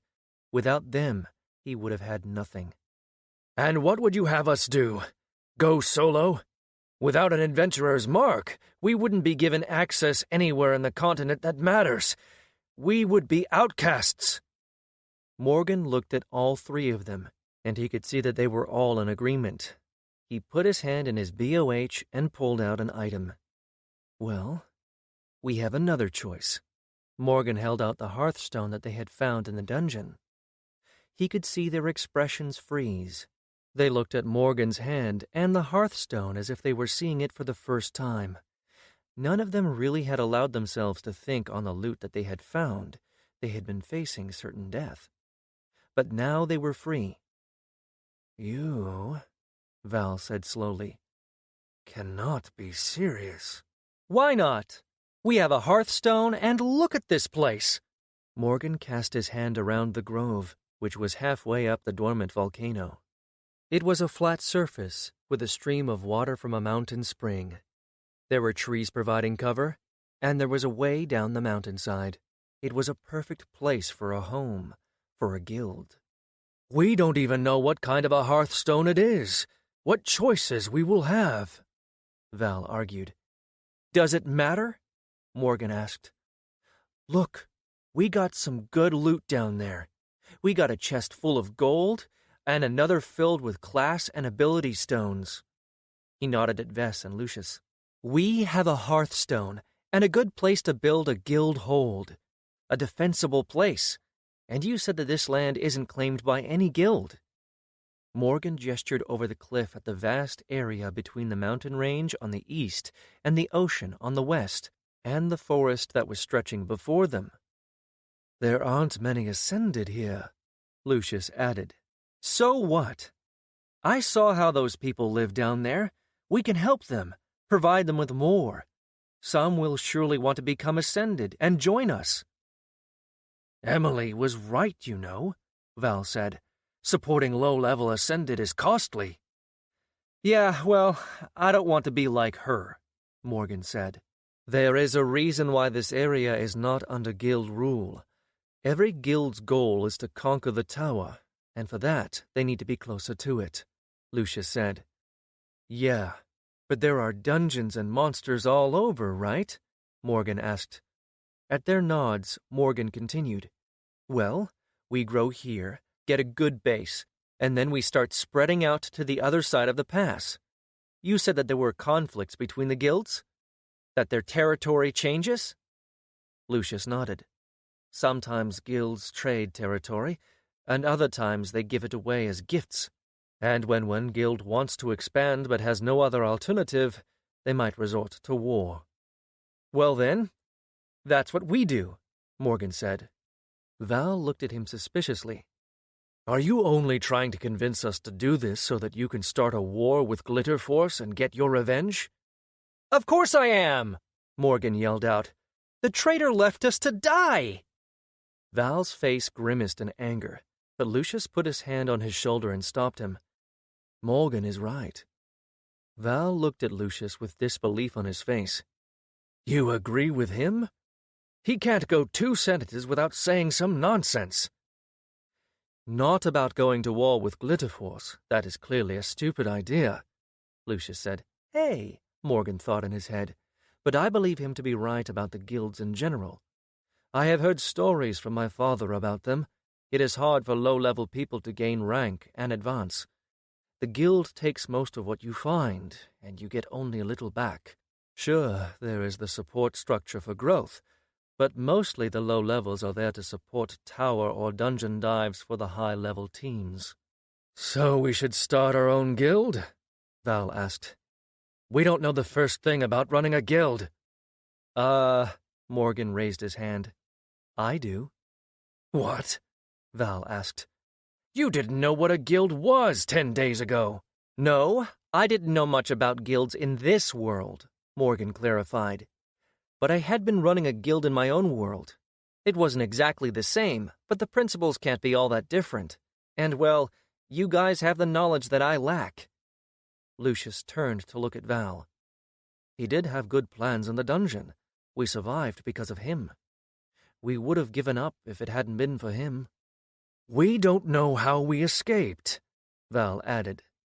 Still, it was because of him that we are here now, alive, Lucius said. He turned to look at Vess, who had been strangely quiet during their discussion. Vestella looked torn between Val and Morgan, but she finally looked at her brother, took a deep breath, and spoke. I want to find out what happened to our parents, but I also want to get stronger. I want to climb the tower, and we have a chance to do it on our own, without needing to depend on anyone else. Val scowled at Morgan, and he could see the moment when Valserim relented. Fine. We can always leave the guild, I guess. Great decision, you won't regret it, Morgan said. Val looked away and muttered something darkly under his breath. What was that? Morgan asked cheerily. Nothing, Val said, a look of resignation on his face. Morgan ignored him and turned to look at the strange stone, turning it in his hands. So, how does this thing work again? Chapter 20. After a few minutes of speaking with the group, he had a general idea of what to do. Although none of them knew exactly how it worked, they did know that the hearthstone should be placed on the spot where one wanted to construct the guild hold. So they moved through the grove, looking for a good spot. Morgan gathered that using the hearthstone should be similar to entering the soul space, and that he would have a menu where he could choose what type of a guild hold he wanted to build. They also told him that it could be upgraded later. Morgan tried to use Inspect on it, but sadly a hearthstone seemed to be beyond his abilities. After several minutes of searching the grove, which was maybe 200 meters across, almost a plateau, they decided to use it next to the mountainside. Everyone gathered around Morgan, and he looked intently at the hearthstone. After about a minute of him staring at it, Lucius coughed. "Are you doing it?" Morgan scowled at him. "Of course I am," Morgan said, and reinforced his efforts. Then he felt something at the edge of his senses. He pushed through and suddenly felt a sensation similar to entering the soul space. A moment later, he and the others were standing in the same kind of endless void as the soul space, except there was no Sabila here. Instead, there was a large screen in front of him. "It worked!" "I've never heard of several people all entering the same soul space," Lucius said. "I don't think that this is a soul space," Vess added. "Wait, we are still in a group, right? That might be why," Morgan said. "It could be," Lucius agreed. Morgan peered at the screen, seeing what looked like a selection menu. There were several options. Some were even grayed out, others were colored in red, and others still seemed available. He saw that there were requirements for many which were red, things that they didn't have.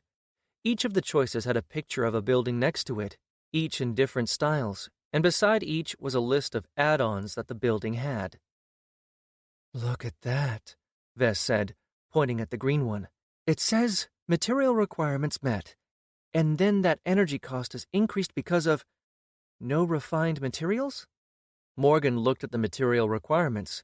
It needed 500 lumber, but they didn't have any of that. It says here, Morgan pointed to the side to another window, that materials can be found in a large radius. I think that it counts the raw materials around us, the rock and the trees, but since they are not refined, it requires more power? That makes sense. But what is energy cost? Lucius asked. There are a few options here where we have enough materials but not enough energy. There. Val pointed to the text near the materials. It says collective amount of energy, 5,455. Does that mean that it will take the energy from us? Morgan asked. He had been surprised when he came to the world that there were no numerical values for health and energy, but it looked like they could be quantifiable, which begged the question why they weren't represented. You know what? Morgan started. I think that it counts all the ascension crystals we have on us. I doubt that we have enough energy to build this. That might be a problem, if it spends all of them, Val said. Do all of you have more than a week of life left? Morgan asked. The rest of the group nodded. That's enough then. We can find some monsters between now and then. Still, we need to choose. These are all so different. See the buffs that they give? Vess pointed. Morgan nodded and took a look. The buffs ranged from increased regeneration while out of combat to bonuses on stats. Morgan could see now why guild buffs were important. All right. Let's each choose one which we think would be best, and then we will choose from those. The others nodded and started looking. Morgan did the same.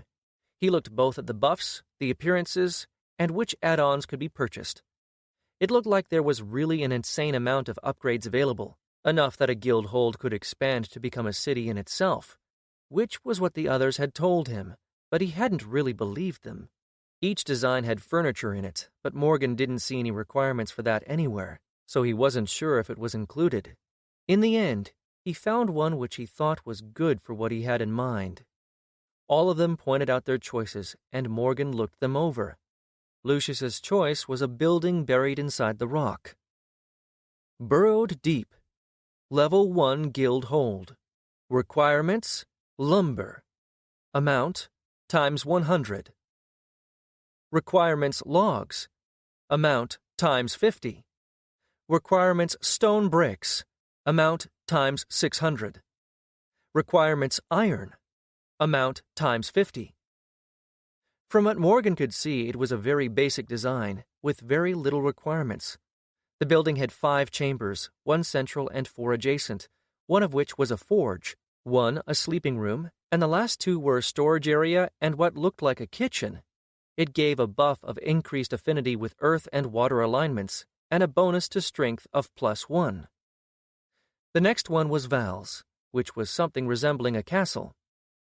Gray Keep, Level 1 Guild Hold. Requirements lumber, amount times 200. Requirements logs, amount times 20.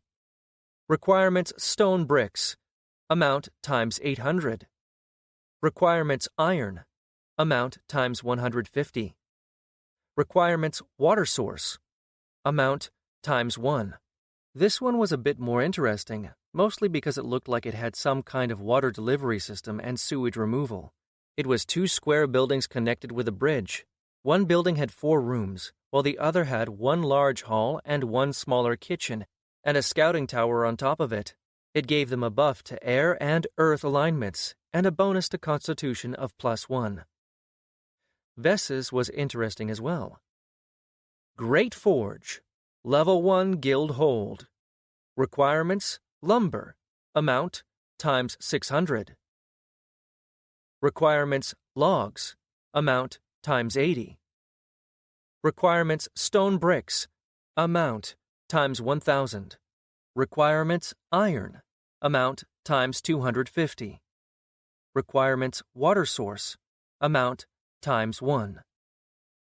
Requirements magma source, amount times 1. The volcano might be stable, but knowing that there was still magma down there made him shiver. Still, this hold was interesting, as it had an underground forge system which used magma and a water source for power. It also had a heating system. Above it on the ground it had a smaller building with 1 hall, 1 sleeping room, and kitchen. The buff that it gave was for increased affinity with fire and metal alignments, and a bonus to constitution of +1. The last was his own choice. Hall of Myths, Level 1 Guild Hold. Requirements lumber, amount times 1,500. Requirements logs, amount times 300. Requirements stone bricks, amount times 600. Requirements iron, amount times 100. Requirements water source, amount times 1. Requirements guardian anchor, amount times 1. This one had caught his eye because of this last requirement, which they met. After a closer look, he learned that a guardian was a beast that guards the hold and could be upgraded later on, and the heart of the manticore filled that requirement.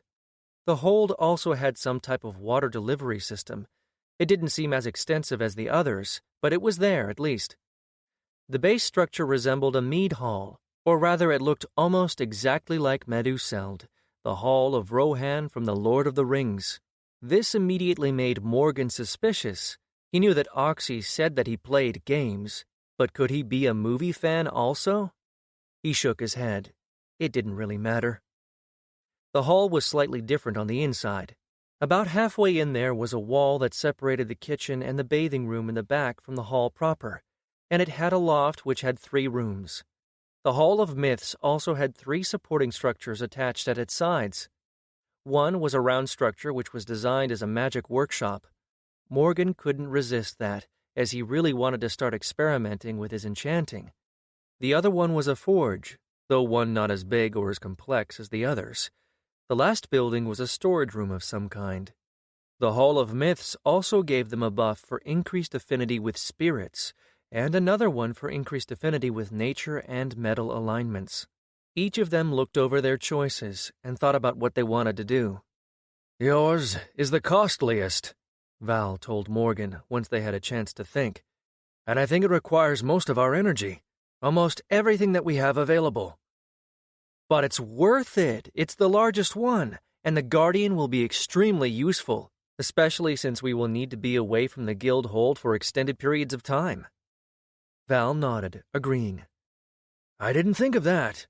You are right. We will need to go and hunt monsters, expand our domain.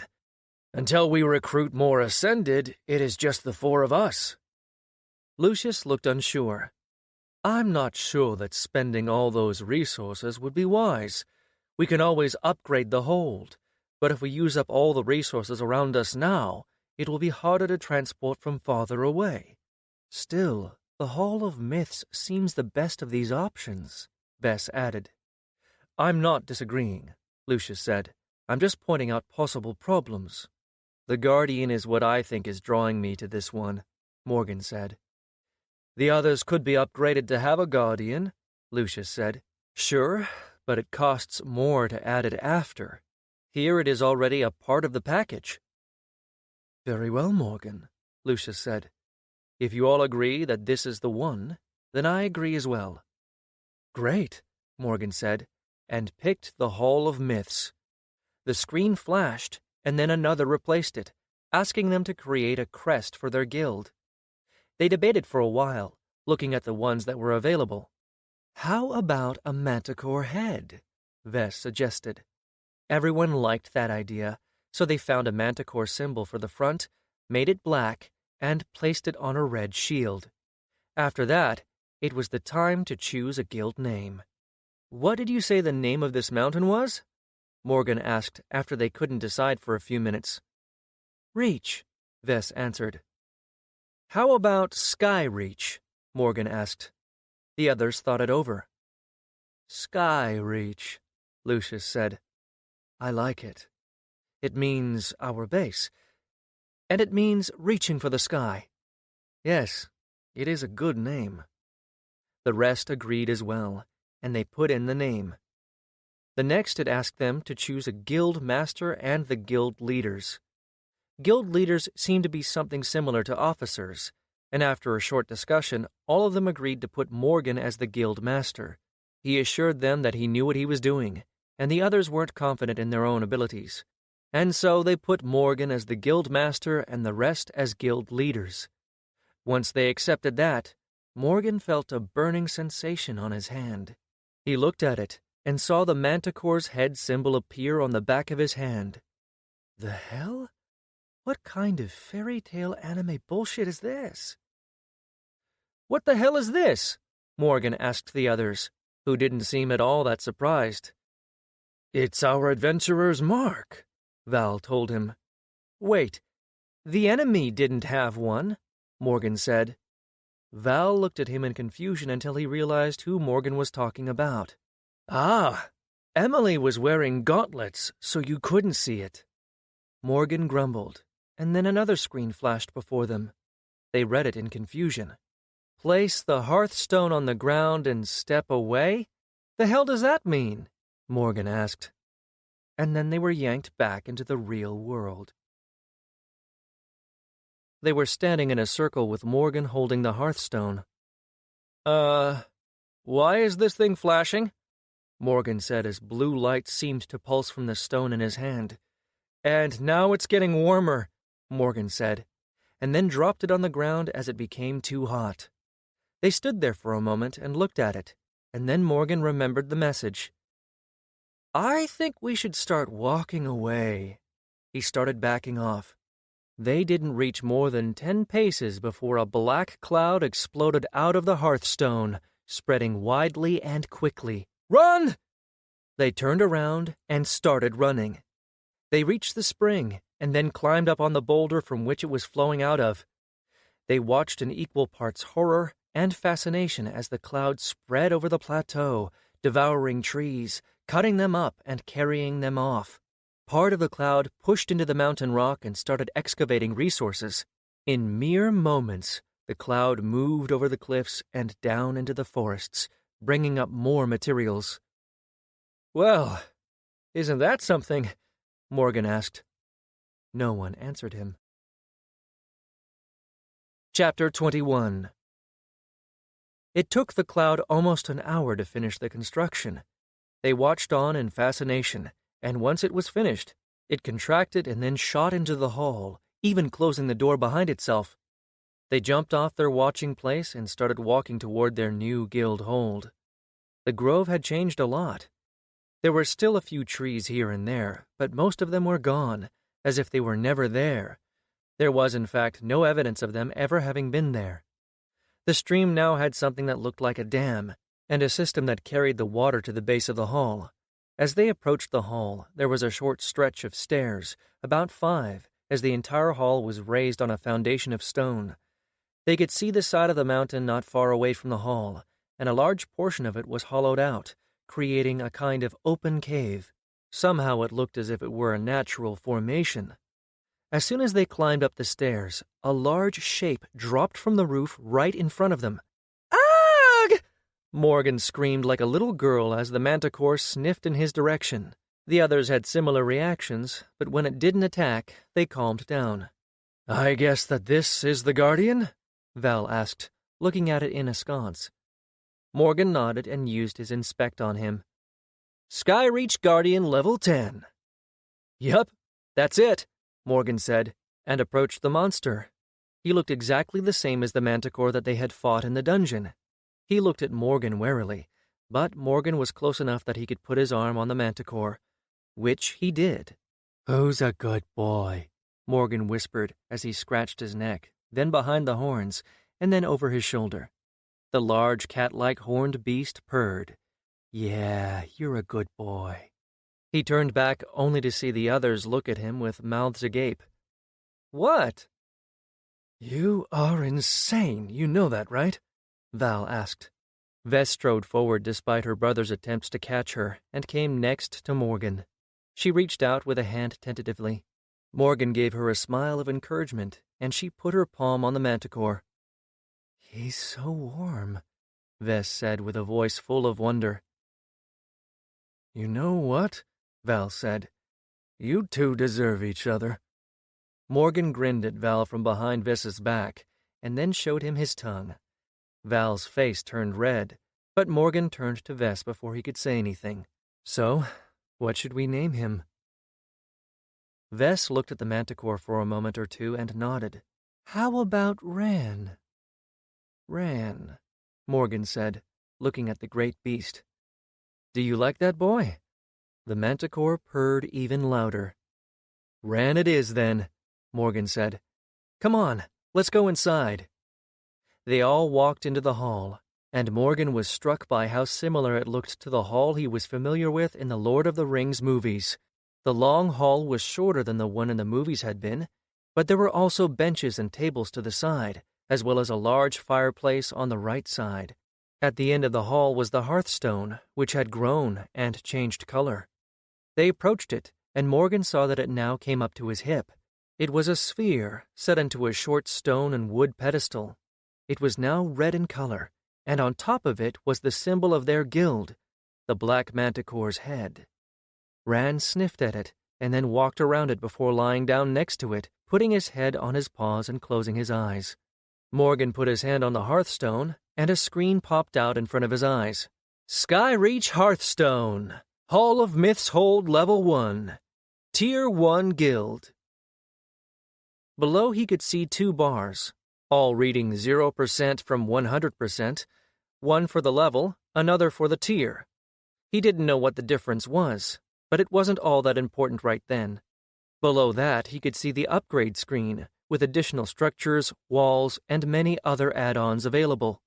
They didn't have the energy to build any of them. Morgan blinked and dismissed the screen before turning to the others and telling them what he had seen.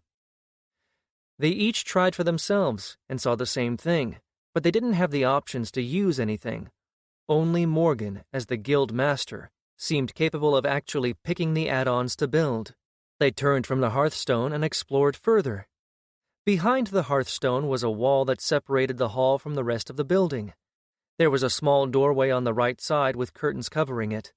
They moved through it and entered a small corridor that went from one side of the building to the other. To the left were the stairs that led to the loft, and in front of them were 2 doors, one leading to the kitchen and the other to the baths. Morgan took a deep breath. "All right, people, He turned to look at the others. "We have a lot of work to do, so let's go through every room and the other buildings and see what we are missing. We need a list. Tomorrow we will start for Turban." They split off and started exploring. Vess stayed with him, and once the others were out of hearing range, she leaned in close and whispered in his ear, "So, want to pick a bedroom?" They picked the largest bedroom, what looked like to be the master bedroom. Morgan figured that it was okay. He was the guild master and, well, there were two of them. Vestella had made it clear that they were going to be living together, and it wasn't like he was against that. They were lying on the bed, cuddled up to each other, and Morgan was looking at the beams above him, thinking, if there was one thing that he hated more than anything in the world, it was traitors. He still couldn't believe that that villain had tricked them and left them to die.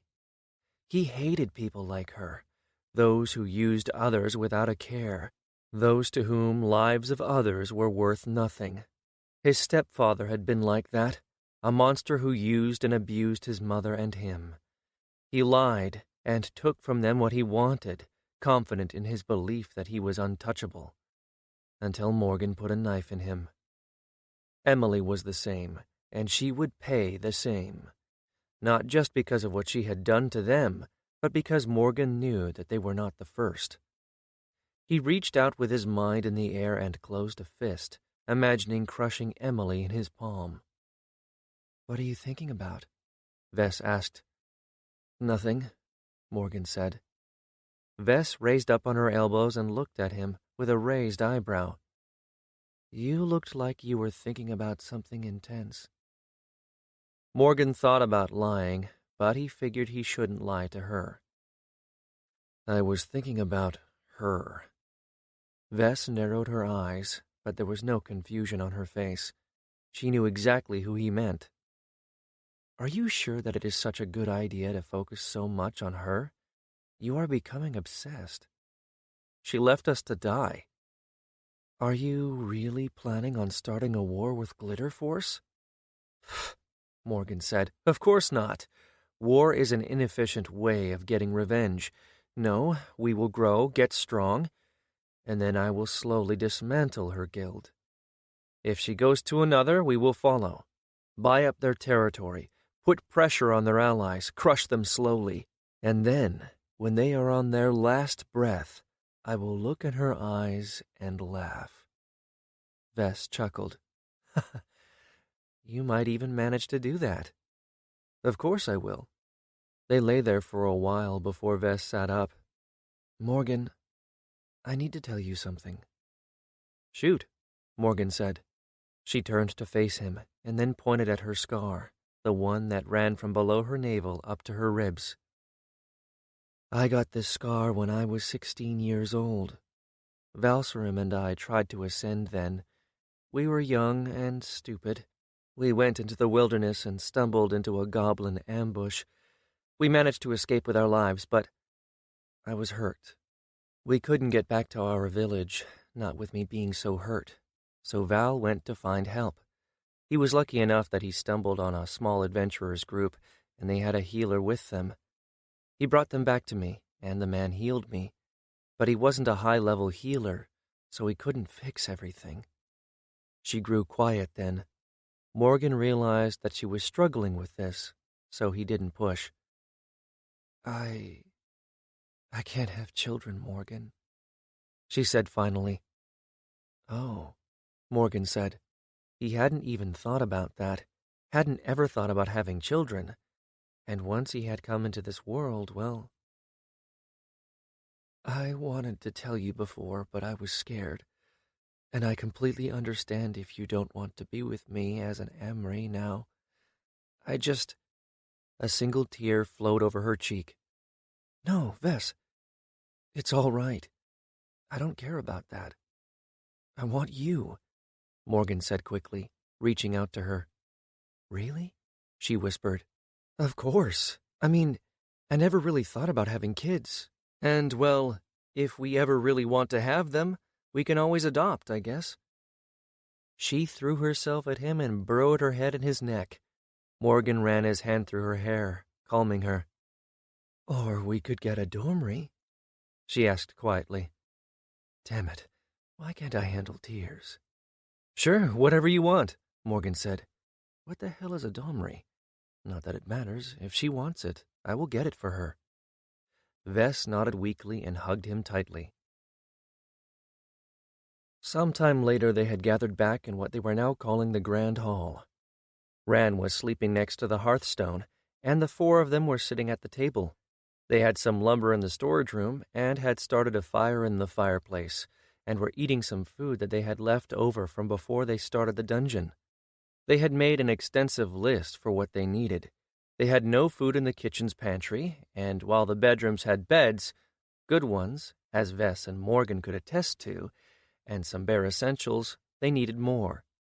Vess had taken the role of their treasurer, saying something about leading their household, and she had assured him that they had enough funds from the chest they had recovered to buy everything that they needed and still have more than half left. Val had looked in the forge, and while it had all the equipment he expected a forge would need, none of them knew how to use one. So Morgan had assigned Val with recruitment. They were going to try and find a smith, and a few other people for a few other positions.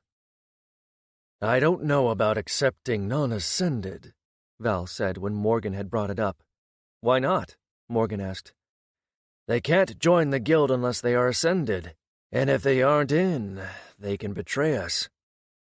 The other guild don't hire non-ascended? They do, in a manner of speaking, mostly for resource gathering and such. They don't have them in any really important positions, and certainly not in the guild hold itself. Wait, are there any rules for killing non-ascended? No, Lucius said. That is one of the reasons why most ascended look down on the non-ascended. It has created some problems in the past. Closer to the tower, the non-ascended are basically slaves. What kind of rules are those? The rules are the rules, Val said. Morgan shook his head, thinking about how best to populate their guild hold. A thought occurred to him. Wait, so the ascended who work in the guild holds, they don't go out and hunt monsters? No, the guild provides them with ascension crystals to survive, and they serve the guild. Most are usually those who want to stop or couldn't handle the hunting. They are rarely high levels. All right, then. We will look for people who are willing to ascend. I assume that a level 1 ascended can join the guild. Yes, but in order for anyone to ascend, they will need to learn a class, Val said. It might be good for Lucius and you to teach them the soldier class. Why? Val asked, and Lucius's eyebrow quirked up. It is an overall warrior class, and even if they don't want to go and level, they could be useful as soldiers in case of an attack on the guild. I don't want to teach them something like hunting or enchanting, not at the start at least, and even then maybe just for a few of them, so that we might have some hunters and such. Lucius and Val nodded. That makes sense, Val said. Good. Then you two will be in charge of finding non-ascended who are willing to join the guild. Get them to the hold and then train them enough to ascend. I assume that they don't really need to kill a monster, just eat a crystal? Val nodded. We will need to go out and hunt some monsters, get enough ascension crystals for us and the others, Morgan said. The ascension crystals that they'd had been spent to create the hold, along with the manticore heart that Morgan had. They had just disappeared from their inventories. Now they were basically living on borrowed time. Thankfully, all of them had more than a month of life left. Wait, how long will it take for the dungeon to respawn? Lucius answered him. A day, 2 at the most. Good. Any people that want to ascend and are willing to fight should be taken through the dungeon both for the leveling and to gather loot. You and Val can do that once we find enough people. Without the Manticore boss, of course. They nodded their heads. Now, Turban is the closest settlement, correct? Yes, Vess said. And it is ruled by a non-ascended mayor or something like that. That is correct, Vess answered. Well then, our first order of business is to bring the town under our rule, Morgan said. And how are we going to do that, exactly? Val asked. Easy. We will offer protection from monsters, allowing them to expand their farms beyond the sight of their walls. In return, they will give us a portion of their produce, maybe pay a tax. We'll see what kind of a deal we can strike with their rulers." "There are a lot of monsters out there in the wilderness," Lucius said. "We will start small, with one town. We clear all the monsters around them, and by then I hope that we have some more ascended recruits, which we will then send on patrols. After, as we grow, we expand," Morgan said. Val was looking at him strangely, and then he spoke. "You really know how to do this?" Morgan grinned at him. "Doubted me, didn't ya?" "Well, it's not hard to doubt you. I mean, half the time I wonder if you are sane or not." "Ha! Don't worry. I wondered the same thing." Somehow that didn't seem to have reassured Val. "Now, we have another thing to deal with," Morgan said, and nodded at Lucius. The Roman pulled out a chest that they found in the dungeon. "Are we going to take a chance?" Vess asked, referring to the class stones. "No. I am hoping that my inspect skill is high enough now to tell which class they are," Morgan answered. Lucius opened the chest, and Morgan looked at the stones and used his skill. Suddenly his eyes widened as a screen jumped in front of his eyes. Class: Blade Dancer. Requirement: Knight/Rogue, Soldier. Discipline: Domination. Class: Outrider.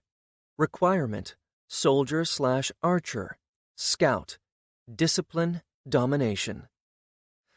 Class: Arcane Ranger.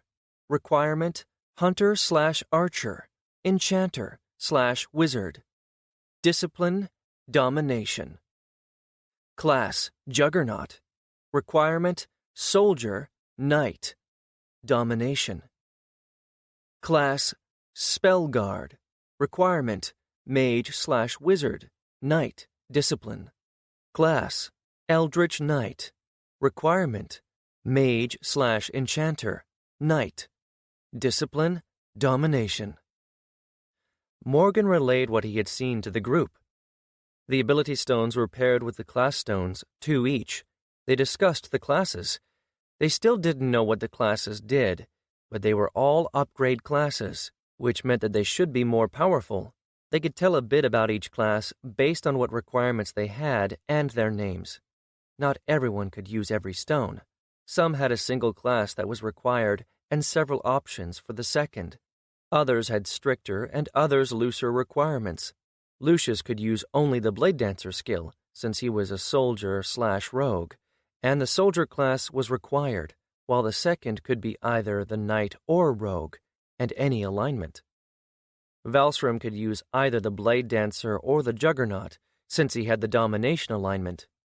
Vess could use either the Spellguard or Eldritch Knight, with her Knight/Mage class and discipline alignment. Morgan, on the other hand, could only use the Arcane Ranger, and the Outrider was the only one that would be useless for any of them. He knew that the class would change depending on which class and alignment you already had. There were a lot of possibilities, but still, he was interested in the Arcane Ranger class. "We could wait," Vess offered. "We don't need to upgrade our classes right now." "It would make us far more powerful," Val added.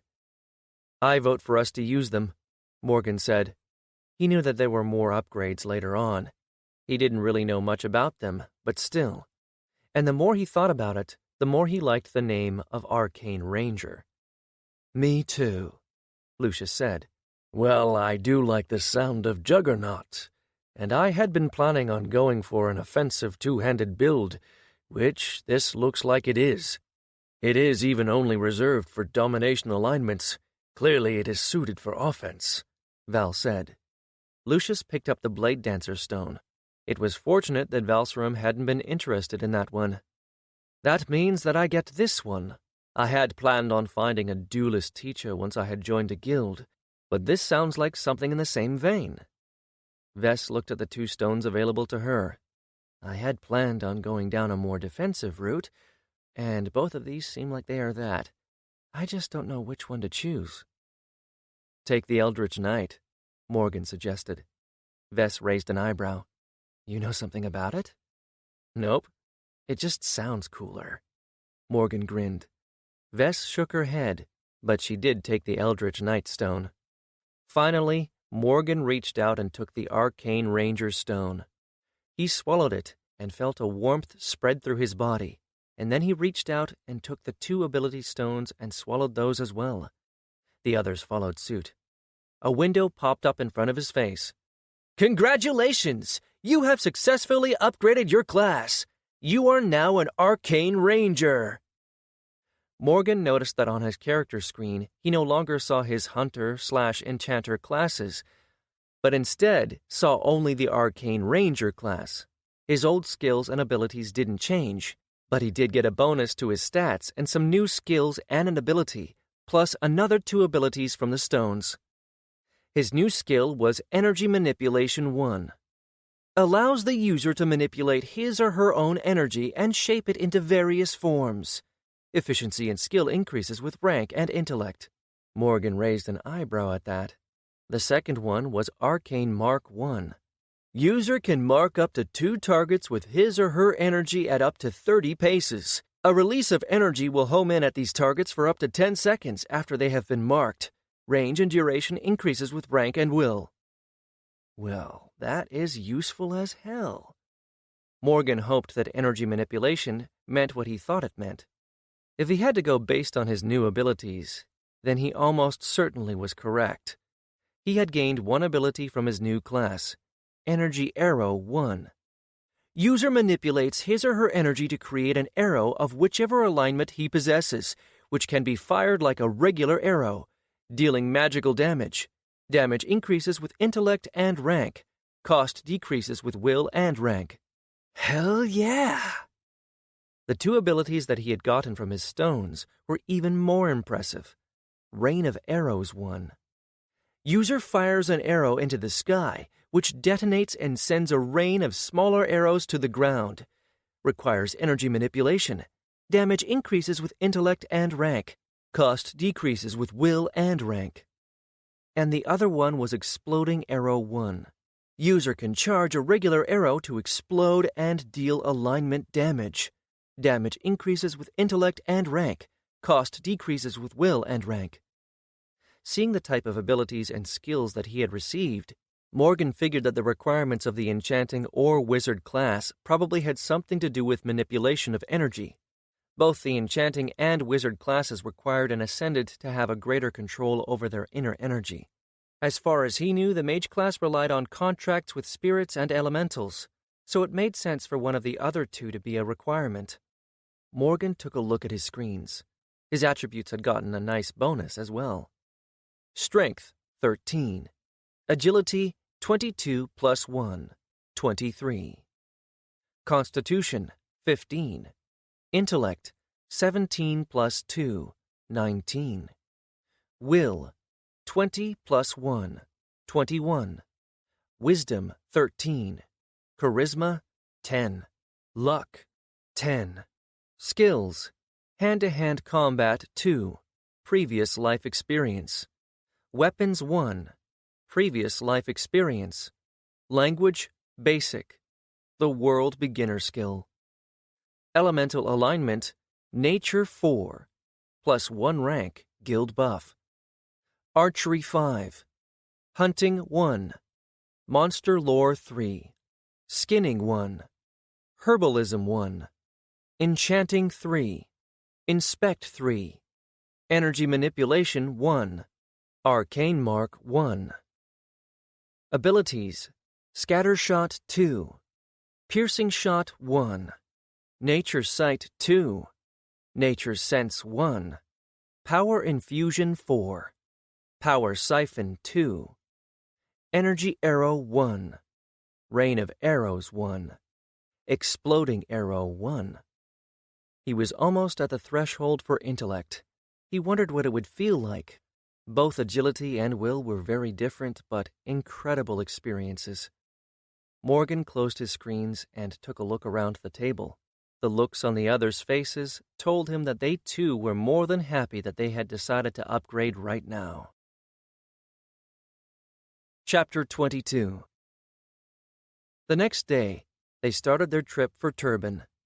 They left Rand to guard the hold, and had told him to make sure to dissuade anyone if they came and tried to steal their stuff. The Manticore seemed to understand their words, and when they left, he jumped up on the roof of the hold and watched his surroundings. It was also bound to the hearthstone, and didn't need to eat or sleep, as it got all of its power from the stone itself. They set a brisk pace, trying to get to the city as fast as possible, but, like always, Morgan just had the worst luck. Just 2 hours after they left Reach, they stumbled into a goblin ambush. Lucius noticed them first and yelled out a warning as he jumped to the side to evade a thrown spear. Morgan raised his bow and summoned an energy arrow. He could feel the energy move through his body from his core up through his chest and into his fingertips. He pulled the string back as a green arrow formed in his hand. Then he let it loose at one of the charging goblins. The green arrow flew through the air in a straight line and impaled the creature's chest, and a shower of green energy washed over it from the wound, dropping it to the floor.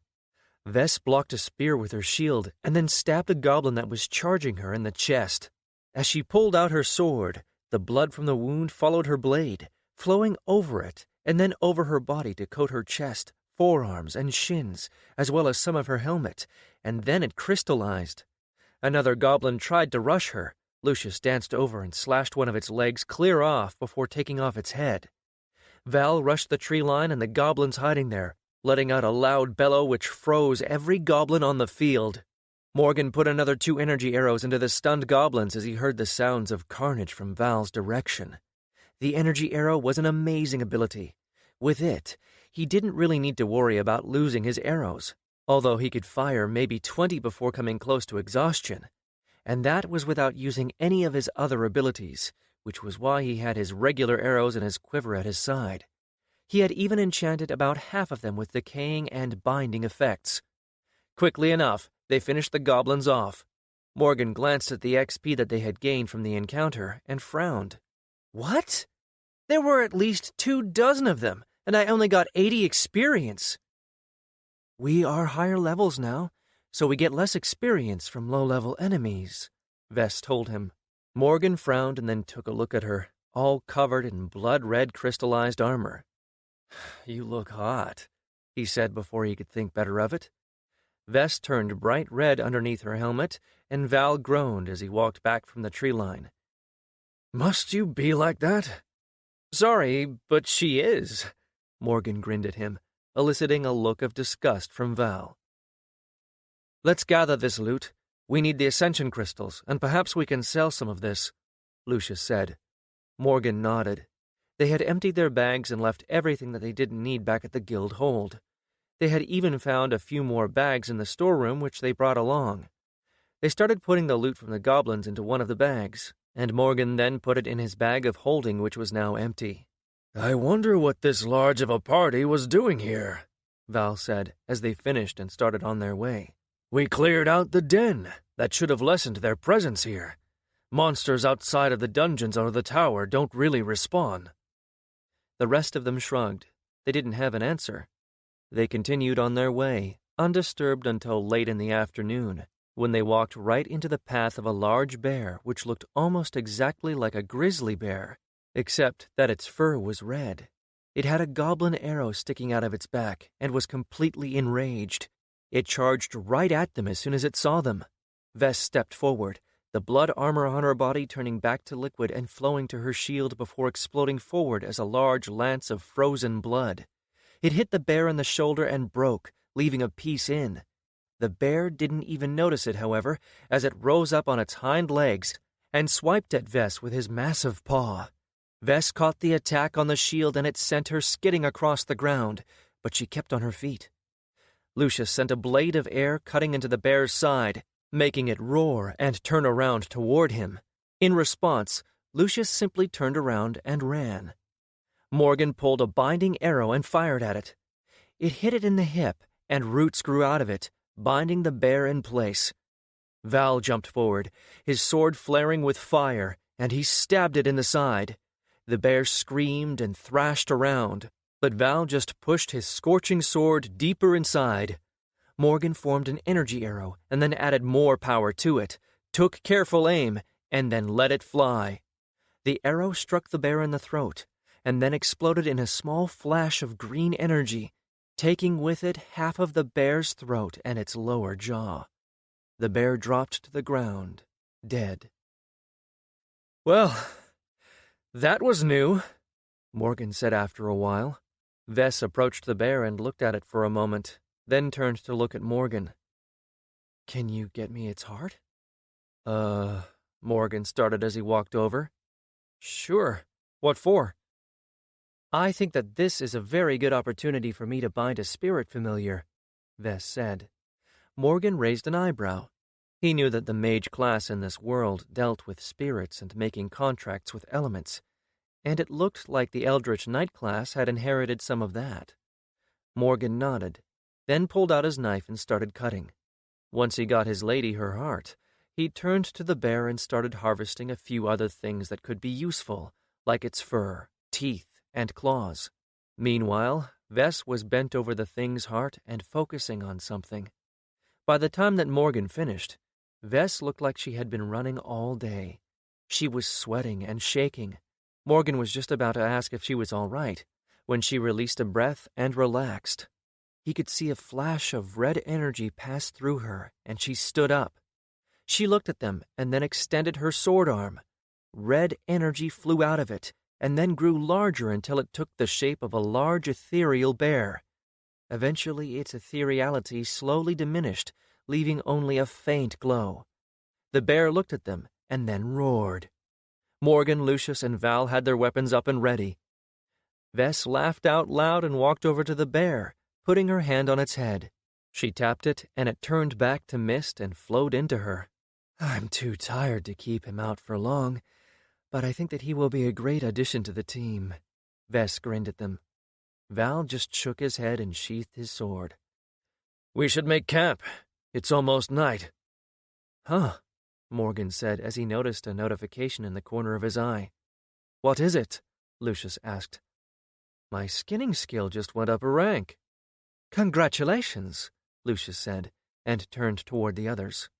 The others set out to make camp, while Morgan cut up some meat from the bear for dinner.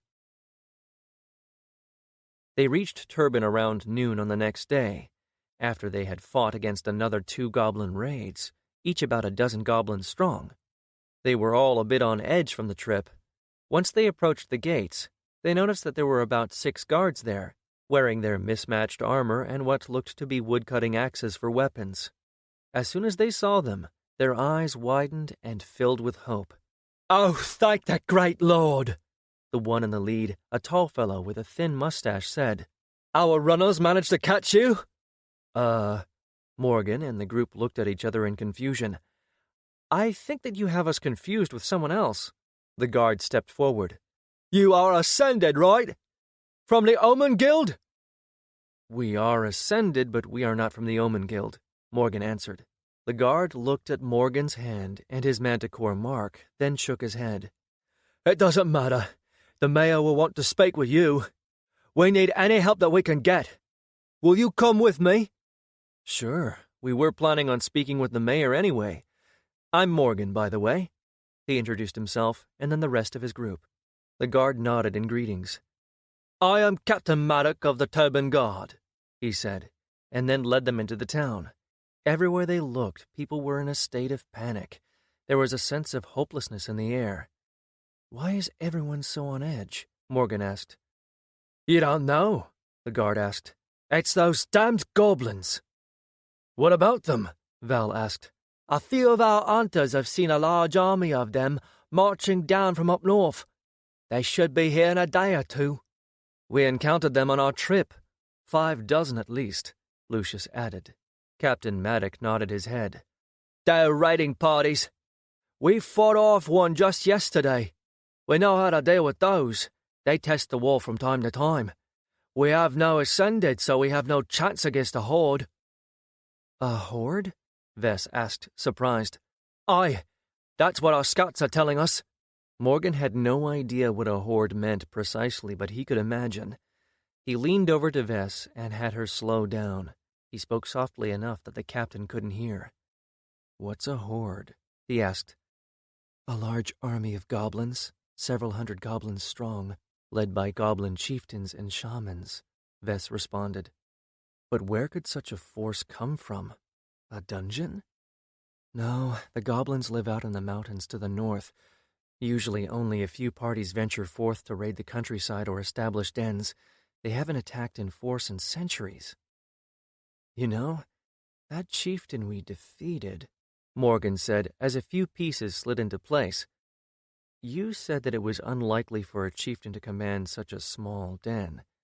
But it wouldn't be so strange if he had been sent here to scout out the area and make preparations for an invasion." Vess's eyes widened. "That could be it."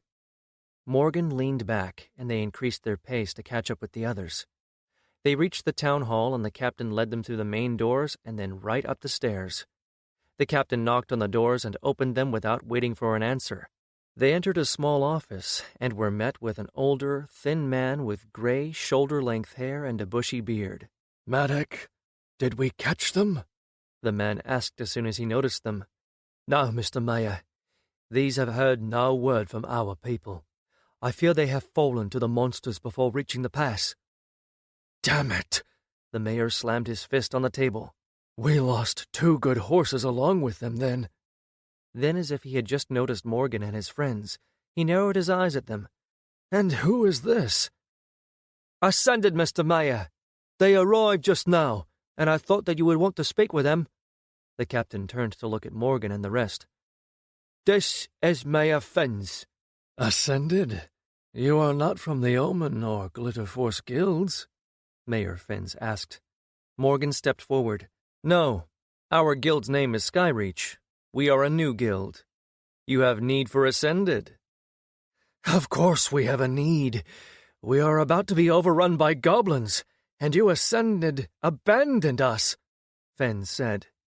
"With all due respect, Mr. Mayor, it is not our guild that abandoned you." The man looked at him like he wanted to argue the point, but he thought better of it. "You're right, but the question is, are you going to abandon us?" "You haven't asked us for help yet," Morgan said with a grin. The mayor grew quiet, and then looked Morgan in the eyes. "Will you help us?" "Of course," Morgan told him, and saw the mayor release a breath in relief. "Provided you give us something in return." The mayor grimaced. Morgan saw that he was angry, but he also saw that he was keeping that anger back. He really must be desperate. "What do you want?" Morgan nodded and then approached the desk. "You are all alone here, surrounded by monsters. You can't farm further than you can see from your walls. Your hunters don't come back from their hunts more often than not. Let's face it, you're barely surviving." Fens grimaced. "We are not Ascended. We don't have the same luxuries as you." "The truth is that you could be. You lack the drive to take the leap," Morgan said. Everyone looked at him, open-mouthed. "And I can understand that. It is why we will help you, as long as you agree to one condition." "We don't have much to give," Fens said. "You will swear your town to the service of the Skyreach Guild," Morgan said, and saw the mayor's eyes widen. "You will pay a tax in the form of 10% of all your produce. You will allow us to recruit any of your citizens who are willing to ascend, and your non-ascended will be working for the guild. In return, we will be hiring your people's services, paying in either coin or goods, and we will keep the monsters away from your town and allow you to expand your farms and town itself. And we will help you fight off this horde, of course." The mayor looked at Morgan in shock. Morgan frowned and turned to look at the others, who just shrugged. Then Fens finally spoke. "No guild has ever expanded its influence to our lands. We've tried to get them to do so, but none of them were willing to invest in a territory which had little to offer them in the short term. Why would your guild do so?" "I'll be honest with you," Morgan said. "Our guild is very new, and it is based here. Our guild hold is on Reach, actually. You built a guild hold here? Fens asked in disbelief. I see potential here, and our plan is to take all of this land under our domain. The other guilds might not want it, but we do. As your town is the first one to which we have extended this offer, your terms will be more favorable. That is, if you accept. If? Fens asked. Do you know what it would mean for my people to live under the rule of a guild? We have been trying to convince the guilds that send their outposts here to take us in for decades. Can you even make this deal? What will your guild master say? I am the guild master of Skyreach, Morgan said simply. The man looked from him to the others and then back, clearly lost for words. Morgan raised an eyebrow. Is that a yes, then? He could see that the mayor wanted to agree immediately, but he held back, thinking on it. Morgan could respect that. He was clearly thinking about his people. If you help us survive the next few days, we are yours. The man put his hand forward, and Morgan grasped it. Save the weak. Quest acquired. Reward, gain control of Turban and increase your domain. And here we go. Chapter 23. Morgan and Vess stood over a table in the main room of the town hall, looking at a rough map of the area. He had sent Lucius out to scout the goblin forces, and Val was looking over the defenses and the state of the guard. 4 of them alone might not be enough to fight off an entire horde, so they were planning to defend the town with the help of the people. Val would also be gathering volunteers who they would then train for the militia. They didn't have enough time to teach them enough to ascend, but they could still fight. Of course, an average goblin was between level 2 and 5, which was stronger than any non-ascended. But hopefully the walls would give them enough of an advantage to bridge the gap. Our scouts saw them here. Captain Maddock pointed to a river just 2 days north of Turban. They were in the process of crossing the river. They should be somewhere around here by now. He pointed to a hill less than a day's walk from the town. Lucius should be back by nightfall with more information, Morgan said. An ascendant could set a far faster pace than an ordinary non-ascendant. After that, we will start planning the defense a bit more in depth. Maddock nodded in agreement. For now, Morgan told him, I need every available set of hands put to work on the things I asked for. I still don't see why you want so much sawdust, Maddock said. Trust me, it will be useful, Morgan told him. And the other things I asked for? We are crafting as many arrows as we can. As many as we have the arrowheads for. The smith is working constantly on them. But we only have 10 bows in the entire town, and only 5 people who know how to use them. Don't worry.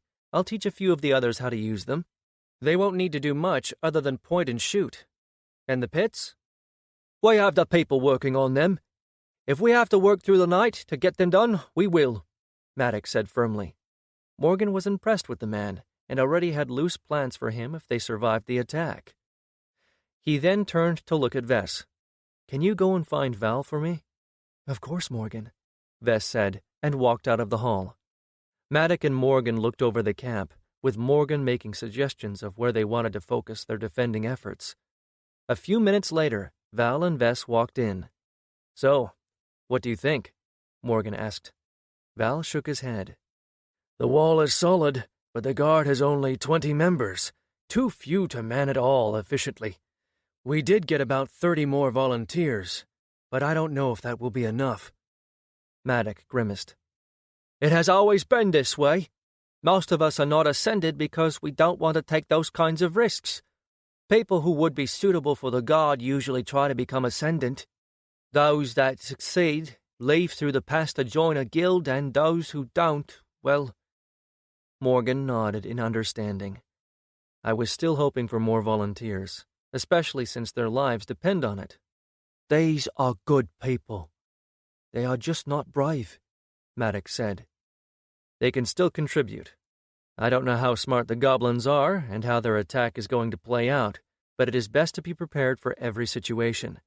I need you to assign water teams in case goblins try to set the town on fire. You have what, 3 wells? 4, and yes, I'll speak with the mayor, and we will speak with the people. Good. Morgan looked at the map again. I have a few more ideas about what we can do. Morgan started explaining his thoughts, and they brainstormed for a while longer. In the near afternoon, Morgan was sitting in an open area, multitasking. He was watching the few people of the militia as they fired their bows as he enchanted the arrows in front of him. With his level increases, he could make much more powerful arrows, but he wasn't doing that. Instead, he was going for a larger quantity of weaker ones. He was focusing on binding arrows, as his exploding arrow ability, while strong, could only be used by himself. The charged arrow would explode on impact or several seconds after it was charged. It wasn't an enchantment. It struck him a little while ago that everyone around him was obeying his orders. It was a strange feeling.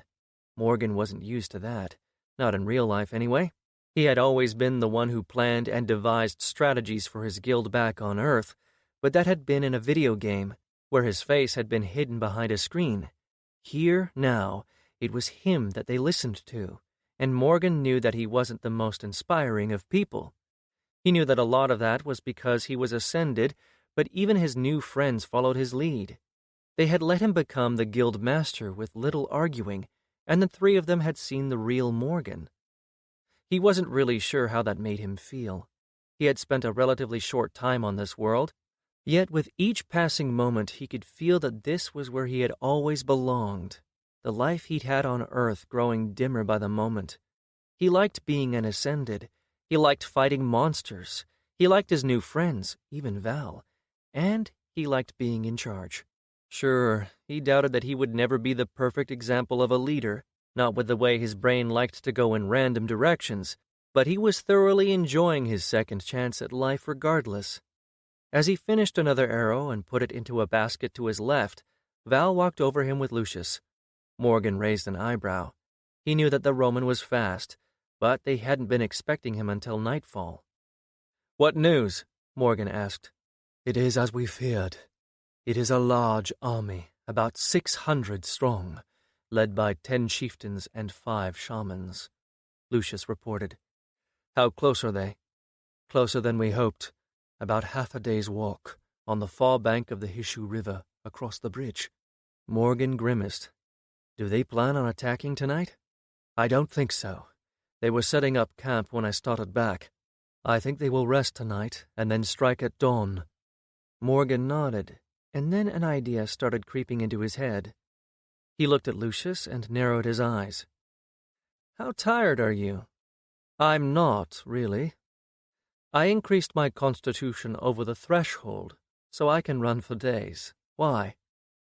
Morgan grinned wickedly. I think we can push the scales a bit more in our favor. He stood up and turned to look at Val. You and Vess keep training the guard, and work on the things I asked for. And what are you going to be doing? Val asked. Lucius and I will go visit our goblin friends. Morgan clapped Val on the shoulder. I have some gifts for them. The 2 of them set a brisk pace, which was somewhere around intense jogging. Morgan knew that Lucius could go faster, but Morgan had only 15 constitution, and his stamina wasn't on the same level. Still, he was fast enough. They reached the goblin camp just after nightfall. The camp itself was maybe 24 tents and a lot of campfires. It was across the river, with torches illuminating most of it so he could see shapes moving around. He used his inspect skill on those closest to him. Most of the goblins were of the warrior and scout variety, ranging from level 3 to 5. He did notice a few larger goblin shapes moving about between the campfires. That would be the chieftains. Tough bastards, Morgan thought, but he knew that they were now a higher level than the chieftains. Still, he used inspect on him. The noise that left Morgan's throat alerted Lucius, who leaned in. What is it? He whispered.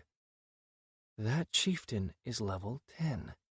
That's almost as high as the Manticore, Morgan whispered back. He wasn't much worried about his guild. But the non-ascended, that was a large gap in power for them. Lucius grimaced, but nodded. Monsters are like ascended. They can get stronger. They were bound to have a few stronger goblins in their ranks. Morgan still remembered the fight with that first chieftain. He hadn't really had the skill to see its level then, but it had been strong. But looking back now, he couldn't really tell how strong it was. Sure, they had a tough time fighting it, but they had weakened it first, and they'd had the advantage of numbers. And with how much XP it gave them, it still might have been close to this level. Morgan cursed silently for not having enough time to prepare. He knew that poison worked on goblins, if he had enough time. But no, they didn't have enough, and they were here on a mission. Those tents over there, those are where the chieftains and shamans are sleeping, right? Morgan asked. Lucius nodded in the dark, which Morgan could barely see. Yes. Morgan's plan had been to try and take care of their leadership, but they wouldn't be able to sneak through all that. He might be able to shoot from here and hit a tent, but he didn't know how much damage it would do. He decided to try something else. We need to get close to that bridge, Morgan said, pointing. Lucius nodded. Morgan had explained his plan to him already. They moved slowly and silently down the small incline, noticing 2 goblins standing guard across the bridge. Morgan turned to Lucius. I'll take the one on the right. You take the one on the left, he whispered. Lucius unsheathed his blades and moved away, getting into position. Morgan knocked an arrow and then glanced at Lucius, who nodded. Morgan let the arrow fly, and Lucius swung one of his blades. The arrow took the goblin in the head, and Lucius's air blade cut off the head of the other. The goblins dropped, and they waited to see if anyone had noticed. When no one came to investigate, they moved closer and dragged the bodies to the edge of the bridge and throwing them into the river. They reached the bridge, and Morgan motioned to Lucius to get down closer to the riverbank and beneath the bridge. Keep guard, and warn me if someone comes along. Lucius nodded, and then disappeared somewhere in the dark. Morgan looked at the bridge stretching before him. The river wasn't all that deep, maybe 5 paces, if what Maddox said was true, but it was fast-moving. The bridge itself was wooden, about 10 paces across, wide enough for 2 cars to pass through side by side.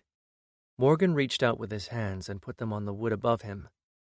Slowly, he started manipulating his alignment, forcing the wood to decay.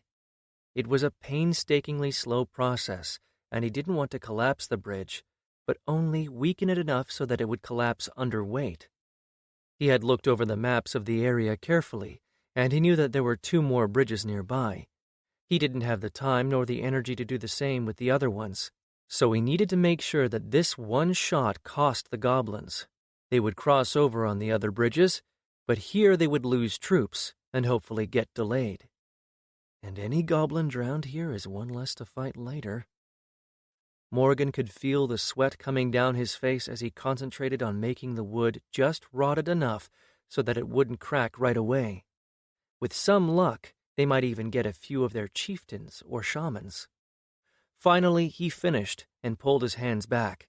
He looked up, turning his nature sight on. He could see the decay taking over the wood, but his power was in there, keeping it from taking over quickly. He blinked his eyes and shut off the sight. Slowly he climbed up, and Lucius was suddenly there next to him. "Did you do it?" "Yeah," Morgan said. "Let's get out of here." Lucius nodded, and they started their way back to the town. Chapter 24. Morgan woke up just before dawn and started getting ready for a long day. Vess woke with him, and they walked down to the common room of the inn, where they were given rooms. Val and Lucius were already up and sitting at the table talking softly. Morgan and Vess joined them, and the innkeeper brought them breakfast. About halfway through their meal, both Lucius and Morgan jolted slightly. Morgan took a look at the symbol flashing in the corner of his eye and grinned. He opened it up, and a screen appeared in front of him. XP gained. 18 times Goblin Scouts killed, drowning, equals 18 XP. 27 times Goblin Warriors killed, drowning, equals 135 XP. 3 times goblin chieftains killed, drowning, equals 30 XP.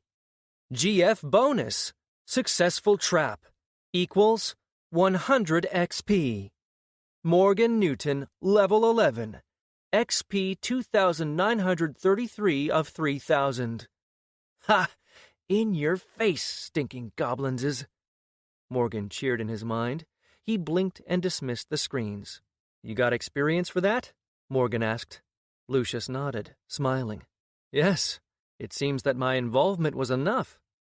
Great. I'm even close to leveling up, Morgan said, and then put his hand up in the air, looking at Lucius. Up top! The Roman looked at Morgan with amusement, and then put his hand up awkwardly. Morgan grinned and gave him a high five. What are you two grinning about? Vess asked, looking at them. We just killed a bunch of goblinses, Morgan explained. We even got some of their chieftains. Val put his head in his palms. I can't believe that worked. Of course it did. I'm awesome. Morgan beamed at Val. Stupid-ass golem wannabes. Great Lord, you are going to be insufferable now, aren't you? Val asked. What? Moi? Morgan asked in mock shock. Val murmured something that sounded very much like crazy chosen. Then Morgan frowned. Wait, you guys are still in the group with us. Why didn't you get any experience?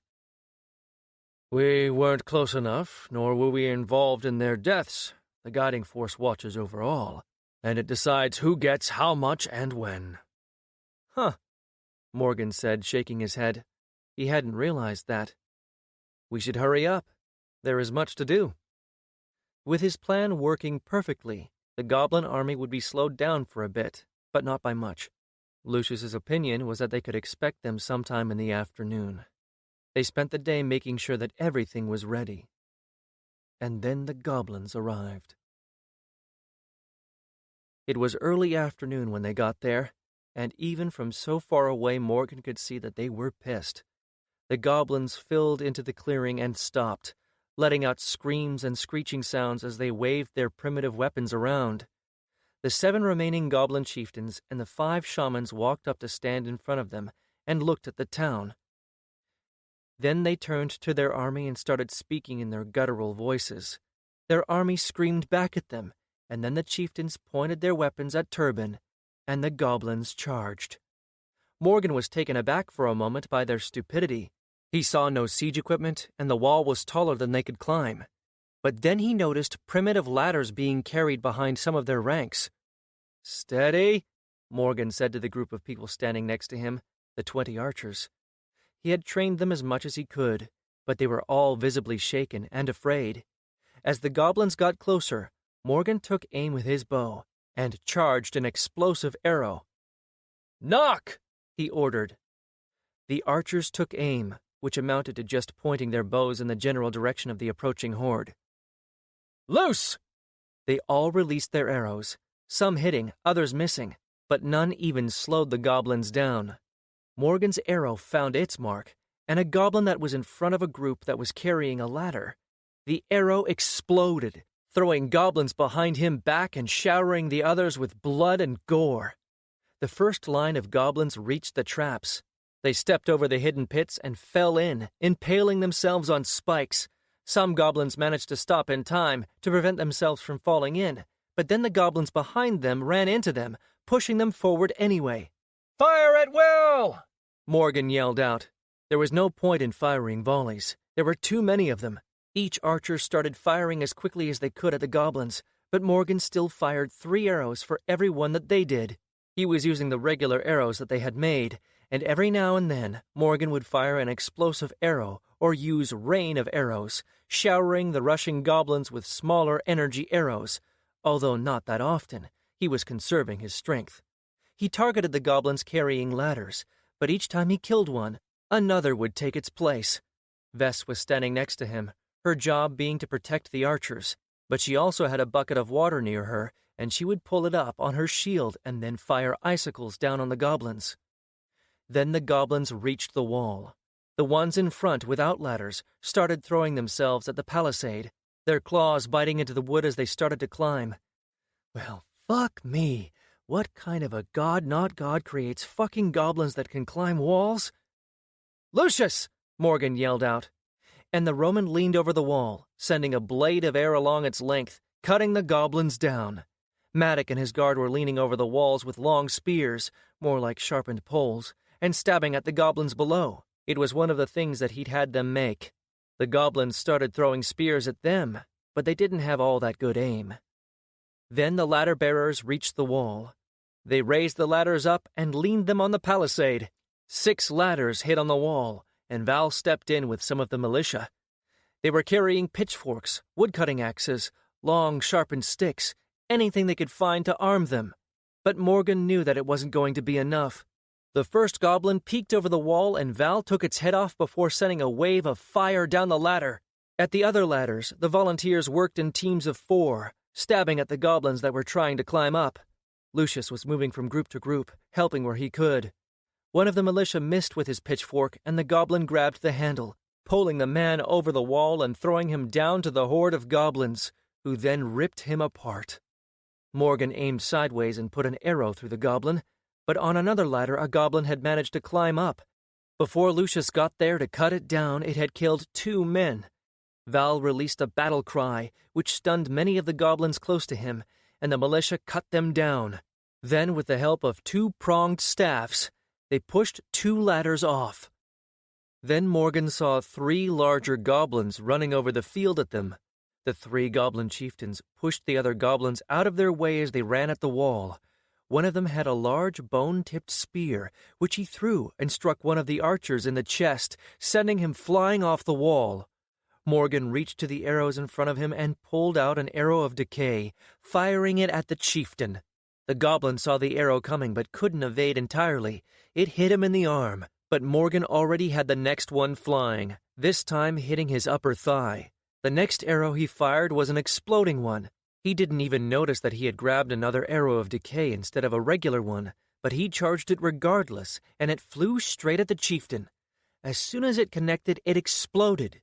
But instead of the usual explosion of a greenish nature element, the explosion was black. The black aura affected at least 10 goblins next to the chieftain, and almost as soon as it dissipated, the goblins started coughing and falling down. Those further away stood back up, but they were stumbling forward. The chieftain fell down to one knee, its skin turning a sickly color. Morgan put an arrow right through its head. Well, that was unexpected, Morgan thought, but he didn't dwell on the development, as he didn't have the time. A few paces from him, one of the goblin chieftains managed to climb up the wall and started swinging its large 2-handed hammer, crushing a militiaman. Vess stepped forward, and the red aura left her. A moment later, her bear spirit was on the wall, and it fell on the chieftain. The goblin tried to swing at the bear, but it smashed one of its paws into the hammer, sending it flying off the wall. Before its giant maw opened and closed around the goblin chieftain's head, the bear raised the goblin in the air and swung its head from side to side, ripping its head off and sending the body flying away. Then the bear fell on the few other goblins that had managed to get up on the wall, with Vess following behind. Morgan turned back to the field just as a ball of fire flew over his head and landed somewhere in the town. The goblin shamans had joined the fight. Morgan saw them standing some distance from the walls with their staffs raised above their heads and casting their spells. "Maddock!" Morgan yelled out. The guard captain turned to look at Morgan, and he pointed to the town. "Get those water teams on that!" Maddock, covered in blood and grime, nodded and walked off the wall. Morgan took aim with one of his energy arrows and let it fly. Without drop, the arrow flew straight as a bullet and punched through one of the shamans' throats. The others stopped their casting as they realized that they were in danger, but before they could move away, Morgan killed one more of them.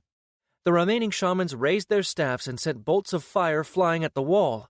Morgan and the rest of the archers were forced to crouch and hide behind the ramparts as the balls of fire hit. In the lull before their second casting, Morgan stood up and fired at them again, but now they were paying attention and had moved out of the way. On the other side of the wall, Morgan could see Lucius fighting the last chieftain, and just as his class name implied, the Roman danced around the goblin chieftain as he inflicted wounds on him. all the while staying out of the reach of the chieftain's longsword. In the blink of an eye, Lucius had stepped in and put a short sword through the chieftain's throat. Then, as he looked over the battlefield, Morgan noticed a large group of goblins moving around the palisade. "Val!" Morgan yelled out at the half-elf. "They're trying to flank us!" They didn't have enough people to man the entire length of the wall, and it looked like the goblins were smart enough to realize that. Val looked at the group and then rounded up some of his militia before running over to protect that side of the wall. Morgan sent a few more exploding, decaying arrows, creating short-lived clouds of dark aura which weakened the goblins. Another 2 chieftains rushed at the wall, one of them carrying 2 large battle axes, and the other a massive stone-head mace. The shamans were preparing to cast something, and Morgan knew that they couldn't hold out for much longer. The 4 of them had been doing a lot of work. It was because of them that the wall had survived for so long. They had lost almost half of their militia, and there were still around 300 goblins out there. But now every goblin in the army was on the field in front of Turban, meaning now was the moment to execute his plan. "Switch to binding arrows!" Morgan ordered the archers as he too grabbed one of the binding arrows from the basket in front of him. They started firing them blindly into the goblins. The roots exploded from impact points, rooting the goblins in place. Morgan aimed for the chieftains and managed to root them as well, but he could already see that they were cutting into the roots to free themselves. Then, as Morgan thought that they had fired as many of those as they needed, he issued new orders. "Switch to fire arrows! Throw the dust bombs!" Morgan yelled out. The archers switched to the prepared arrows and lit them in the braziers next to them, while the rest of the militia ran to the baskets containing small jars filled with sawdust and started throwing them over the walls. The jars broke, showering the goblins with tiny pieces of fine wood. Then he and the archers fired. The fire arrows flew over the battlefield and rained down on the army. Some found goblins, but they were not their true targets. Their target was the ground. The jars filled with sawdust were just a small portion of the sawdust that they had collected. The town of Turban had survived mostly by trading lumber, and they had a lot of it. The citizens of Turban had spent an entire day covering the field with that sawdust, making sure that they didn't place any too close to the town. The majority of the goblin army was now standing on that sawdust. The arrows fell, and the dust ignited, burning furiously and filling the air with tiny, scorching particles. Some of the goblins' clothes caught fire. Some had burning sawdust enter their eyes, mouths, noses. Some of the roots binding the goblins to the ground caught fire. The goblins burned as Morgan and the archers kept firing, setting the field ablaze. The people on the walls kept throwing dust bombs over the walls onto the now burning goblins. The jars broke and sent more dust into the fire. Lucius stood on the wall and was swinging his swords, sending waves of air into the enemy, creating a cloud of fire dust which filled the field. The wind picked up the particles, creating a scorching wave of fire. The field burned, and the goblins screamed. Morgan saw the 2 chieftains burn, their skin turning to charcoal as they caught on fire. And just like that, the goblin army was broken. Those that didn't burn turned and ran away. And the city of Turban watched. Chapter 25. The next day was spent in equal parts celebration for the great victory that they had won, and in sadness for those that had fallen. The people of Turban had lived through a great ordeal. 3 houses had burned down, and 30 people had died. A number far less than it would have been, however, without the help Morgan and his friends had provided. The fire on the field had died off almost as quickly as it had started. Most of the land surrounding the city was farming land, earth which the townfolk had been preparing for seeding next month. There was not much there to sustain the fire, and the sawdust burned up quickly. After the bodies of goblins had dissolved into dust, the flames on their bodies had dissipated. Still, not all of the goblin army had burned up. They believed that at least 2 chieftains had survived, along with 3 shamans, and Lucius and Morgan had went out in the night to hunt and harass the remnants. They had managed to kill quite a few, at least another 2 dozen by Morgan's count, but they had let the rest go. There was no more than another 2 or 3 dozen of them left. Morgan already had plans to organize the militia into patrols to sweep around the territory of Turban and make sure that all of them were gone. Some of the militia had shown interest in becoming ascended, and the Sky Reachers were teaching them the basics for the classes that they knew. The archers that Morgan had commanded had all shown interest in learning the hunter class, so he planned on trying to teach them the basics of archery and the rest of his basic hunter skills. From what Val had told him, they didn't need to be all that good at it, but rather just have a grasp on the basics. The cleanup after the battle was the most tedious part of the day.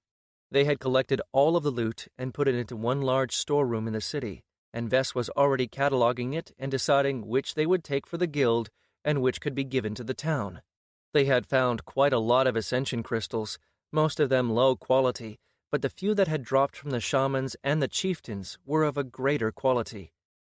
Which left Morgan and Val in the mayor's office. He had yet to speak with the man following the battle, and even though he would much rather drop into a soft bed, the mayor had insisted on speaking with him before he did. "We survived, but—" Fens trailed off. "You fought for your lives and won. That is what matters," Val said. Fens closed his eyes in sadness.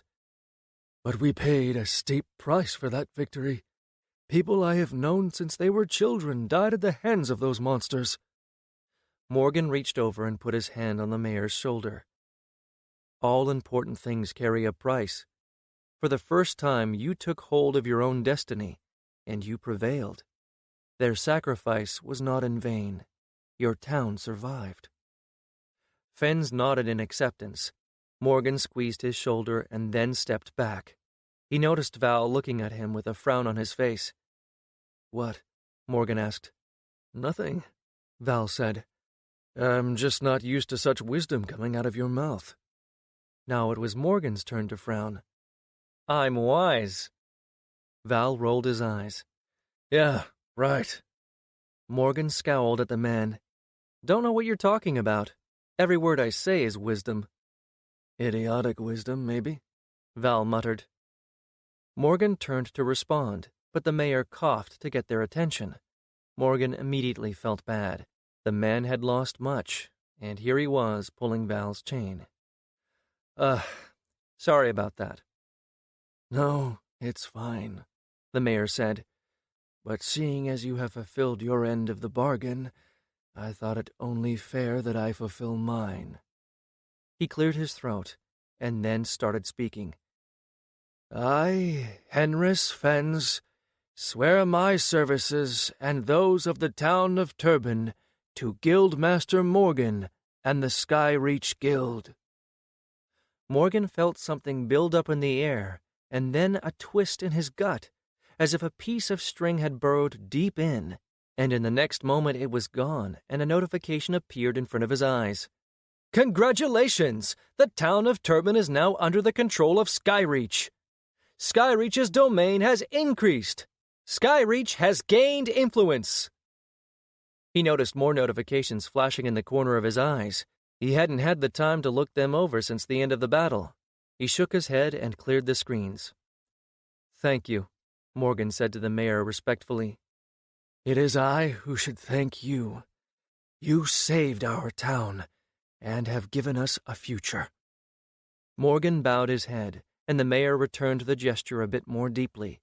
They then shook hands, and Morgan and Val left the room. After they left the town hall, Val stopped him. "I wanted to apologize to you." Morgan was taken aback by that. "What for?" "For the way that I have spoken with you. I have a hard time believing in people. I haven't trusted anyone since my parents left us." "It doesn't bother me. I know that I can be difficult," Val interjected.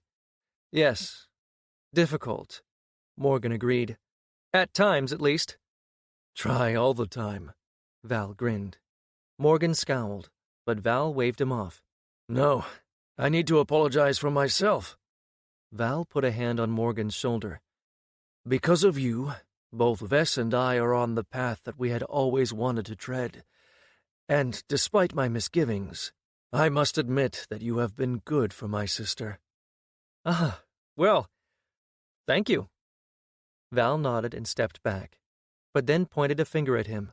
I will still kill you if you ever hurt her. Right.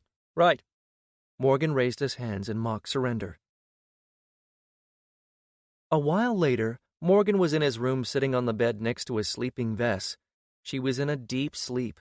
The poor thing had exhausted herself with keeping the spirit bear ability active for so long. Morgan pulled the covers over her, and she murmured something in her sleep.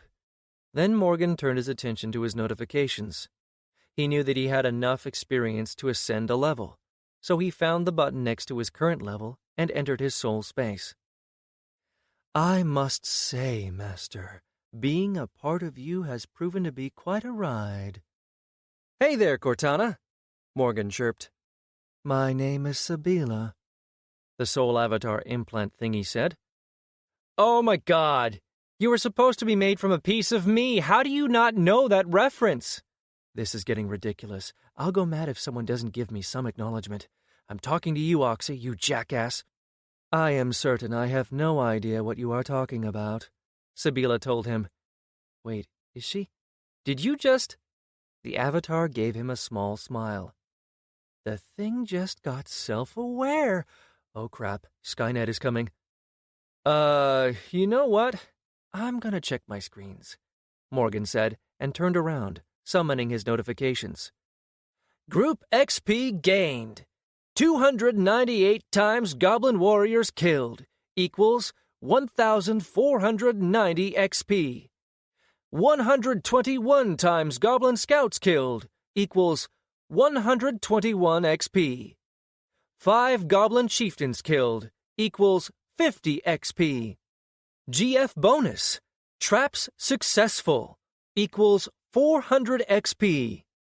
GF bonus, save the weak, defend the city of Turban, quest accomplished, equals 1000 XP. Morgan Newton, level 11, XP 5027 of 3000, ascension possible. Morgan pressed the ascension button and, a moment later, he leveled up. Morgan Newton, level 12, XP 2094 of 4000. The level gave him 3 attribute points, as well as 1 skill and 1 ability point. With the points which he had left over, he now had 4 skill and 3 ability points to spend. A glance at his tables, and he saw that his enchanting, archery, alignment, and energy manipulation skills had increased by 1 rank each. Fuck yeah! His abilities had gained rank as well. Energy Arrow, Exploding Arrow, and Power Infusion. And he even had a new ability, Ward. User can charge an enchantment to transform it into a ward. Effect depends on the enchantment used. Size and potency depend on intellect and will. Huh. So my arrow accident was actually a ward. I wonder what more I can do with that. Morgan had given his skills some thought since he realized that upgrading them cost the same as the rank that he upgraded to. It wasn't efficient to spend those points on that, especially since skills gained rank when he used them. He realized that those skill points were probably best used to purchase other skills. But since he didn't think that he needed anything new now, he left those points alone. His abilities each cost 2 points to upgrade, but he didn't want to spend anything now. He could still upgrade them by practicing, so he left those aside for now as well. Finally, he spent his 3 attributes all on intellect. He accepted the changes, and the familiar rush passed through him as Sabila adjusted his body as his intellect passed the first threshold. He felt something happen in his core. The energy there seemed somehow denser, and he felt like he understood it better. Thanks, Sabila, Morgan said. I don't speak with the soul Skynet thingy enough. Need to give her compliments so that she doesn't take over. Of course, Master, Sabila said. Morgan took one last look at his tables. Strength, 13. Agility, 23. Constitution, 15. Intellect, 19 plus 3, 22. Will, 21. Wisdom 13, Charisma 10, Luck 10. Skills: Hand-to-hand combat 2, Weapons 1, Language Basic, Elemental Alignment Nature 5, +1 rank guild buff, Archery 6, Hunting 1, Monster Lore 3, Skinning 2, Herbalism 1, Enchanting 4, Inspect 3, Energy Manipulation 2, Arcane Mark 1. Abilities: Scatter Shot 2, Piercing Shot 1, Nature Sight 2, Nature Sense 1, Power Infusion 5, Power Siphon 2, Energy Arrow 2, Rain of Arrows 1, Exploding Arrow 2, Ward 1. Satisfied, Morgan nodded to himself. "All right, Sabila, send me out." A moment later, he was back in their room in Turban. As he returned to reality, he realized that the ascension had rejuvenated him, and he did a double-take. Somehow he had forgotten about that. He had delayed looking through his notifications because there was so much work to be done, and he could have just ascended and been good as new. He glanced at Vess and chuckled as he realized that she had likely forgotten as well. He stood up. The others were all probably asleep, but he, no longer feeling the need for sleep, went outside now that he had some free time. He could always practice his enchanting, and now he even had a new ability to test out. Morgan spent the entire night sitting in the area that they had assigned for training, practicing with his new ability. He even got a new skill from it, which confirmed to him that self-teaching was another way of learning and gaining skills and abilities. He got the warding skill, which utilized enchanting with energy manipulation. He made several different types of wards, some bound to arrows, which would trigger on impact and create an area of effect, and a few others. He even managed to tie one to a cobblestone, which would send a burst of energy into the air once anything that had sufficient life came near it. Morgan was pretty sure that he had just discovered an alarm system. But there were an endless amount of possibilities, although he was limited by his alignment in most cases. His energy was nature-aligned, green-tinted, and while he could send out bursts of pure energy, he couldn't really affect any other element. So far, he could only use life and entropy. Still, he was excited at the prospect of discovering more. It was mostly figuring out stuff going by a feeling. Then, as morning came, the people of the town started moving about. Val was the first to come to the training area, followed by Vess, who made her way to him. "You didn't sleep last night?" she asked him as she gave him a hug. "I ascended. It took care of my tiredness." The look on her face was almost priceless. Morgan had been right. She had forgotten. I was so tired I could barely think. It didn't even occur to me." Vess shook her head. "So, did you ascend?" "Level 12 Eldritch Knight reporting in." She gave him a mock salute with a fist to the chest, and Morgan grinned. Somewhere in the distance, Val groaned in exasperation. Then Lucius arrived, and Morgan stood. The plan for the day was for the two of them to scout some more of the surroundings, while Val and Vess trained the militia. "Ready?" Morgan asked. "I am," Lucius answered. Before setting out, they headed to the storeroom where Vess had catalogued the loot from the battle. The entire room was as large as a mid-sized stable, and it was filled with loot. Most of it was trash, and most of that they had decided to leave for the people of Turban to repurpose or sell to the other towns. But at the end of the room was a table with a few items that Vess had picked up for the guild. She had taken up the inspect skill as well after Morgan had told her how useful it was. There were a few weapons there and some armor, mostly recovered from the chieftains and the shamans that they had killed, and Morgan used inspect on them. Great Sword of Strength, level 9, requires 20 strength, plus 2 strength. Fire Battle Axe of a Goblin Leader, level 8, requires 18 strength. Cuts sear the wound. Mace of Crushing, level 12, requires 20 strength. Attacks send small shock waves through the impact point. Short Sword of Frost, level 10, requires 20 agility. Has an aura of frost, dealing frost damage on hit. Longsword of Winds level 12. Requires 25 agility. Sword can store wind energy and unleash it into a gust of wind. Staff of Fire Shaman level 11. Requires 20 intellect. Fires bolts of fire when given energy of a domination alignment. Staff of Accumulating Power level 10. Requires 20 will. Staff can store energy to be called upon later. The weapons were at least ones with effects, whereas most of the armor was not. But Morgan didn't worry about that. He figured that he could enchant those pieces. He grabbed one gauntlet, a light piece with small plates covering it. It didn't have the other gauntlet. Either the goblin who had worn it hadn't had the other one, or they hadn't found it. Still, it was a nice piece of equipment, and Morgan pulled it onto his right hand and fastened it. He could experiment with enchanting or warding it later. Lucius grabbed the long sword of winds and put down his old gladius. He already had a good weapon, the short sword of flowing blood, which they had found in the dungeon. Morgan switched his short sword for the short sword of frost, as there wasn't anyone in their group who carried short swords other than Lucius and Morgan only did in order to have something as a last resort. And Val would probably choose between the battle axe and the great sword, and Vess would take the mace.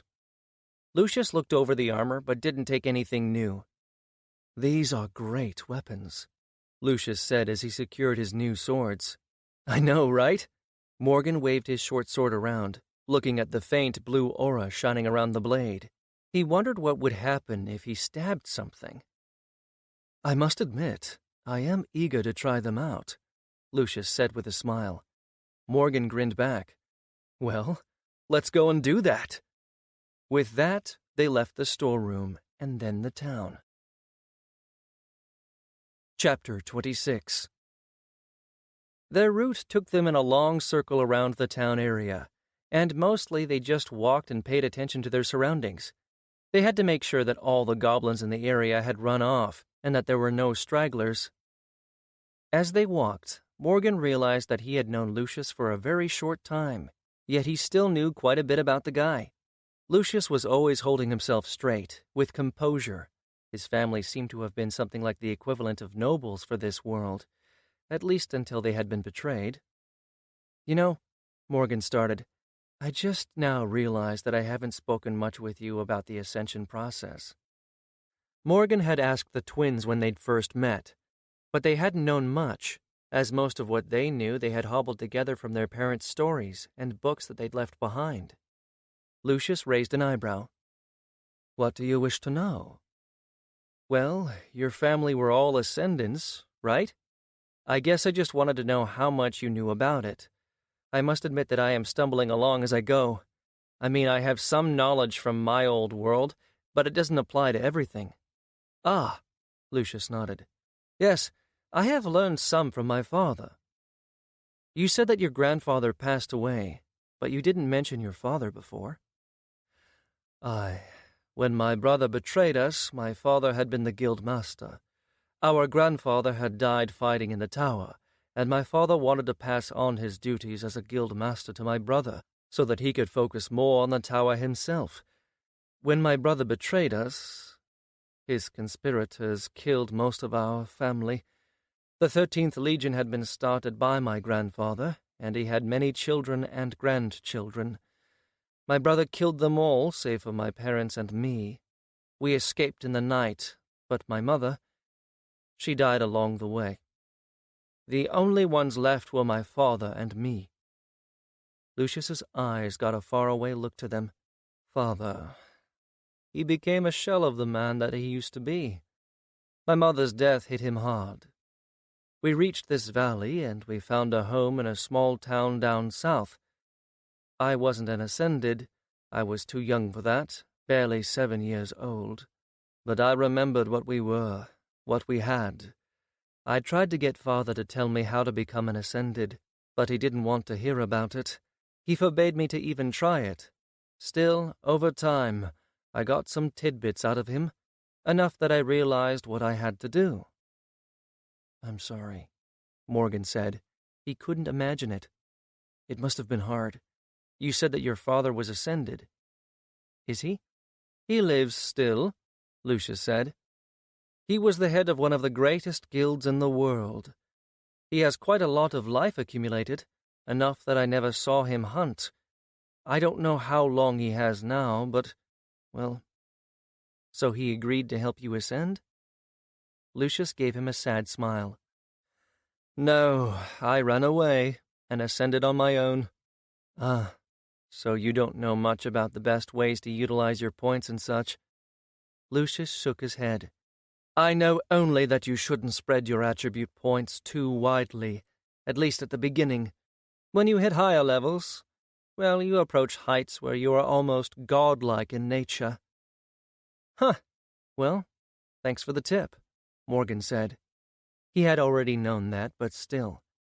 Goddamn God, not God person and lack of manuals. This is why ascendants join guilds, to gain access to guides and trainers who have already been through the leveling process, or to trade for guides from other guilds or powerful ascended. Yeah, I've figured that out, Morgan agreed. Making one's own way was not at all fun. Don't tell Val that I said that. Lucius chuckled, but didn't comment. Oh, he is so going to tell him. Crap. Hey, do you know what the max level is? Morgan asked as it occurred to him. Nowhere had he seen it stated. Well, no one really knows, Lucius said. What? Wait, so no one has ever reached max level? Morgan asked in disbelief. No, the highest that I knew of, when I was a child, were Ulver and Rihanna Stormheart. They were amre to each other, and were over level 60. They were the celebrities of Amantor, until they entered the tower one day and never came back out. But I have been away from the affairs of the guilds for a long time. Who knows? Someone might have beaten their levels by now. Huh. What's Amantor? A city.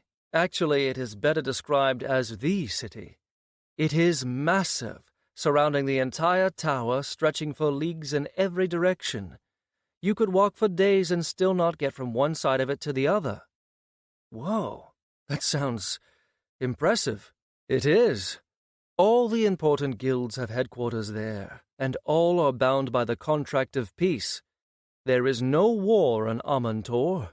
Even the guilds that are the greatest of enemies would not dare break the peace of Amantor. So if we keep expanding our guild, eventually we will need to go there? Lucius nodded. Amantor is in the shadow of the tower. It is the most important place in the world. What levels do you usually enter the tower? The first floor of the tower is usually attempted by people who are levels 25 and up. But the tower is not like a dungeon. It is far more dangerous. It requires greater groups of people to beat, and still many do not survive. Well, at least we have time to level up until then. They continued walking through the forest. So far they hadn't encountered anything dangerous, and had seen no sign of any goblin stragglers. They must have all run away, Morgan said to himself. And as the world was completely focused on proving him wrong, a small rustling sound was the only indication they had that something was wrong. Then several shapes jumped out of the bushes, snarling and stabbing at the two of them with their weapons. Lucius drew his swords in a single smooth motion, cutting an arm off a goblin in the process. Morgan unsheathed his short sword in a move far less graceful, and he barely managed to get it in front of his face to block a swipe from a goblin. As soon as he blocked, Morgan jumped backward, flying through the air and back farther than any ordinary human could have managed. As he dropped down, he pulled out a binding arrow and threw it like a knife at the goblin rushing at him. It didn't stab the goblin. Instead, it hit him with the blunt end and then tumbled to the ground, stabbing into the ground and activating. The roots expanded from the arrow and rooted the goblin and two more who were behind him. Morgan unslung his bow and put arrows through their heads. A bit away from him, Lucius had just finished another goblin when a large goblin chieftain rushed at him with two swords in his hands. This one seemed to be carrying a bit heavier armor and had burn marks all over the skin of its neck and the arms. Morgan fired an arrow of decay at him, which just bounced off the plate on his shoulder. Lucius was evading the chieftain's attack and cutting shallow wounds when he got a chance to jump in and do so without much risk. Morgan pulled another arrow of decay and pulled the string on his bow as far back as it would go. Then, using a trick he had learned from the piercing shot ability, he let the arrow fly, with a slightly increased spin to it. The arrow struck the goblin's chest and punched through its armor. It turned around and roared at Morgan, but that only left it open for Lucius, who ducked in and put one of his swords through its armpit. It swung widely at the Roman as Morgan started firing energy arrows at it. The strikes didn't penetrate its armor, but they were hitting the goblin hard, making him stumble every time he let an arrow loose, allowing Lucius opportunity to dart in and inflict more wounds on him. Soon it was visibly looking tired, both from the loss of blood and Morgan's decay effect, and he missed a step, allowing Lucius to put a sword through its neck. The goblin dropped to the ground dead, and a few moments later it disappeared. "And that's how we do it," Morgan said. Lucius sheathed his swords, and they looked through the loot, taking the crystals and leaving most of the rest, aside from the chieftain's 2 swords. They weren't as good as the ones they had found after the battle, but they were solid. Morgan took a look at his notifications. Group XP gained. 5 times Goblin Warriors killed equals 25 XP. 2 times Goblin Scouts killed equals 2 XP. 1 times Goblin Chieftain killed equals 10 XP. Morgan Newton level 12. XP 2,131 of 4,000. They barely even got any experience for that. But Morgan wasn't about to argue. They'd had mostly an easy fight. They looked around some more and then finished their patrol. Tomorrow they would start bringing people from the militia with them, both to get them some experience and because they figured it was safer now. They didn't think that there would be much more of the goblin stragglers around. As the sun was coming down, they headed back to Turban. Later that night, Vestella and Morgan were in their room getting ready for sleep. "You know," she said as they got in bed, "I'm glad that you ran up on us that day, in that clearing." Morgan remembered. It seemed like it had happened so long ago, but in truth it had been only a few weeks. Still, he had lived more of a life in this world than he ever had on Earth. "Yeah, me too. I remember that moment when you saved my life by killing that goblin. I thought you were a goddess." "Really?" Vess asked. "Yep. You were standing over me all red-headed and beautiful, the light peering through the branches, framing you all brightly and stuff. I mean, what else could you have been?" Vess started chuckling, and Morgan frowned at her. "What? I was in pain, and I had hit my head," Morgan said, and she only laughed harder. Morgan jumped on her, and they wrestled for a while, and then they did something else for a while. Chapter 27. They spent the next 2 weeks in Turban, training the militia and setting things up with the mayor and the various craftsmen in the town. Morgan had convinced one of the town's 2 smiths to relocate to the guild hold, and he had trained with the militia for the ascension.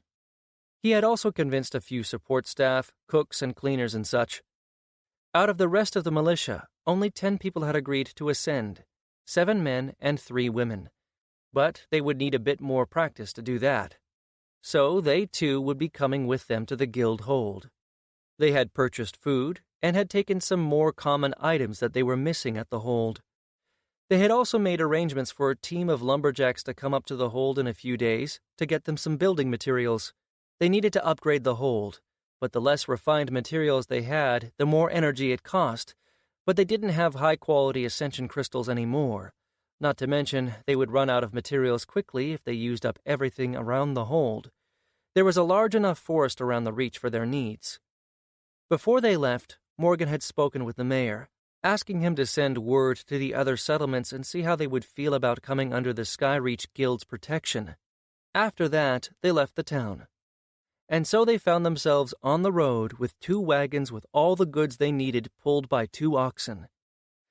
They set as quick a pace as they could, but with the wagons and the non-ascended, it was slow going. Morgan took the opportunity to scout the woods some more and hunt. On the first night he caught a deer, which pushed his hunting skill up a rank.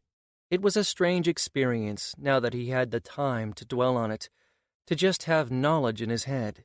He had figured out a few things, and had some theories on others, about how things worked in this world. He knew that Sabila was something like an implant, fashioned out of a piece of his soul, but he also knew that there was more to it. There had to be. She could just download information directly into his head, adjust his body, make it better, stronger. It all begged the question, why? He knew that Oxalis said that this was an experiment, but Morgan couldn't figure out what it was for. Every ascendant was supposed to try and conquer the tower, yet many died in the attempt, as far as he knew. Still, the promise of a great reward from a being that could create his own world was a tempting proposition. Morgan just didn't know how much he could trust the god not god. He didn't let himself dwell on these thoughts, though.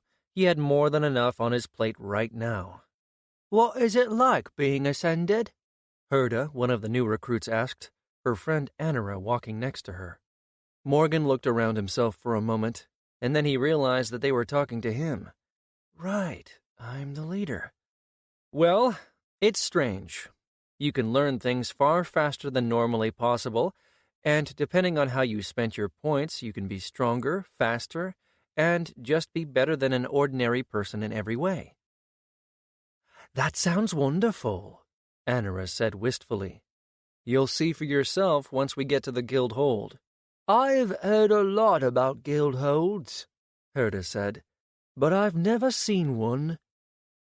It's small, a single large structure with some supporting structures, not much larger than Turbin's town hall, although we have a manticore. The two women looked at him in horror. "A manticore?" Anira asked. Don't worry, Ran is a good boy. He's the guardian of Skyreach, Morgan told them. A good boy to our friends, and a nightmare to our enemies. 2 days later, they finally arrived at Reach and climbed up the mountainside. We really need to upgrade this road, Morgan thought to himself, as they barely managed to get the wagons up the road. Once they parked the wagons in front of the hold, Morgan frowned as he noticed that the doors of the hold were open. The hell? Morgan said as he started walking up the stairs. Vess, Val, and Lucius noticed as well and followed behind. Where is Ran? Morgan pushed the door all the way open and stepped into the grand hall. Inside he saw tables turned over, some with holes in them, benches broken, walls scorched. And in the middle of the room on the ground sat Ran, looking intently at something cowering against the wall. "Oh, thank the great Lord!" a voice yelled out as Morgan started walking toward the manticore. "Quick, kill the beast! It has been keeping us here for 2 days!" Morgan approached Ran, his eyes looking at what looked to be 3 people sitting with their backs against the wall and their weapons extended in front of them. 2 were human men. One of them somehow looked familiar, and the last one was an orc woman. Morgan glared at them as he put his hand on Ran and started scratching his chin. Good boy. The 3 looked at him in shock, their eyes going from Ran to Morgan and back. Now, want to tell me what you are doing in my guild hold? And why are my walls scorched? Morgan asked angrily. Before they had the chance to answer, however, Vess and the others approached. Titus? Vess asked. Morgan remembered why the man was so familiar. He was the one who had left the twins when Morgan had just arrived to the world. "Vess?" Titus asked, his shock giving way to hope. "Help, please!" Vess put her hands on her hips. It's all right. You can move. Ran won't do anything now. Morgan debated telling the guardian to eat them. The 3 stood up, looking warily at Ran, who growled faintly. They immediately froze. Morgan? Vess said, It's all right. You can let Ran step back. He debated doing that, but he was too busy staring at the orc woman with narrowed eyes. She was short, with shoulder-length black hair, and she was wearing a strange outfit. Below the waist she had a skirt that came down to her calves, and her upper body was covered only with 2 straps crisscrossed over her breasts, leaving the rest of her toned body clearly visible. When Morgan and Rand didn't move, Vess took a step closer and noticed who he was staring at. The orc woman looked a bit scared of Morgan's attention. Honey? Vess started. You do realize she is not the same as the enemy? Morgan wasn't so sure. He hummed. Morgan, her skin is green, and she is shorter than you, Vess said patiently. It could be a trick. Morgan narrowed his eyes. The orc woman actually straightened and looked at him defiantly. Her eyes were brown, and she had a green-tinted skin. She was nothing like the adversary, but Morgan wasn't so sure. Morgan, Vess said firmly.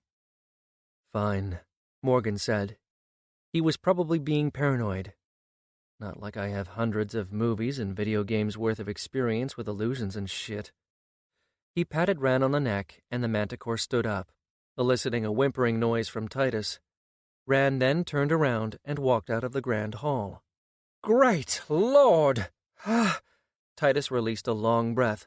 I thought that we were going to die here. And what are you doing here, Titus? Val asked as he stepped forward. And who are your companions? Titus shook himself and then looked at Morgan and his friends. Of course. This is Audrin Jost, and this is Clara of the Forest Tribe. Morgan blinked slowly, still staring at the orc woman. Your name is Clara? She returned his look. And what of it? She said in a deep, raspy voice which did not sound anything like what Morgan thought a Clara should sound like. Morgan, Vess warned. What? Does no one see what is wrong with that? He asked his friends, who just gave him a look that he was all too familiar with. I mean, she's a badass orc chick, and her name is Clara. What the hell is up with that? Goddamn fantasy world and its idiotic naming. Why are the orcs the only ones with normal human names? Clara perked up when he called her badass, and the others just closed their eyes in frustration. Vess, come on. You get it, right? Morgan pleaded with her. Vess sighed and turned to look at Clara. I apologize for him. He is a chosen, and he doesn't understand much about the world. When they heard that, Clara and her companions looked at Morgan with interest, and Clara nodded slowly. I see. It is all right. Morgan threw his hands in the air and turned around. No one gets me. So, Vess started again. What are you doing here? Morgan turned back around. Yes, and why is my grand hall wrecked?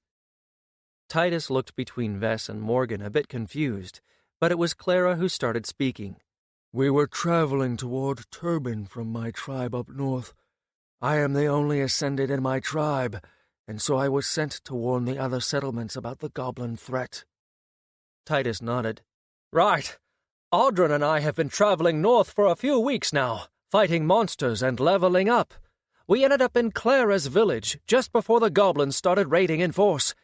And then we heard about them getting united. We decided to accompany Clara south to warn the people, give them a chance to prepare, you know. Val narrowed his eyes on Titus. Didn't you say that you did not want to go out and hunt monsters anymore, Titus?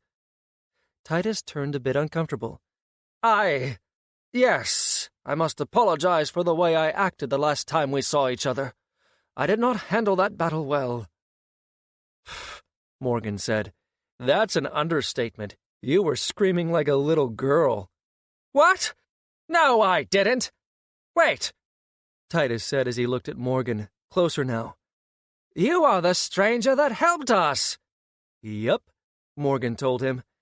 And as far as all this goblin threat is concerned, it no longer exists. We took care of the goblin army. What do you mean you've taken care of the goblin army? Clara asked. Lucius was the one to answer her. We fought a battle against their army at Turbin 2 weeks ago. But that's impossible, Clara said. We started traveling south a week ago, and the goblins had just gotten a king. It would take time for the new Goblin King to unite all the tribes. Say what again? Morgan asked. Oh, I've got a bad feeling about this. How large was this army you fought? Titus asked. Around 500 strong, Val said. Clara grimaced. That's not their army. It must have been a grouping of several raiding parties. The goblins haven't had a king in centuries, and once this new one establishes his place, he will start sending true armies down south. Thousands of warriors and hundreds of chieftains. Almost every goblin tribe under the mountains will be united under his banner by that time, and he is even negotiating with the ogres. It is why my tribe sent me to give out a warning and to see if we could find a guild representative who would be willing to send a call for their forces from beyond the pass to help us. It is why we came here, actually. Titus nodded. Yes, we noticed this building halfway up the mountain and decided to investigate. It was obviously a guild hold, but I didn't know that there was a guild in these parts. And then when we got here, that beast attacked us. Well, Ren is Skyreach Guild's guardian, Val said. So you know whose guild this is? Titus asked. Well, some people are really slow. You could say that, Morgan said. Titus and his group frowned, and Val took pity on them. This is our guild. Your guild? Titus asked. But how? Just a few weeks ago you had barely survived a goblin scouting force, and now you have a guild? It's been a long few weeks for us, Titus, Val told him. And who is your guild master? Clara asked. That would be me, Morgan said. Guild Master Morgan at your service. He gave them an elaborate bow, and then straightened only to have the three of them staring at him as if he were crazy. Titus glanced at Val, and the half-elf nodded in resignation. I know, trust me, he might be strange, but he knows what he is doing. Hey! Vess stepped forward. You said that Ran kept you here for 2 days? Let's get you taken care of, and we'll speak more later. A few hours later, after they had unloaded the wagons, set up sleeping cots in the grand hold for the people that came with them from Turban, and cleaned up the mess that Ran and the intruders had made, they settled down for dinner. Titus and his group explained to them all about this new goblin threat. If Morgan had understood right, there were hundreds of goblin tribes, all living in the mountains in the north. They rarely ventured forth from there. Usually they sent just a few raiding parties into the valley, but every so often a single goblin among them would unite them, and then they would start raiding the human settlements in true force. According to Clara, a new goblin had moved in, coming from a tribe outside of the valley, and had started uniting the goblins under his rule, becoming the first king that these goblins had had in centuries. He was even negotiating with ogres, which, according to her, no other goblin has ever attempted. This meant that inevitably, once he united them completely, the goblins would spill from their dens under the mountains. That made the situation very dire. The settlements in the valley had been dwindling for a long time. How long do we have? Lucius asked. A year at most, Clara said. But as soon as they march, they will sweep right through this area on their way south. Morgan grimaced. From the maps and the talks he'd had within town, Morgan knew that there were about a dozen villages south of Turban, and another half-dozen towns about the same size as it. But those were all non-ascended. There might be a few ascended among them, but if what Lucius told him, few had levels higher than 5? Those that got that far usually moved on over the mountains to join a guild. Damn, Morgan said. Well, that accelerates our timeline significantly. We are not ready to face this, Morgan, Val said. Reach is directly in their path. If they start south, they will hit us first, and we have almost no defenses. We will need to get them. I already planned on raising the walls around the plateau. It would be death for any army to try and fight its way up that road, Morgan said. There are a lot of them. They might be able to make an effective siege, Clara said. Are goblins smart enough to do that? Vess wondered. Clara grimaced. They might not be on average, but this new goblin king, he is smart, uncannily so for a goblin. And he has a lot of hobgoblins in his armies. Hobgoblins? Morgan asked. Clara looked uncomfortable for a moment. Goblins raid orc tribes often. They rarely do much damage, of course. An orc is much stronger than a goblin. Only the largest of goblin raiding parties are a threat. But sometimes goblins do manage to collect such numbers. When they do, they kill everyone in an orc tribe, except the women. They take them back to their mountains and... I get the idea, Morgan interjected, feeling sick. Fucking monsters. Lucius coughed uncomfortably. So what is the plan? He asked, looking at Morgan. The same as it was, only accelerated. We go out to the other villages and towns and offer them protection in return for service. We recruit for the ascended from their populations and train them up. Will we manage it in time? Vess asked. There are ways of fighting such large numbers while nullifying their advantage. We will plan, and we will adapt, Morgan said. His team nodded. Titus shifted uncomfortably. I think that we might want to reach out to the guilds over the mountains. Morgan shrugged. You are free to try. I personally want nothing to do with them, and I doubt that they will agree to help. Titus looked at Val in confusion, while Val shifted in his seat. We tried to join one of the guilds. They betrayed us and left us to die in the mountain's heart dungeon. What? Titus asked. But why would they do that? Because, Morgan said hotly, the heart of a traitor is painted black. What? Clara asked. Seriously? One of the commanders of the Glitter Force Guild, Vess answered. She left us to starve or be killed by a boss. Let me guess. She was an orc, Clara said with a pointed look at Morgan. Yes, Vess said.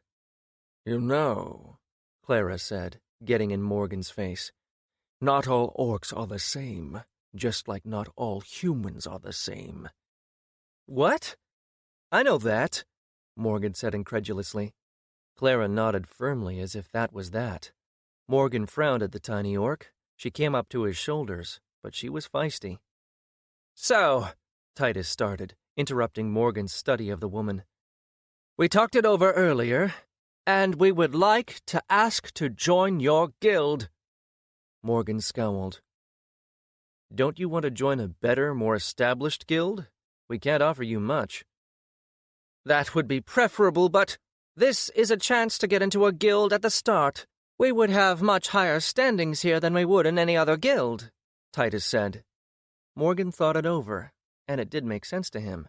Then again, he had never been all that much interested in joining other guilds. What are your levels and classes? Morgan could have used his inspect skill on them, but he knew now that it was considered rude to use that on people. I'm a level 5 wizard/mage, Titus said. Audrin leaned forward. I am a level 4 soldier.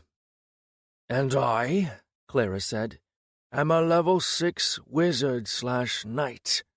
Morgan raised an eyebrow at that. She didn't carry any armor, nor any weapon aside from a staff. What kind of a build are you using? I am going into the healing and supporting arts. The knight class is a prerequisite for what I want to upgrade to, and the wizard class gives me access to spells which can be used to heal. My tribe usually produces a single ascended every generation, and those who survive and move on send back items to help the tribe from time to time. She reached into a pocket on her skirt and pulled out a small pouch. She untied it and showed him what was inside. A class stone? Vess asked. Clara nodded. It is for a rare healer class. Morgan used inspect on it. Class, Aegis. Requirement, wizard/knight, discipline. What can the class do? Morgan asked. Already he had a plan. Their little group had a good balance, but adding a healer would make it perfect. I will be able to fortify my allies' armor to absorb damage and heal, of course. That sounds very interesting, Morgan said. Very well. You may join. He didn't really care for Titus and Audrin, but they needed to grow. They spent another few minutes talking, and then the three of them approached the hearthstone and placed their hands on it, joining the guild. Just then, Morgan remembered that he hadn't checked the stone screen since they got back, so he put his hand on it as well. Skyreach Hearthstone, Hall of Myths Hold Level 2, Tier 1 Guild. The bar for the hall's level was about a third of the way up toward level 3, and they were maybe a quarter of the way toward being a Tier 2 guild. There was also a notification. Congratulations! Your guild hold has reached level 2, and you have been rewarded one free add-on. Choose wisely. Huh. Well, that's cool. It looked like adding a town to their domain, and the new recruits had given them enough points to level up the guild hold. Then he noticed something else down below. He brought his attention to that screen and realized that it was a map. He took a look at it and saw that it showed Hall of Myths on Reach at its center. Some way away was Turban. The area between them was marked with borders, and Morgan realized that he was looking at the domain of his guild. On the side was a table that showed him the raw resources that his domain contained. Raw resource. Wood. Amount 6,800. Raw resource. Stone. Amount 8,250. Raw resource. Iron ore. Amount 5,300. Raw resource. Copper ore. Amount 4,700. Raw resource, silver ore, amount 2,500. Raw resource, coal, amount 10,000. Morgan had no idea what the numbers meant precisely, but he could see the raw materials highlighted on the map. This will be very useful.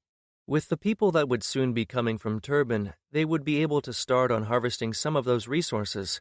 Turban didn't have any miners, but Val had told him that there was a town a bit further south which survived on it. I guess that mining is a priority then. Morgan blinked the screens away and stepped back from the hearthstone. They had a lot of work to do. Chapter 28. The next day the original group gathered up and decided which add-on they would take. Val was arguing for stone walls, Lucius for the dormitory to house the newcomers, and Vess was all for the training grounds.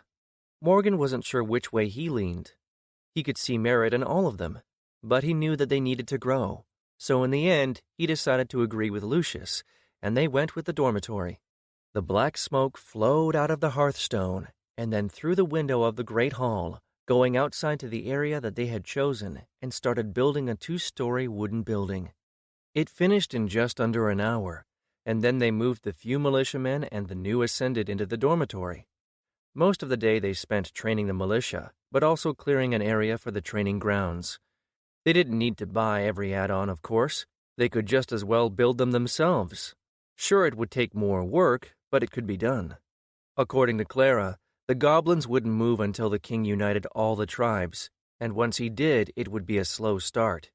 Usually there were raiding parties which were followed by the horde, but that horde would be nearly unstoppable by the people living here unless they had the help of more ascended. Morgan was hoping that they would have enough by then.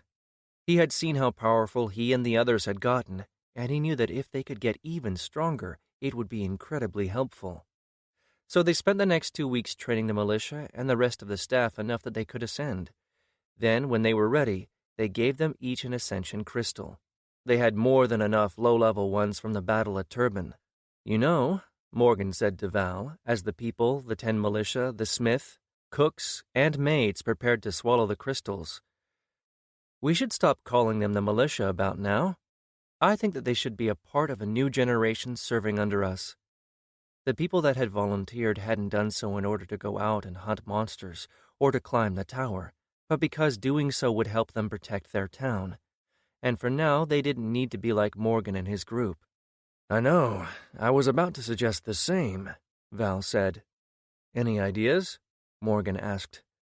I was thinking on forming a group similar to the Guard of Turban, only one that will serve the guild. They could go out and patrol the area, making sure that there are no monsters in our domain. I like the idea, and I was thinking along the same lines. So, what are we going to call this new group? How about Sky Guard? Val asked. Huh, sure. I mean, you'll be in charge of them, so you might as well name them. What? Val asked. What? Morgan repeated. You want me to lead them? Sure, for now. We'll probably be going on dungeon dives, and later on expeditions away from the guild hold, so you will need to groom a second-in-command who will do most of the day-to-day stuff. We will also need to create other groups for different kinds of Ascended, for those who would be specializing in gathering resources, those doing dungeon dives, for the support staff, and so forth. I think I like that idea, Val said. Knew you would, Morgan said. He noticed that the people were about to take the crystals, and he watched in fascination. They plopped them in their mouths and swallowed. For a moment, nothing happened, and then their bodies exploded, turning to dust, similar to what happened when monsters die. The fuck? Morgan was stunned as he now saw glowing shapes in the places where the people used to be. Are those their fucking souls? Morgan screeched, scared shitless. Val didn't respond as the people pulsed for a moment, and then their bodies reformed. They collapsed on the ground. Morgan watched, utterly entranced. Did that happen to me, too? Morgan turned to look at Val, who had a similar look on his face. I never saw it before, Val said. Both Vess and I used the crystal at the same time. That looks like it sucked balls, Morgan said. It did, Val said. It hurt like nothing I have ever felt before. Morgan shook his head, for the first time thankful that whatever Oxy had done with him hadn't been that intense. Right then. I leave you to settle them. Team meeting at dinner, Morgan said as he walked away. Val spent the next 2 days taking the new Sky Guard and the Smith out into the wild for some XP farming. They were hunting wolves mostly, in order to get the new Ascended to level up a bit. In 3 days they had managed to get up to level 3, which Morgan thought was enough that they had some abilities and could at least defend themselves. Anara and Herda were hunters like Morgan had been, and the others were knights. They equipped them with the gear that they had looted from the goblins, which wasn't all that good, but the smith was already working on better gear. The first thing that Artos, the smith, had done was increase his smithing skill, which made the man happy beyond words. The man spent all his points on smithing, and with him now being ascended, he improved far faster. The man had also reported that he had started getting experience from finished works, not nearly as much as a monster kill gave, but enough that he could steadily gain XP. Morgan made his way to the forge and found Artos pounding away at a piece of metal. "Hey, Artos, you got a minute?" Morgan asked. "Ah, Guildmaster, I always have time for you," the short and burly man said. Morgan stepped into the forge area as the man put the metal bar back on the coals. "How are you liking the forge?" Morgan asked as he looked around. "Oh, it's a beauty. I have never imagined working in anything like this. And being ascended, I can work so much faster and so much better. I don't know why I didn't try to ascend before." Morgan smiled at the smith. The reason that the man hadn't ascended was because without Morgan and his friends to teach him and help him along, he wouldn't have needed to fight monsters. But he didn't tell him that. "Good," he said instead. "What can I do for you, Guildmaster?"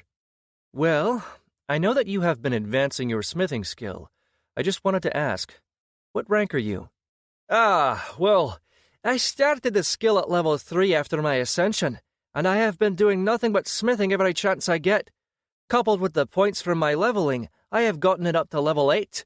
Morgan whistled, impressed. "Then perhaps you might be able to help me with something." Morgan pulled out a bag from his BOH and put it on a table in the corner.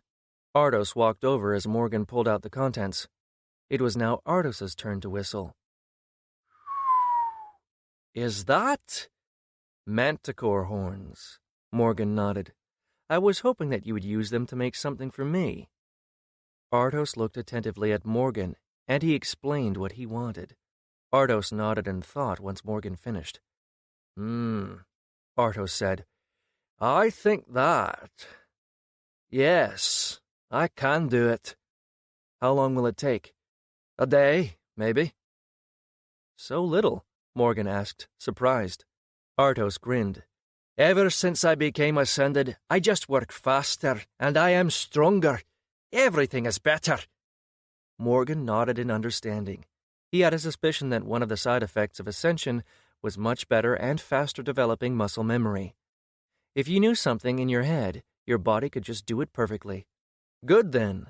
Come find me once you are done. 2 days later, Morgan walked into their storeroom and found Vess there. She was in charge of their money, resources, and loot. Hey there, Morgan said as he entered. Vess turned around and smiled once she saw him. She saw him carrying something behind his back and quirked an eyebrow at him. What is that? Vess asked. Morgan pulled it out and showed it to her. A gift. Her mouth opened wordlessly as she looked at the shield in his hands. It was steel with leather padding on the inside and an image of the manticore on the front, with the real horns sticking out of its head. It had taken Morgan a while to figure out how to create a better enchantment, but he had managed it. Morgan, this is, she whispered as she took it in her hands. It's yours, Morgan said. I've enchanted it some. It has a ward which, when triggered, will siphon power from anything directly in front of the shield. That ward is placed on the steel itself. And also I've enchanted the horns. One is a battery, that is a container which can store energy. The other will vibrate the shield slightly when it detects life in front of it. I had to make it directional, as otherwise it would be triggering constantly when we are in a group, but you can shut it off. It turned out that manticore horns soaked in magic easily. Devising new wards and enchantments is what had taken most of his time. Vestella looked from the shield to him, and then put it to the side and reached for Morgan, kissing him deeply. After a few minutes, they separated breathlessly. She looked him in the eyes. I want us to make our mate bond official. Ah. Morgan was caught unprepared, but still he had grown to care deeply for Vestella, and there was only one answer that he could give. Let's do it. When he said that, he hadn't thought that she would want to do it immediately, but that's what happened. In the end, it looked very similar to a marriage ceremony back on Earth. They gathered everyone from the hold, and they stood across from each other, stating their desire to be mates for life, Emry. It was a short and sweet ceremony. And later that night, with Vestella sleeping next to him, Morgan knew that he had never been happier in his entire life. Chapter 29. Another 3 days later, workers arrived from Turban and set up a camp in the base of Reach. Once settled, they immediately started cutting down trees into logs. A few others Morgan sent to a site about an hour away to start a quarry. Artos had already made enough tools for those that didn't have them. He also sent Audrin and 2 of the Sky Guard with them, in case they needed protection. At the meeting that night during dinner in the Great Hall, as had become custom, Morgan and his group sat with Titus, Audrin, and Clara. Everyone who was at the Guildhold was eating in the Great Hall at the same time. They had just pulled one table up near the hearthstone for the use of the leaders. The 3 newcomers weren't guild leaders, but they were certainly something like officers. Tomorrow, I want some of us to go to Mountain's Heart, Morgan said. Who did you have in mind? Val asked. The original group and Clara, Morgan said, looking at the orc woman, who looked surprised that he had singled her out. Our group has a good composition, but I think that we will need a healer if we want to be a good dungeon diving team, Morgan said. But, Clara began, what about the goblin threat? You said that we have time, Morgan pointed out. And there isn't much that we can do about it now. We are building up resources and training Ascended, and Mayor Fens is reaching out to other settlements near here to ask them about joining us.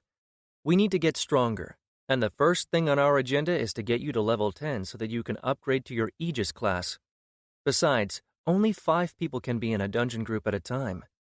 More people could enter the dungeon, but only those 5 in the group that killed the monsters would get the experience. He noticed that Tydrin and Audrin looked a bit disappointed, so he turned to face them.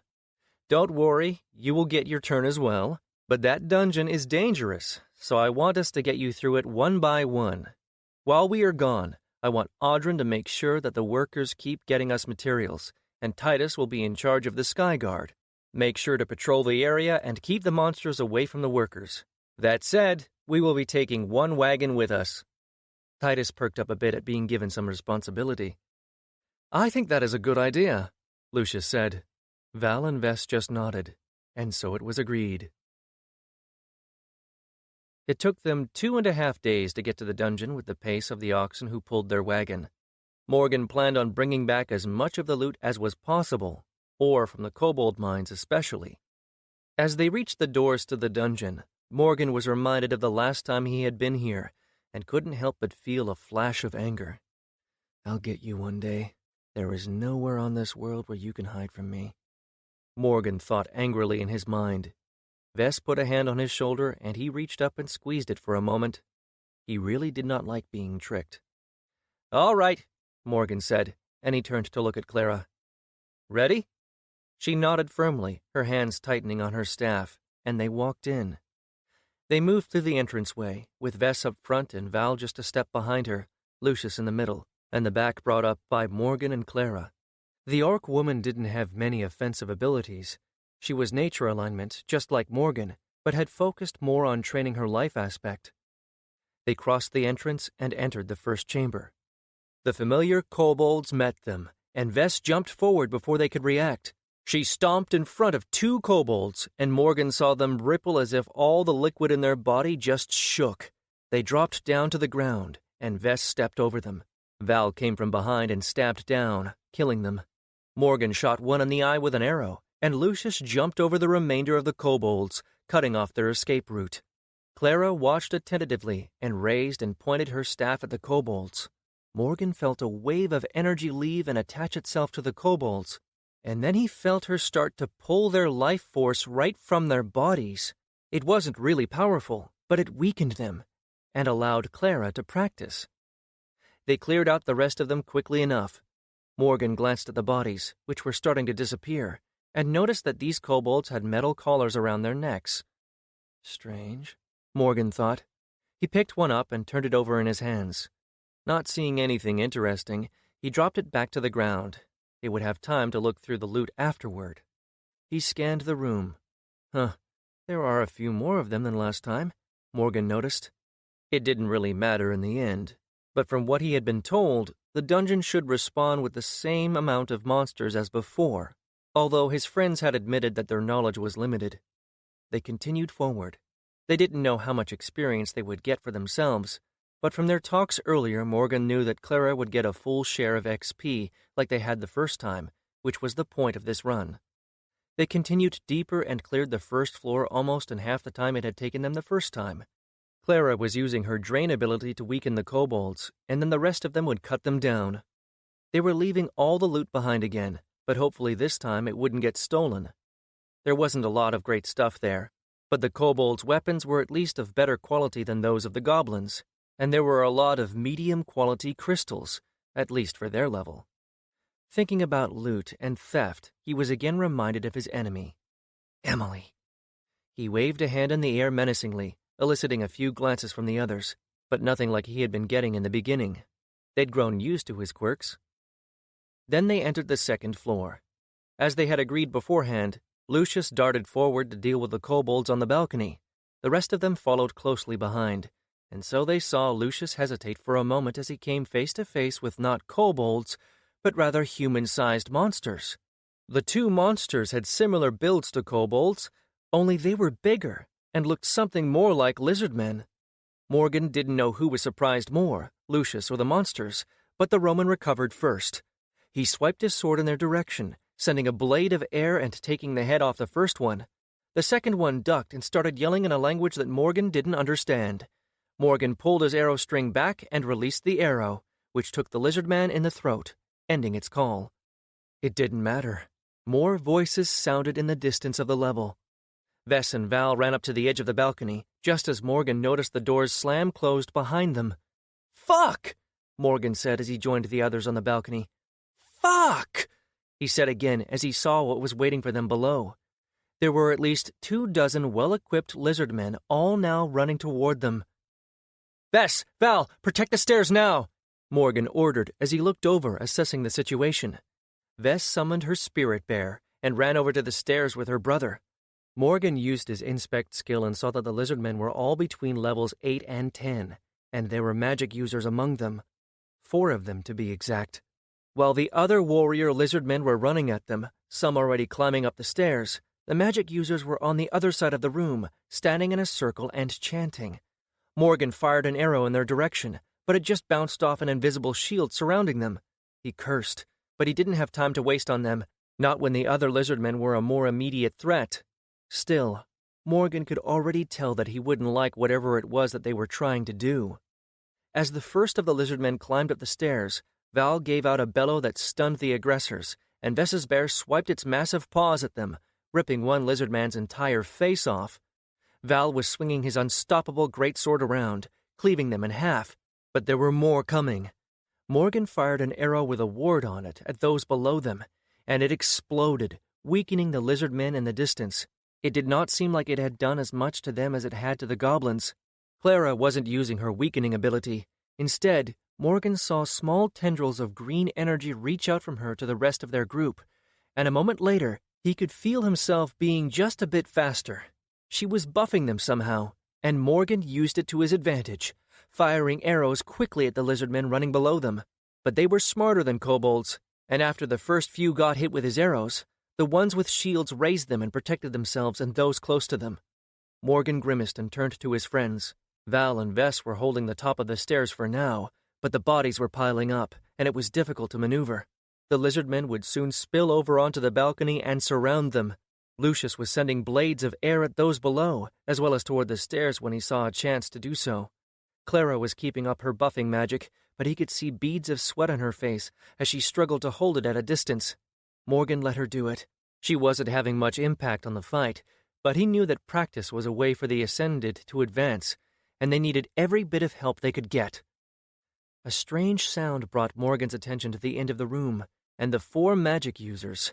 The ward-like glowing symbols in the circle between them was glowing, and then it disappeared, getting swallowed into some kind of red and black pool. A moment later, an arm reached out of it. Morgan's eyes widened as more of the creatures started appearing, with long horns being next. "God damn it! A fucking demon?" Morgan turned around immediately. "Lucius!" he yelled, pointing at the mages. The Roman turned his eyes on them, and Morgan could see the horror and realization on his face. "We need to stop them!" Morgan yelled, preparing to fire arrows at them, even though it probably wouldn't make a difference with that shield around them. Lucius cursed, and then ran up to the balcony and jumped off. A sudden burst of wind hit him in the back, sending him forward over the few lizard men still remaining below them.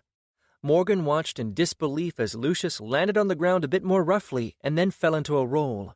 As soon as he came out of it, he started running at the mages. Morgan glanced back at Vess and Val, seeing them keeping the lizard men back. Vess had a cut on her arm, and Val was favoring his left leg. Most of the lizard men were now on the stairs, and Morgan knew that he wasn't going to be of much use there.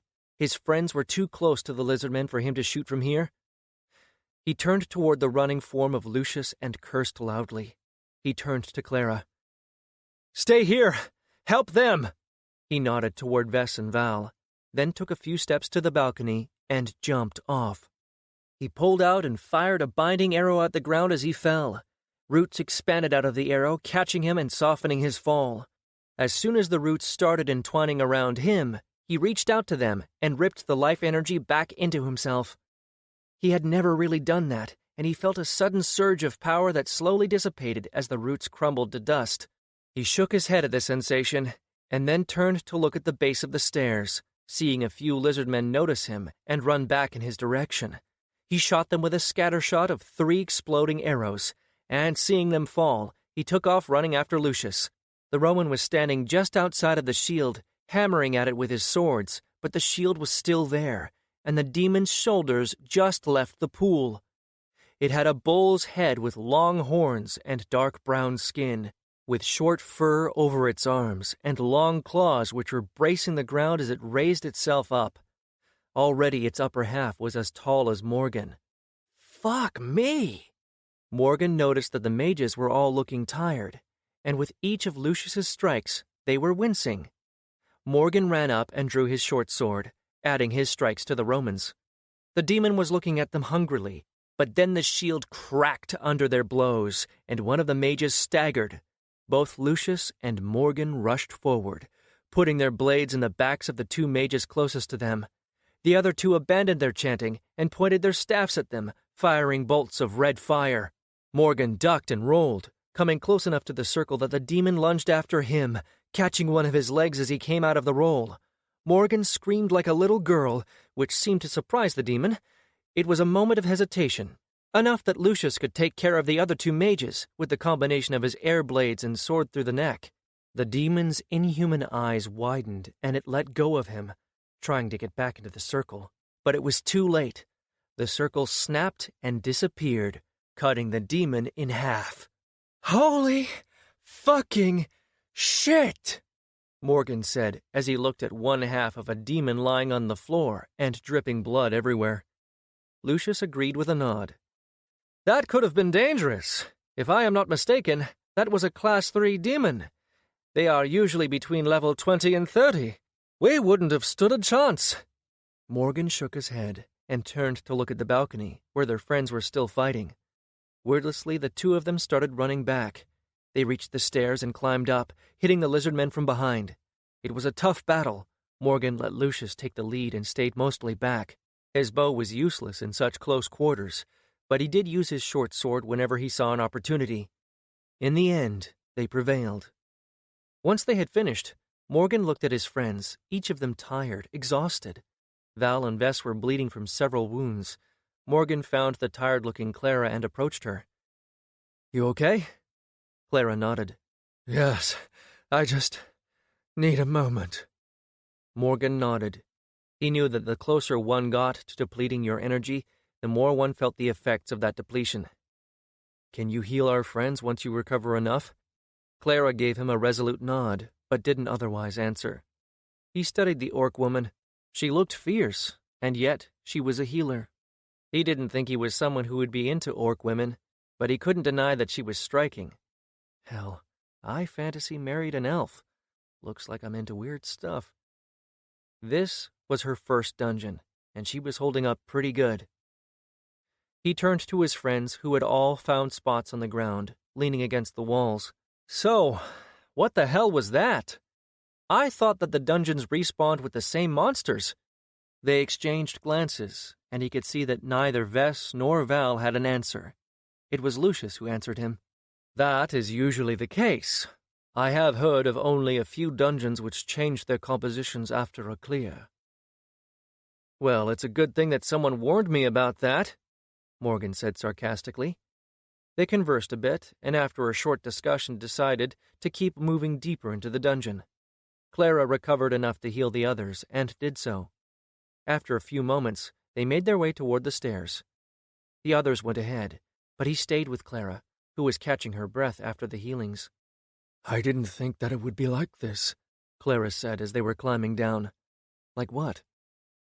"There were so many of them. I can't imagine what it was like doing this when you were my level." "Well, we are all pretty badass. And we were fighting tiny kobolds." Clara glanced at him with a small, shy smile around her tusks. "That you are." They rejoined the others, who were peering into a few chests in the kobold, now lizardmen workshops. There was a lot of ore here that they could transport back to the hold, thankfully. After accounting for everything, Morgan and the rest of the group moved to the end of the room and then down to the next floor. They cleared the mines fairly fast. There were still kobold miners here, but also a few of the lizardmen, though not as many as there had been upstairs. They weren't really a challenge, and Lucius and Morgan moved stealthily and took them unprepared. Finally, they reached the gate. Morgan considered turning back then, but he really wanted more ingredients from the Manticore boss. If there was still a Manticore boss, and he wondered what kind of loot would be in the chest this time. The addition of the lizard men might have given them even more loot. The problem was that he was having really bad flashbacks to the last time, so once they raised the gate, he had Lucius cut off the lever to prevent the gate from being lowered. He was being paranoid, but he couldn't help it. Then, as they moved past the gate, Morgan froze. He looked at the wall with disbelief in his eyes, and the others did the same. Up the right side wall was writing, in softly glowing letters. Morgan blinked as he read through it. "Hidden lever here," it said, followed by an arrow pointing down. "That hadn't been there before, right?" Morgan asked. No, Val answered. it hadn't. Morgan moved closer to the wall and looked around the stone block that the arrow was pointing at. He reached out slowly and tried to push the block. Nothing happened. It didn't even budge. But he did notice something. The rock was chipped at 2 corners, one down, one up. From a distance, it looked like it was nothing but the rigors of time, but up close, Morgan could tell that the 2 corners looked identical. He put his fingers in the holes, and then caught the edges. Acting on instinct, he pulled instead of pushed. The entire block came out, grinding against the others, revealing that it was hollow, and inside the indent in the wall was a lever. "Motherfucker," Morgan whispered. "That hadn't been there the whole time. Tell me that it hadn't been there. We checked this wall, right?" Morgan was looking at his group, each of whom was looking at the wall in disbelief. "I hadn't noticed anything," Val said slowly. "But I didn't try to pull the stone out. I just pushed." "Well, fuck me sideways. We could have left here without fighting the final boss?" No one answered him. "Great, just great." Morgan threw his hands in the air. "Morgan?" Vess said as she peered into the indent. "What?" He turned to look at her and saw her pointing at something beneath the lever. He narrowed his eyes as he noticed a small silver plaque. There was more writing on it. He frowned as he read through it. "For M, L, V, and V. Next time look closer, or try not to get trapped in the first place." It was signed GF. "What the hell does that mean?" Morgan turned to look at the others, who all wore looks of open astonishment on their faces. "A message from the guiding force herself," Vestella whispered. I have never heard of anything like that," Val said. "Right, just what I needed. Another god taking interest in me," Morgan murmured. "Stupid-ass god-not-gods." He left them there to gaze at the stupid plaque as he walked toward the boss chamber. The hell did I do to deserve the god-not-gods of this place to mock me? He took a peek inside and saw the manticore sitting on the rock, the same as before. Great, at least the boss hasn't changed. A few minutes later, the others joined him. The boss had been level 14 last time, but this time it was only level 11. Still, it was a powerful creature, and they proceeded carefully. Morgan had Val stay back this time to protect Clara, with the plan being Vess grabbing its attention and then Lucius and Morgan to keep attacking until it died. As soon as they got down in its area, the manticore roared and began its attack, charging at them. Clara attached her drain, and Morgan fired off 2 arrows of decay with wards, each hitting it and making it falter and shake its head. Vess charged forward and bashed her sword on its head, stunning it. Lucius was at its side almost immediately and stabbed his swords in its stomach. Its tail lashed out, but he was fast enough to jump away. Morgan fired an explosive arrow, which struck near its shoulder and damaged half its face and an eye. The manticore roared and attacked around itself blindly, catching Vess on the arm and tearing a deep gash.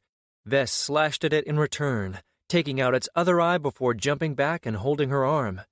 The blind manticore raged all around as Morgan put arrows in it and Lucius sent blades of air in its sides, cutting deep gashes there. Then an energy arrow to the face ended the fight, and the manticore fell down on the floor dead. "Never been easier," Morgan said, pumping his fist into the air in triumph. That's when the second manticore crashed into his back. Its maw closed down over his shoulder and it threw him to the side. Morgan flew through the air and crashed against a rock, hard. He could barely think from the pain, but he managed to sit up and lean against the rock. He couldn't see his bow anywhere, but he still had his sword. He hissed as he moved his other arm and pulled it out. The others were fighting the other manticore. Morgan wanted to help, but he was out of the fight. He could do nothing but watch. Vess was keeping it occupied as Lucius tried to get around it and stab at it. He got a few good hits before the manticore managed to catch him with one of its paws and pummel him into the ground. Val charged it before he could finish the job and kill the Roman. His two-handed sword burned with red fire as he stabbed it in the shoulder. The manticore roared and tried to dislodge both the sword and Val, who was holding it. That's when Val released a power-wrought bellow right in its face. The manticore was stunned, disoriented, and that's when Vess stepped forward and stabbed her sword through the bottom of its jaw up into its brain. "Great job, guys," Morgan murmured, trying to lift his sword up in the air. It toppled from his grasp, and everything went black. When he woke up again, he looked right into the concentrating face of an orc. Clara was leaned over him with her eyes closed. Morgan felt energy from Clara push into him, and the life within him being encouraged, increasing his regeneration, and he could feel as his wounds slowly closed themselves shut. Once done, Clara sighed deeply and nearly collapsed, but Vess was there to catch her. "I'm okay. I just need a moment," Clara murmured. Vess kept holding her until she was sure that she could stand on her own. Vess put a hand on the orc woman's shoulder and smiled at her. "Thank you." Morgan groaned on the ground. That was not fun. Not fun at all."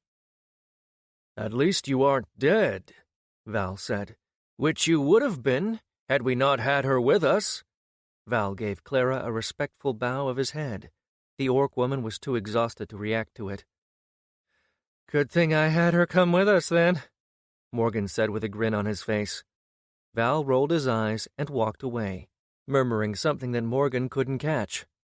Morgan slowly got back to his feet, aided by Lucius, as his Vess was too busy holding up the orc woman. After a few minutes, Morgan felt well enough to walk, and they all moved to the chest behind the rock and looked inside. There was not as much loot as the last time, but they still got 3 high-quality Ascension crystals, 2 small pouches filled with gold, and a horned helmet that gave a bonus to strength, which Val took.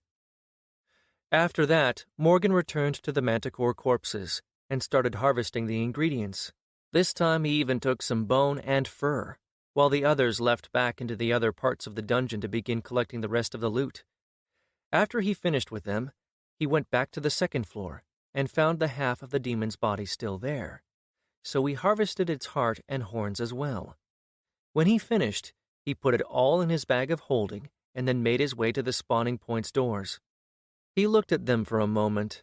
They still couldn't remember how they got out, how they ended up on Reach, but they remembered the spawning door opening and them stepping inside, and the next thing they knew they had been somewhere else. Morgan couldn't help but think that it had something to do with Oxalis or the guiding force. The image of a young woman was featured prominently on the doors, and something about her appearance nagged at Morgan. He just couldn't figure out what it was. And she had left a message directed at them specifically. He didn't know what that meant. He reached out slowly to the doors and placed his palm on them. Nothing happened.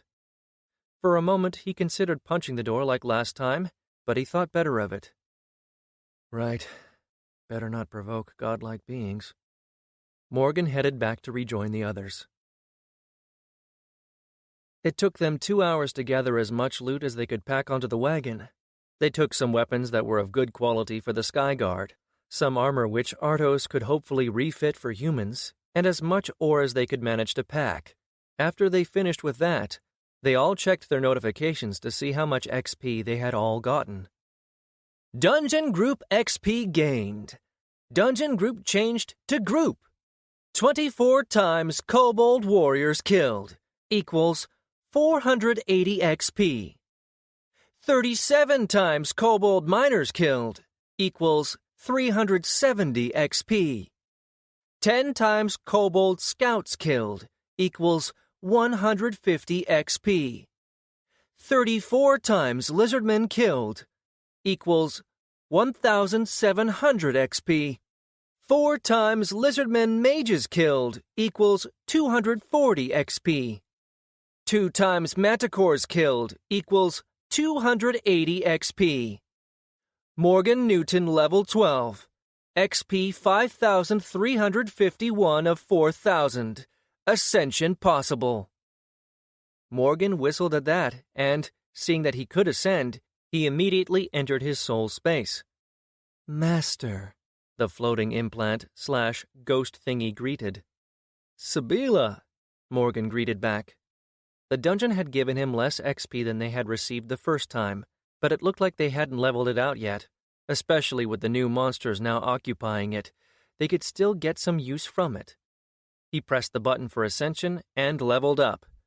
Morgan Newton level 13. XP 1,351 of 5,000. He got 2 attribute points from that, so he put one in agility and the other in will. He also got 2 skill and ability points, but he still didn't want to spend those, and that left him with 6 skill and 5 ability points. He glanced at his tables and saw that he had upgraded a few of his abilities. Some he had upgraded during the run, and a few others before, when he had been practicing. Strength, 13. Agility, 23 plus 1, 24. Constitution, 15. Intellect, 20. Will, 21 plus 1, 22. Wisdom, 13. Charisma, 10. Luck, 10. Skills. Hand-to-hand combat, 2. Weapons, 1. Language, basic. Elemental alignment, nature, 5. Plus 1 rank guild buff. Archery, 7. Hunting, 2. Monster lore, 3. Skinning, 3. Herbalism, 1. Enchanting, 5. Inspect, 3. Energy manipulation, 3. Arcane mark, 1. Abilities. Scatter shot, 2. Piercing shot, 1. Nature sight, 2. Nature sense, 2. Power infusion, 5. Power siphon, 2. Energy arrow, 3. Rain of arrows, 1. Exploding arrow, 2. Ward, 2. Satisfied with his stats, he glanced at Sabila and waved at her. Bye, Sabila. Bye, Master, Sabila said, and sent him back out. The others seemed to have done the same as he had. He turned to look at Clara, who had a big smile on her face. Did you hit level 10? Morgan asked. Yes. Clara smiled, and then pulled out her class stone and popped it in her mouth. Her eyes unfocused, and Morgan turned to the others. Any leveling up? All of his friends nodded their heads, which meant that they had hit 13 like Morgan. A moment later, Clara came back to the real world and smiled at the group. You are looking at a new Aegis class healer. Chapter 30.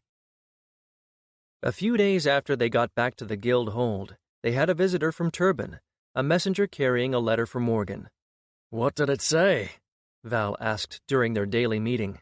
Mayor Fenn's got word back from the few neighboring settlements, Morgan said.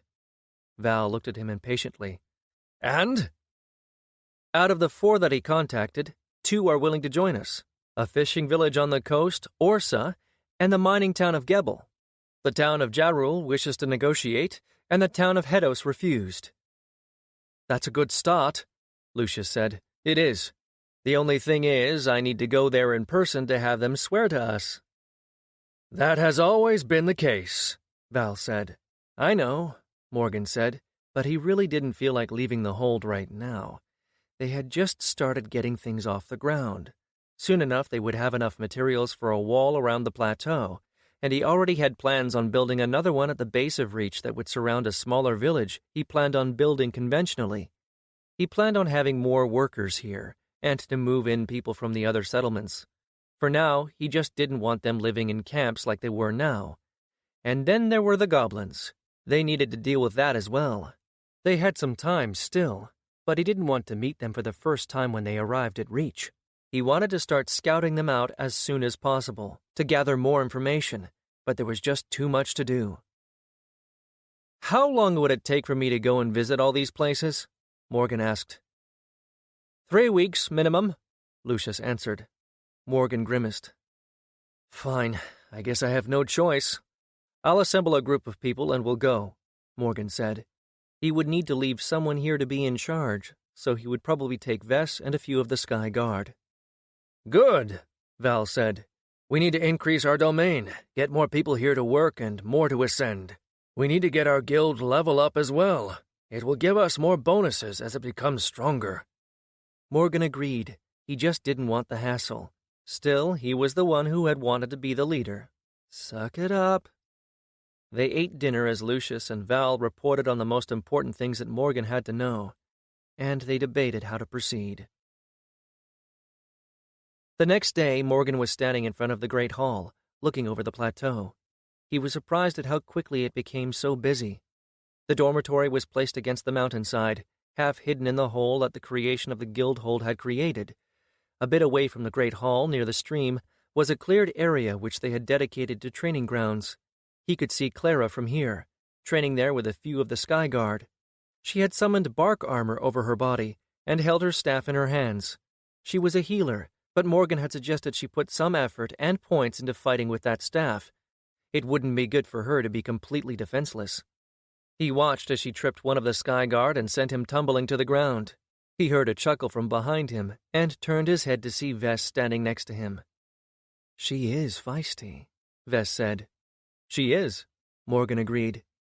"I like her. She is a good person," Vess said. Morgan didn't reply.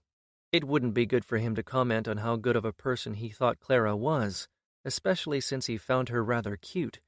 Not that he would ever do anything. He was with Vess, and he loved her. Still, he had eyes. They stood there in silence, simply enjoying each other's company. It was comforting somehow, and it was something that Morgan never had before. This familiarity, the feeling of being content. Too bad it was interrupted by yelling and screaming. Everyone who was outside turned and looked at the man running toward them from the road down the mountain. It was Audrin. He was bloody and dirty, and almost out of breath. Morgan and Vess reached him first. The man tried to speak, but he couldn't get anything coherent out. Clara finally reached them and immediately put her glowing hands on him.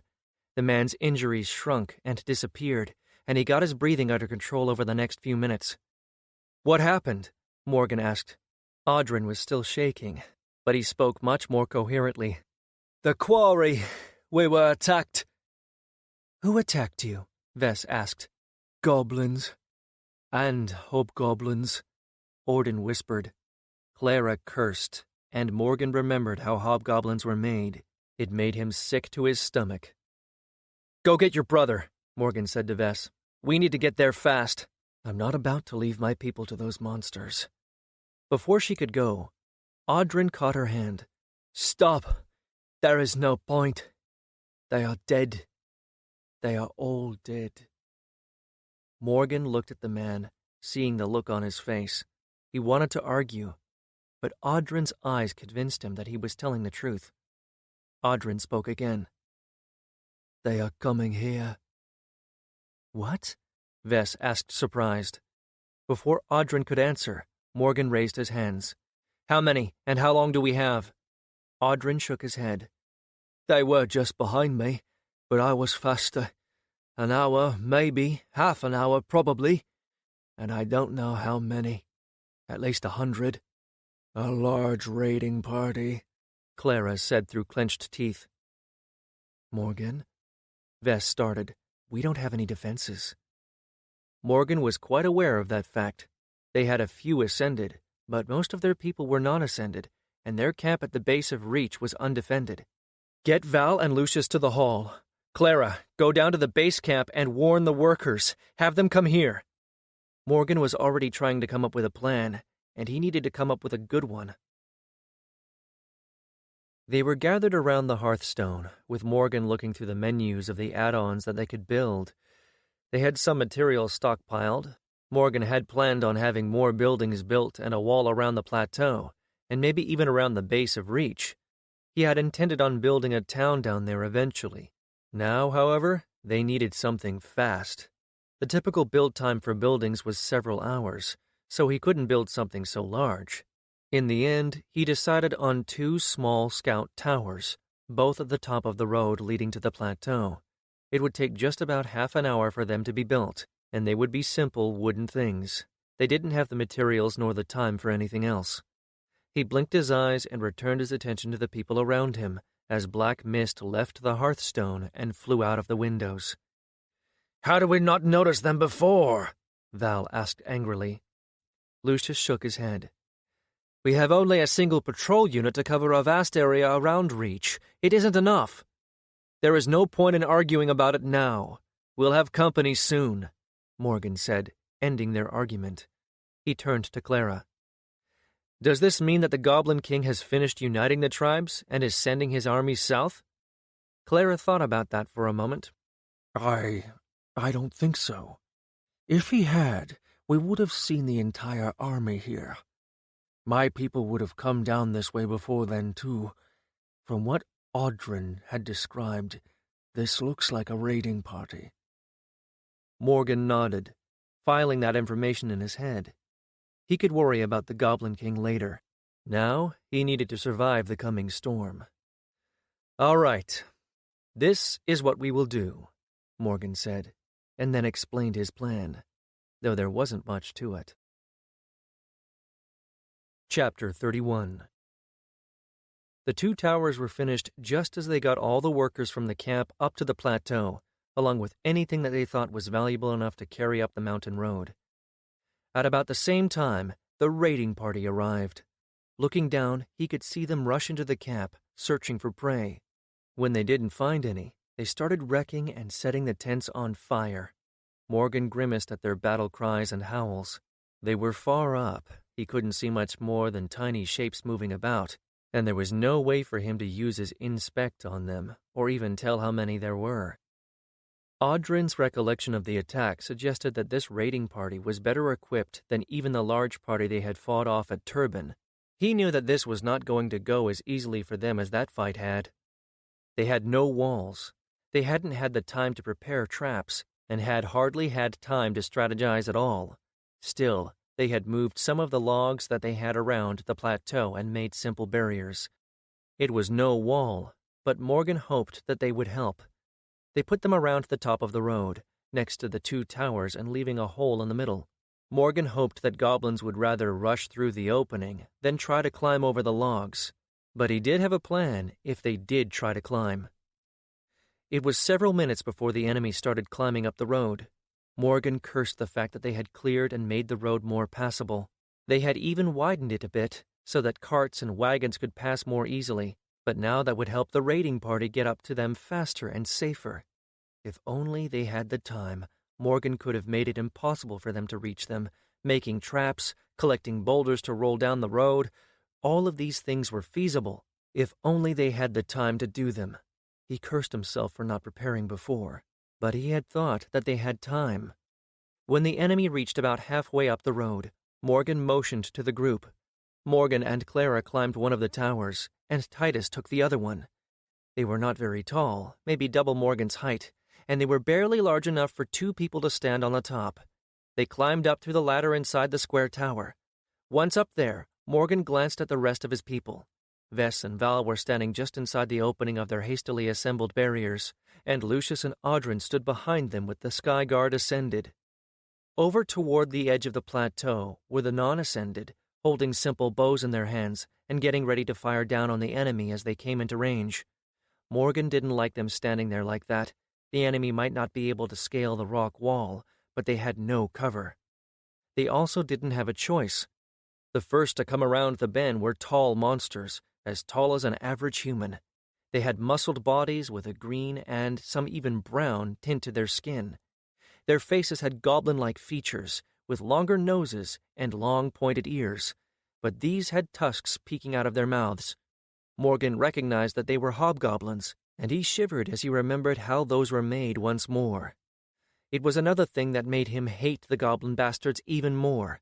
The hobgoblins had tall shields in their hands, an assortment of weapons from swords to clubs and axes. As soon as they came in range, Morgan yelled out, "Fire!" he ordered as he took aim and let an arrow fly. Clara had said that hobgoblins were not very intelligent, even when compared to goblins, but that they were stronger. Still, the hobgoblins had enough sense to put their shields up. His arrow found its mark, but many of the others didn't. They kept firing, but the hobgoblins kept their shields up, protecting those behind them as they approached the opening on the top. A few of the goblins had bows themselves and started firing at the unprotected non-ascended. Morgan saw one man take an arrow in the chest and tumble over the edge. The others ducked back, stopping their fire as spears and arrows started flying their way. They moved to fire only intermittently, and then only when the attackers' fire lessened. Morgan fired off his warded arrows, splashing the area in weakening auras. They still kept coming. Titus started enchanting something, and a moment later, a ball of fire left his staff, hitting the hobgoblin shields and exploding, sending several of them flying. Morgan and the non-ascended took advantage of that and fired a volley into the opening. They still hadn't halted the attackers. They pushed forward, abandoning their defense and covering the short distance remaining in a rush.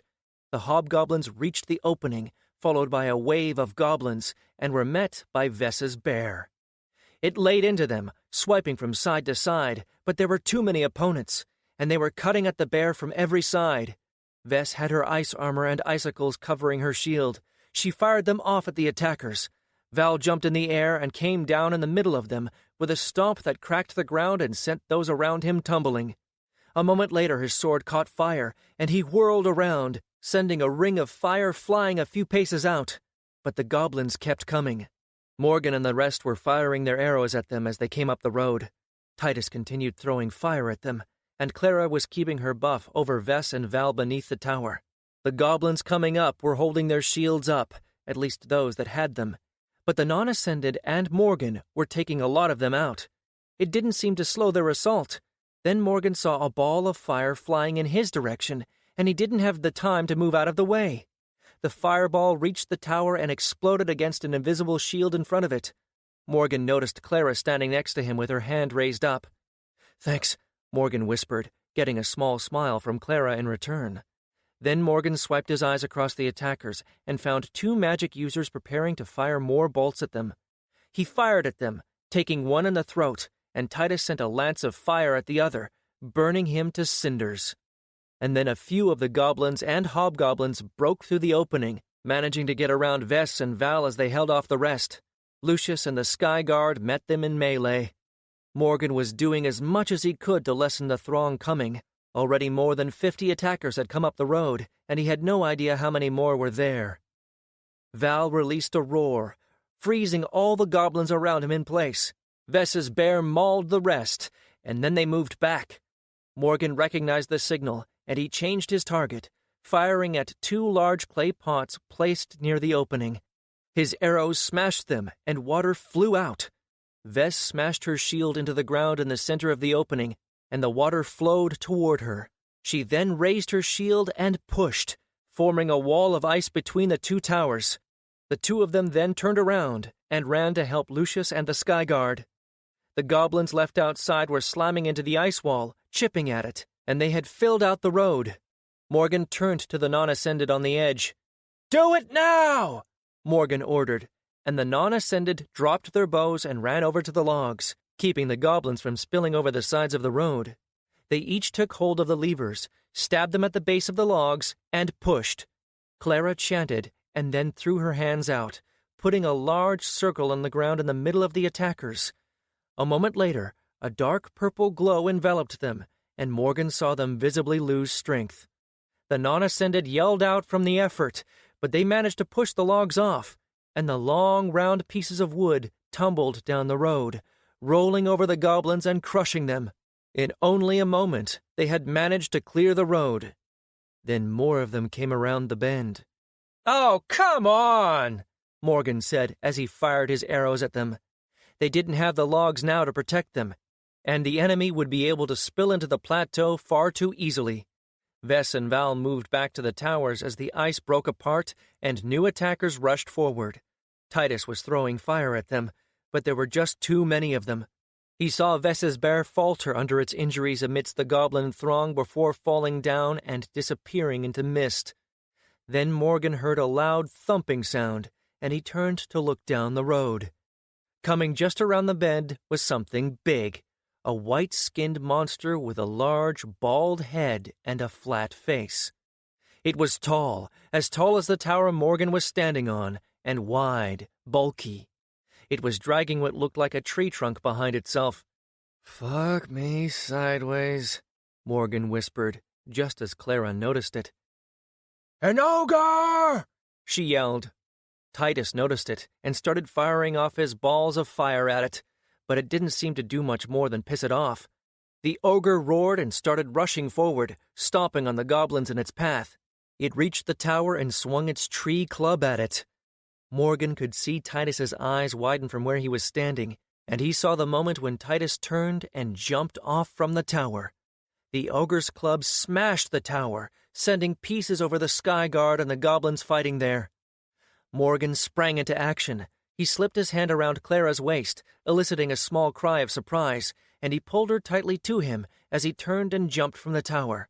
A moment later, the ogre rushed and smashed its shoulder into their tower, and it lost its footing and staggered for a few steps, giving Morgan and Clara enough time to move. Vess and Val were pulling back, and Morgan started heading their way. Putting his bow over his shoulder, he pulled Clara with him as he drew his sword. Clara smashed her staff into a goblin that came too close.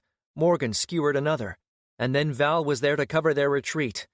Over on the other side, Morgan saw Titus fighting a group of goblins approaching him, small bolts of fire exploding from his staff, but Morgan could see that they would overwhelm him soon. Then Lucius was there, swiping his air blades at the goblins and pulling Titus back. "Return to the hall!" Morgan yelled out. The non-ascendant had already done so, and he could see them running up the stairs. The ogre started walking in their direction, and Morgan pulled off his bow and fired a few arrows at it as they ran. They hit it in the chest, but they might as well have been mosquito bites. The ogre roared and swiped its club across the ground, smashing one of the sky guard along with several goblins. They ran up the steps. Val and Vess, along with the remaining sky guard, took positions at the base of the second set of stairs and made to hold off the goblins. Lucius and Titus were on the top, both bleeding from cuts and breathing heavily. Clara moved over to them to heal them immediately. Audrin, however, got stranded behind with several attackers around him. Morgan fired his arrows to help him, but there were too many. One hobgoblin got behind him and pushed his sword through the man's chest. Morgan saw the moment when the light left his eyes, and Audrin turned to glowing dust. Morgan watched for a long moment, stunned. He had known that the Ascended were like the monsters, but he hadn't really realized what that meant. The ogre stomped closer, and Morgan turned his attention to it. He fired arrows of decay at it, as well as a few energy arrows and exploding arrows.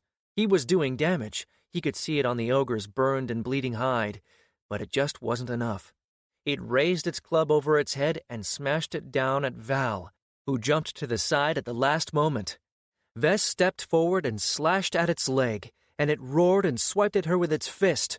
Vess put her shield up, and it struck it, sending her flying in the air up toward them. She smashed through the doors of the hall, her ice armor shattering, and fell on the floor inside. Morgan turned back to the ogre, pissed off.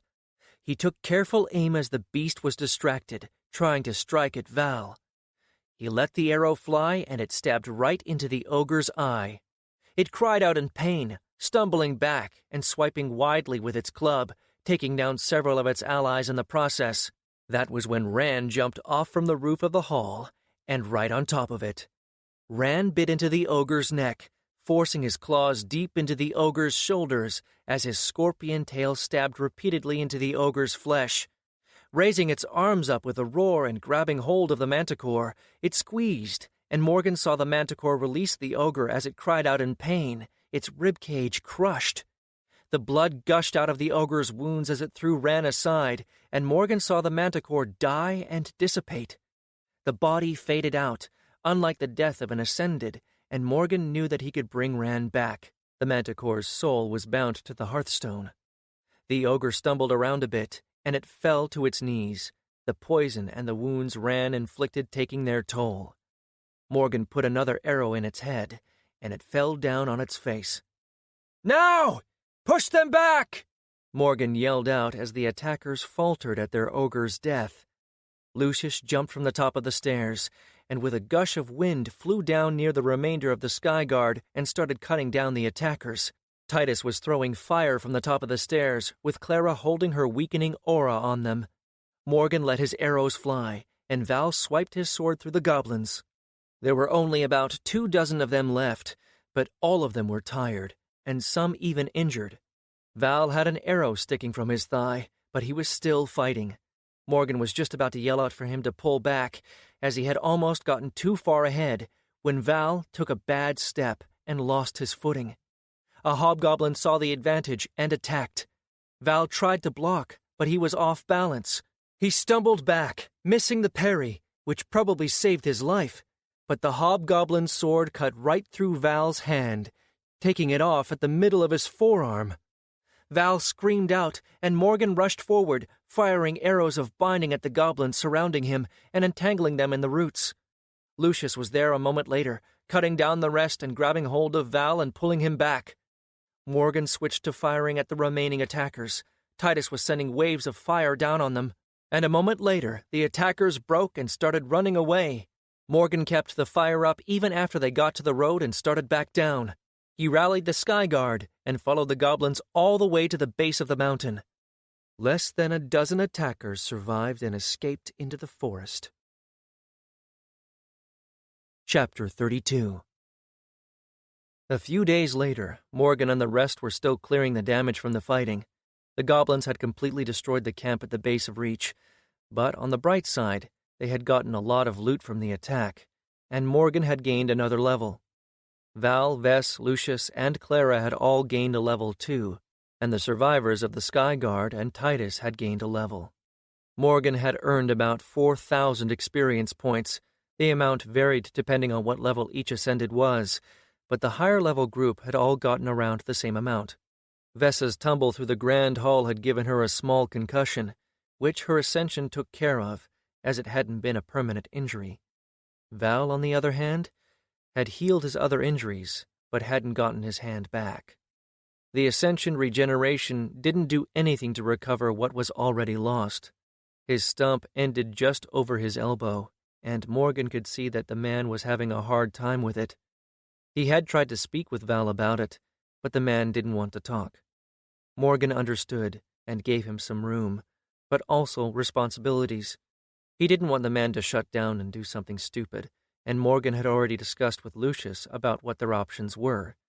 According to the Roman, there existed potions which could regrow lost limbs, but there were also high-quality artificers who could build artificial limbs that could be moved in the same way an arm could. He had made sure to let Valserum know that they would get him a potion, or at the very least a replacement hand as soon as they could manage it. They had lost 20 non-ascended and 4 Skyguard, along with Audrin. They held a funeral for the non-ascended and a wake for the ascended, who had left no bodies behind. It had been a somber night, and Vess had kept close to Morgan, the two of them finding comfort in each other. It could have just as easily been one of them who had died. Lucius had started training the Skyguard even more intensely, and started building short walls around the base of Reach. They weren't all that tall, but they were better than nothing. Vess started spending more time with Clara, training with her. The orc healer was adamant in her desire to learn how to protect herself more. The two women had grown closer over the last few days, and more often than not, Morgan found them together. After they had cleared most of the damage and gathered all the loot, Morgan used one of his manticore hearts to revive Ran. The manticore appeared next to the hearthstone, aided by a white mist, and immediately started purring and bumping Morgan's chest, and Morgan scratched behind his horns. Morgan knew that they didn't have a lot of time before the Goblin King united the tribes, and turned a real army down onto the south. He decided that he needed more allies. They discussed it over their meetings, and a decision was made. Morgan was going to go and visit the other settlements. He had planned on taking only Vess and one other member of the Sky Guard, but Vess had roped in Clara instead. Morgan had wanted to leave her in case of another attack, but Lucius insisted that since they would be taking such a small group, they would have a greater need of a healer on the road. Morgan gave Lucius access to the Hearthstone's crafting menus. He had discovered that he could give access to every guild leader, and told him to see if he could gather enough materials for a wall at the top of the road. They were building the one at the base of Reach by hand to conserve energy, but he still wanted to have a few more things up in case of another attack. In the end, he gave the Roman free rein to do as he wished. Morgan trusted his judgment. Now they were standing in front of the great hall, packed and ready for the trip. He was feeling a bit uncomfortable. Being on the road with two beautiful women wasn't exactly something he had experience with, especially when one of them was his fantasy wife. Morgan was looking at Lucius, trying to ask for help with his eyes, but the Roman had a smug smile on his face as he ignored him. "We are ready," Vess said finally. "Right. I guess that we can get going then?" Morgan asked. "Yes," Clara said, and she and Vess started climbing down the stairs. Morgan looked at the sky, hoping for some God-not-God intervention, but there was nothing. He wondered how he had gotten to this place, about to go out and ask people to swear allegiance to him in order to fight an army of goblins, hobgoblins, and ogres. "Right, cool. I can do this shit," he said to himself, and started walking. How in the hell did I get here?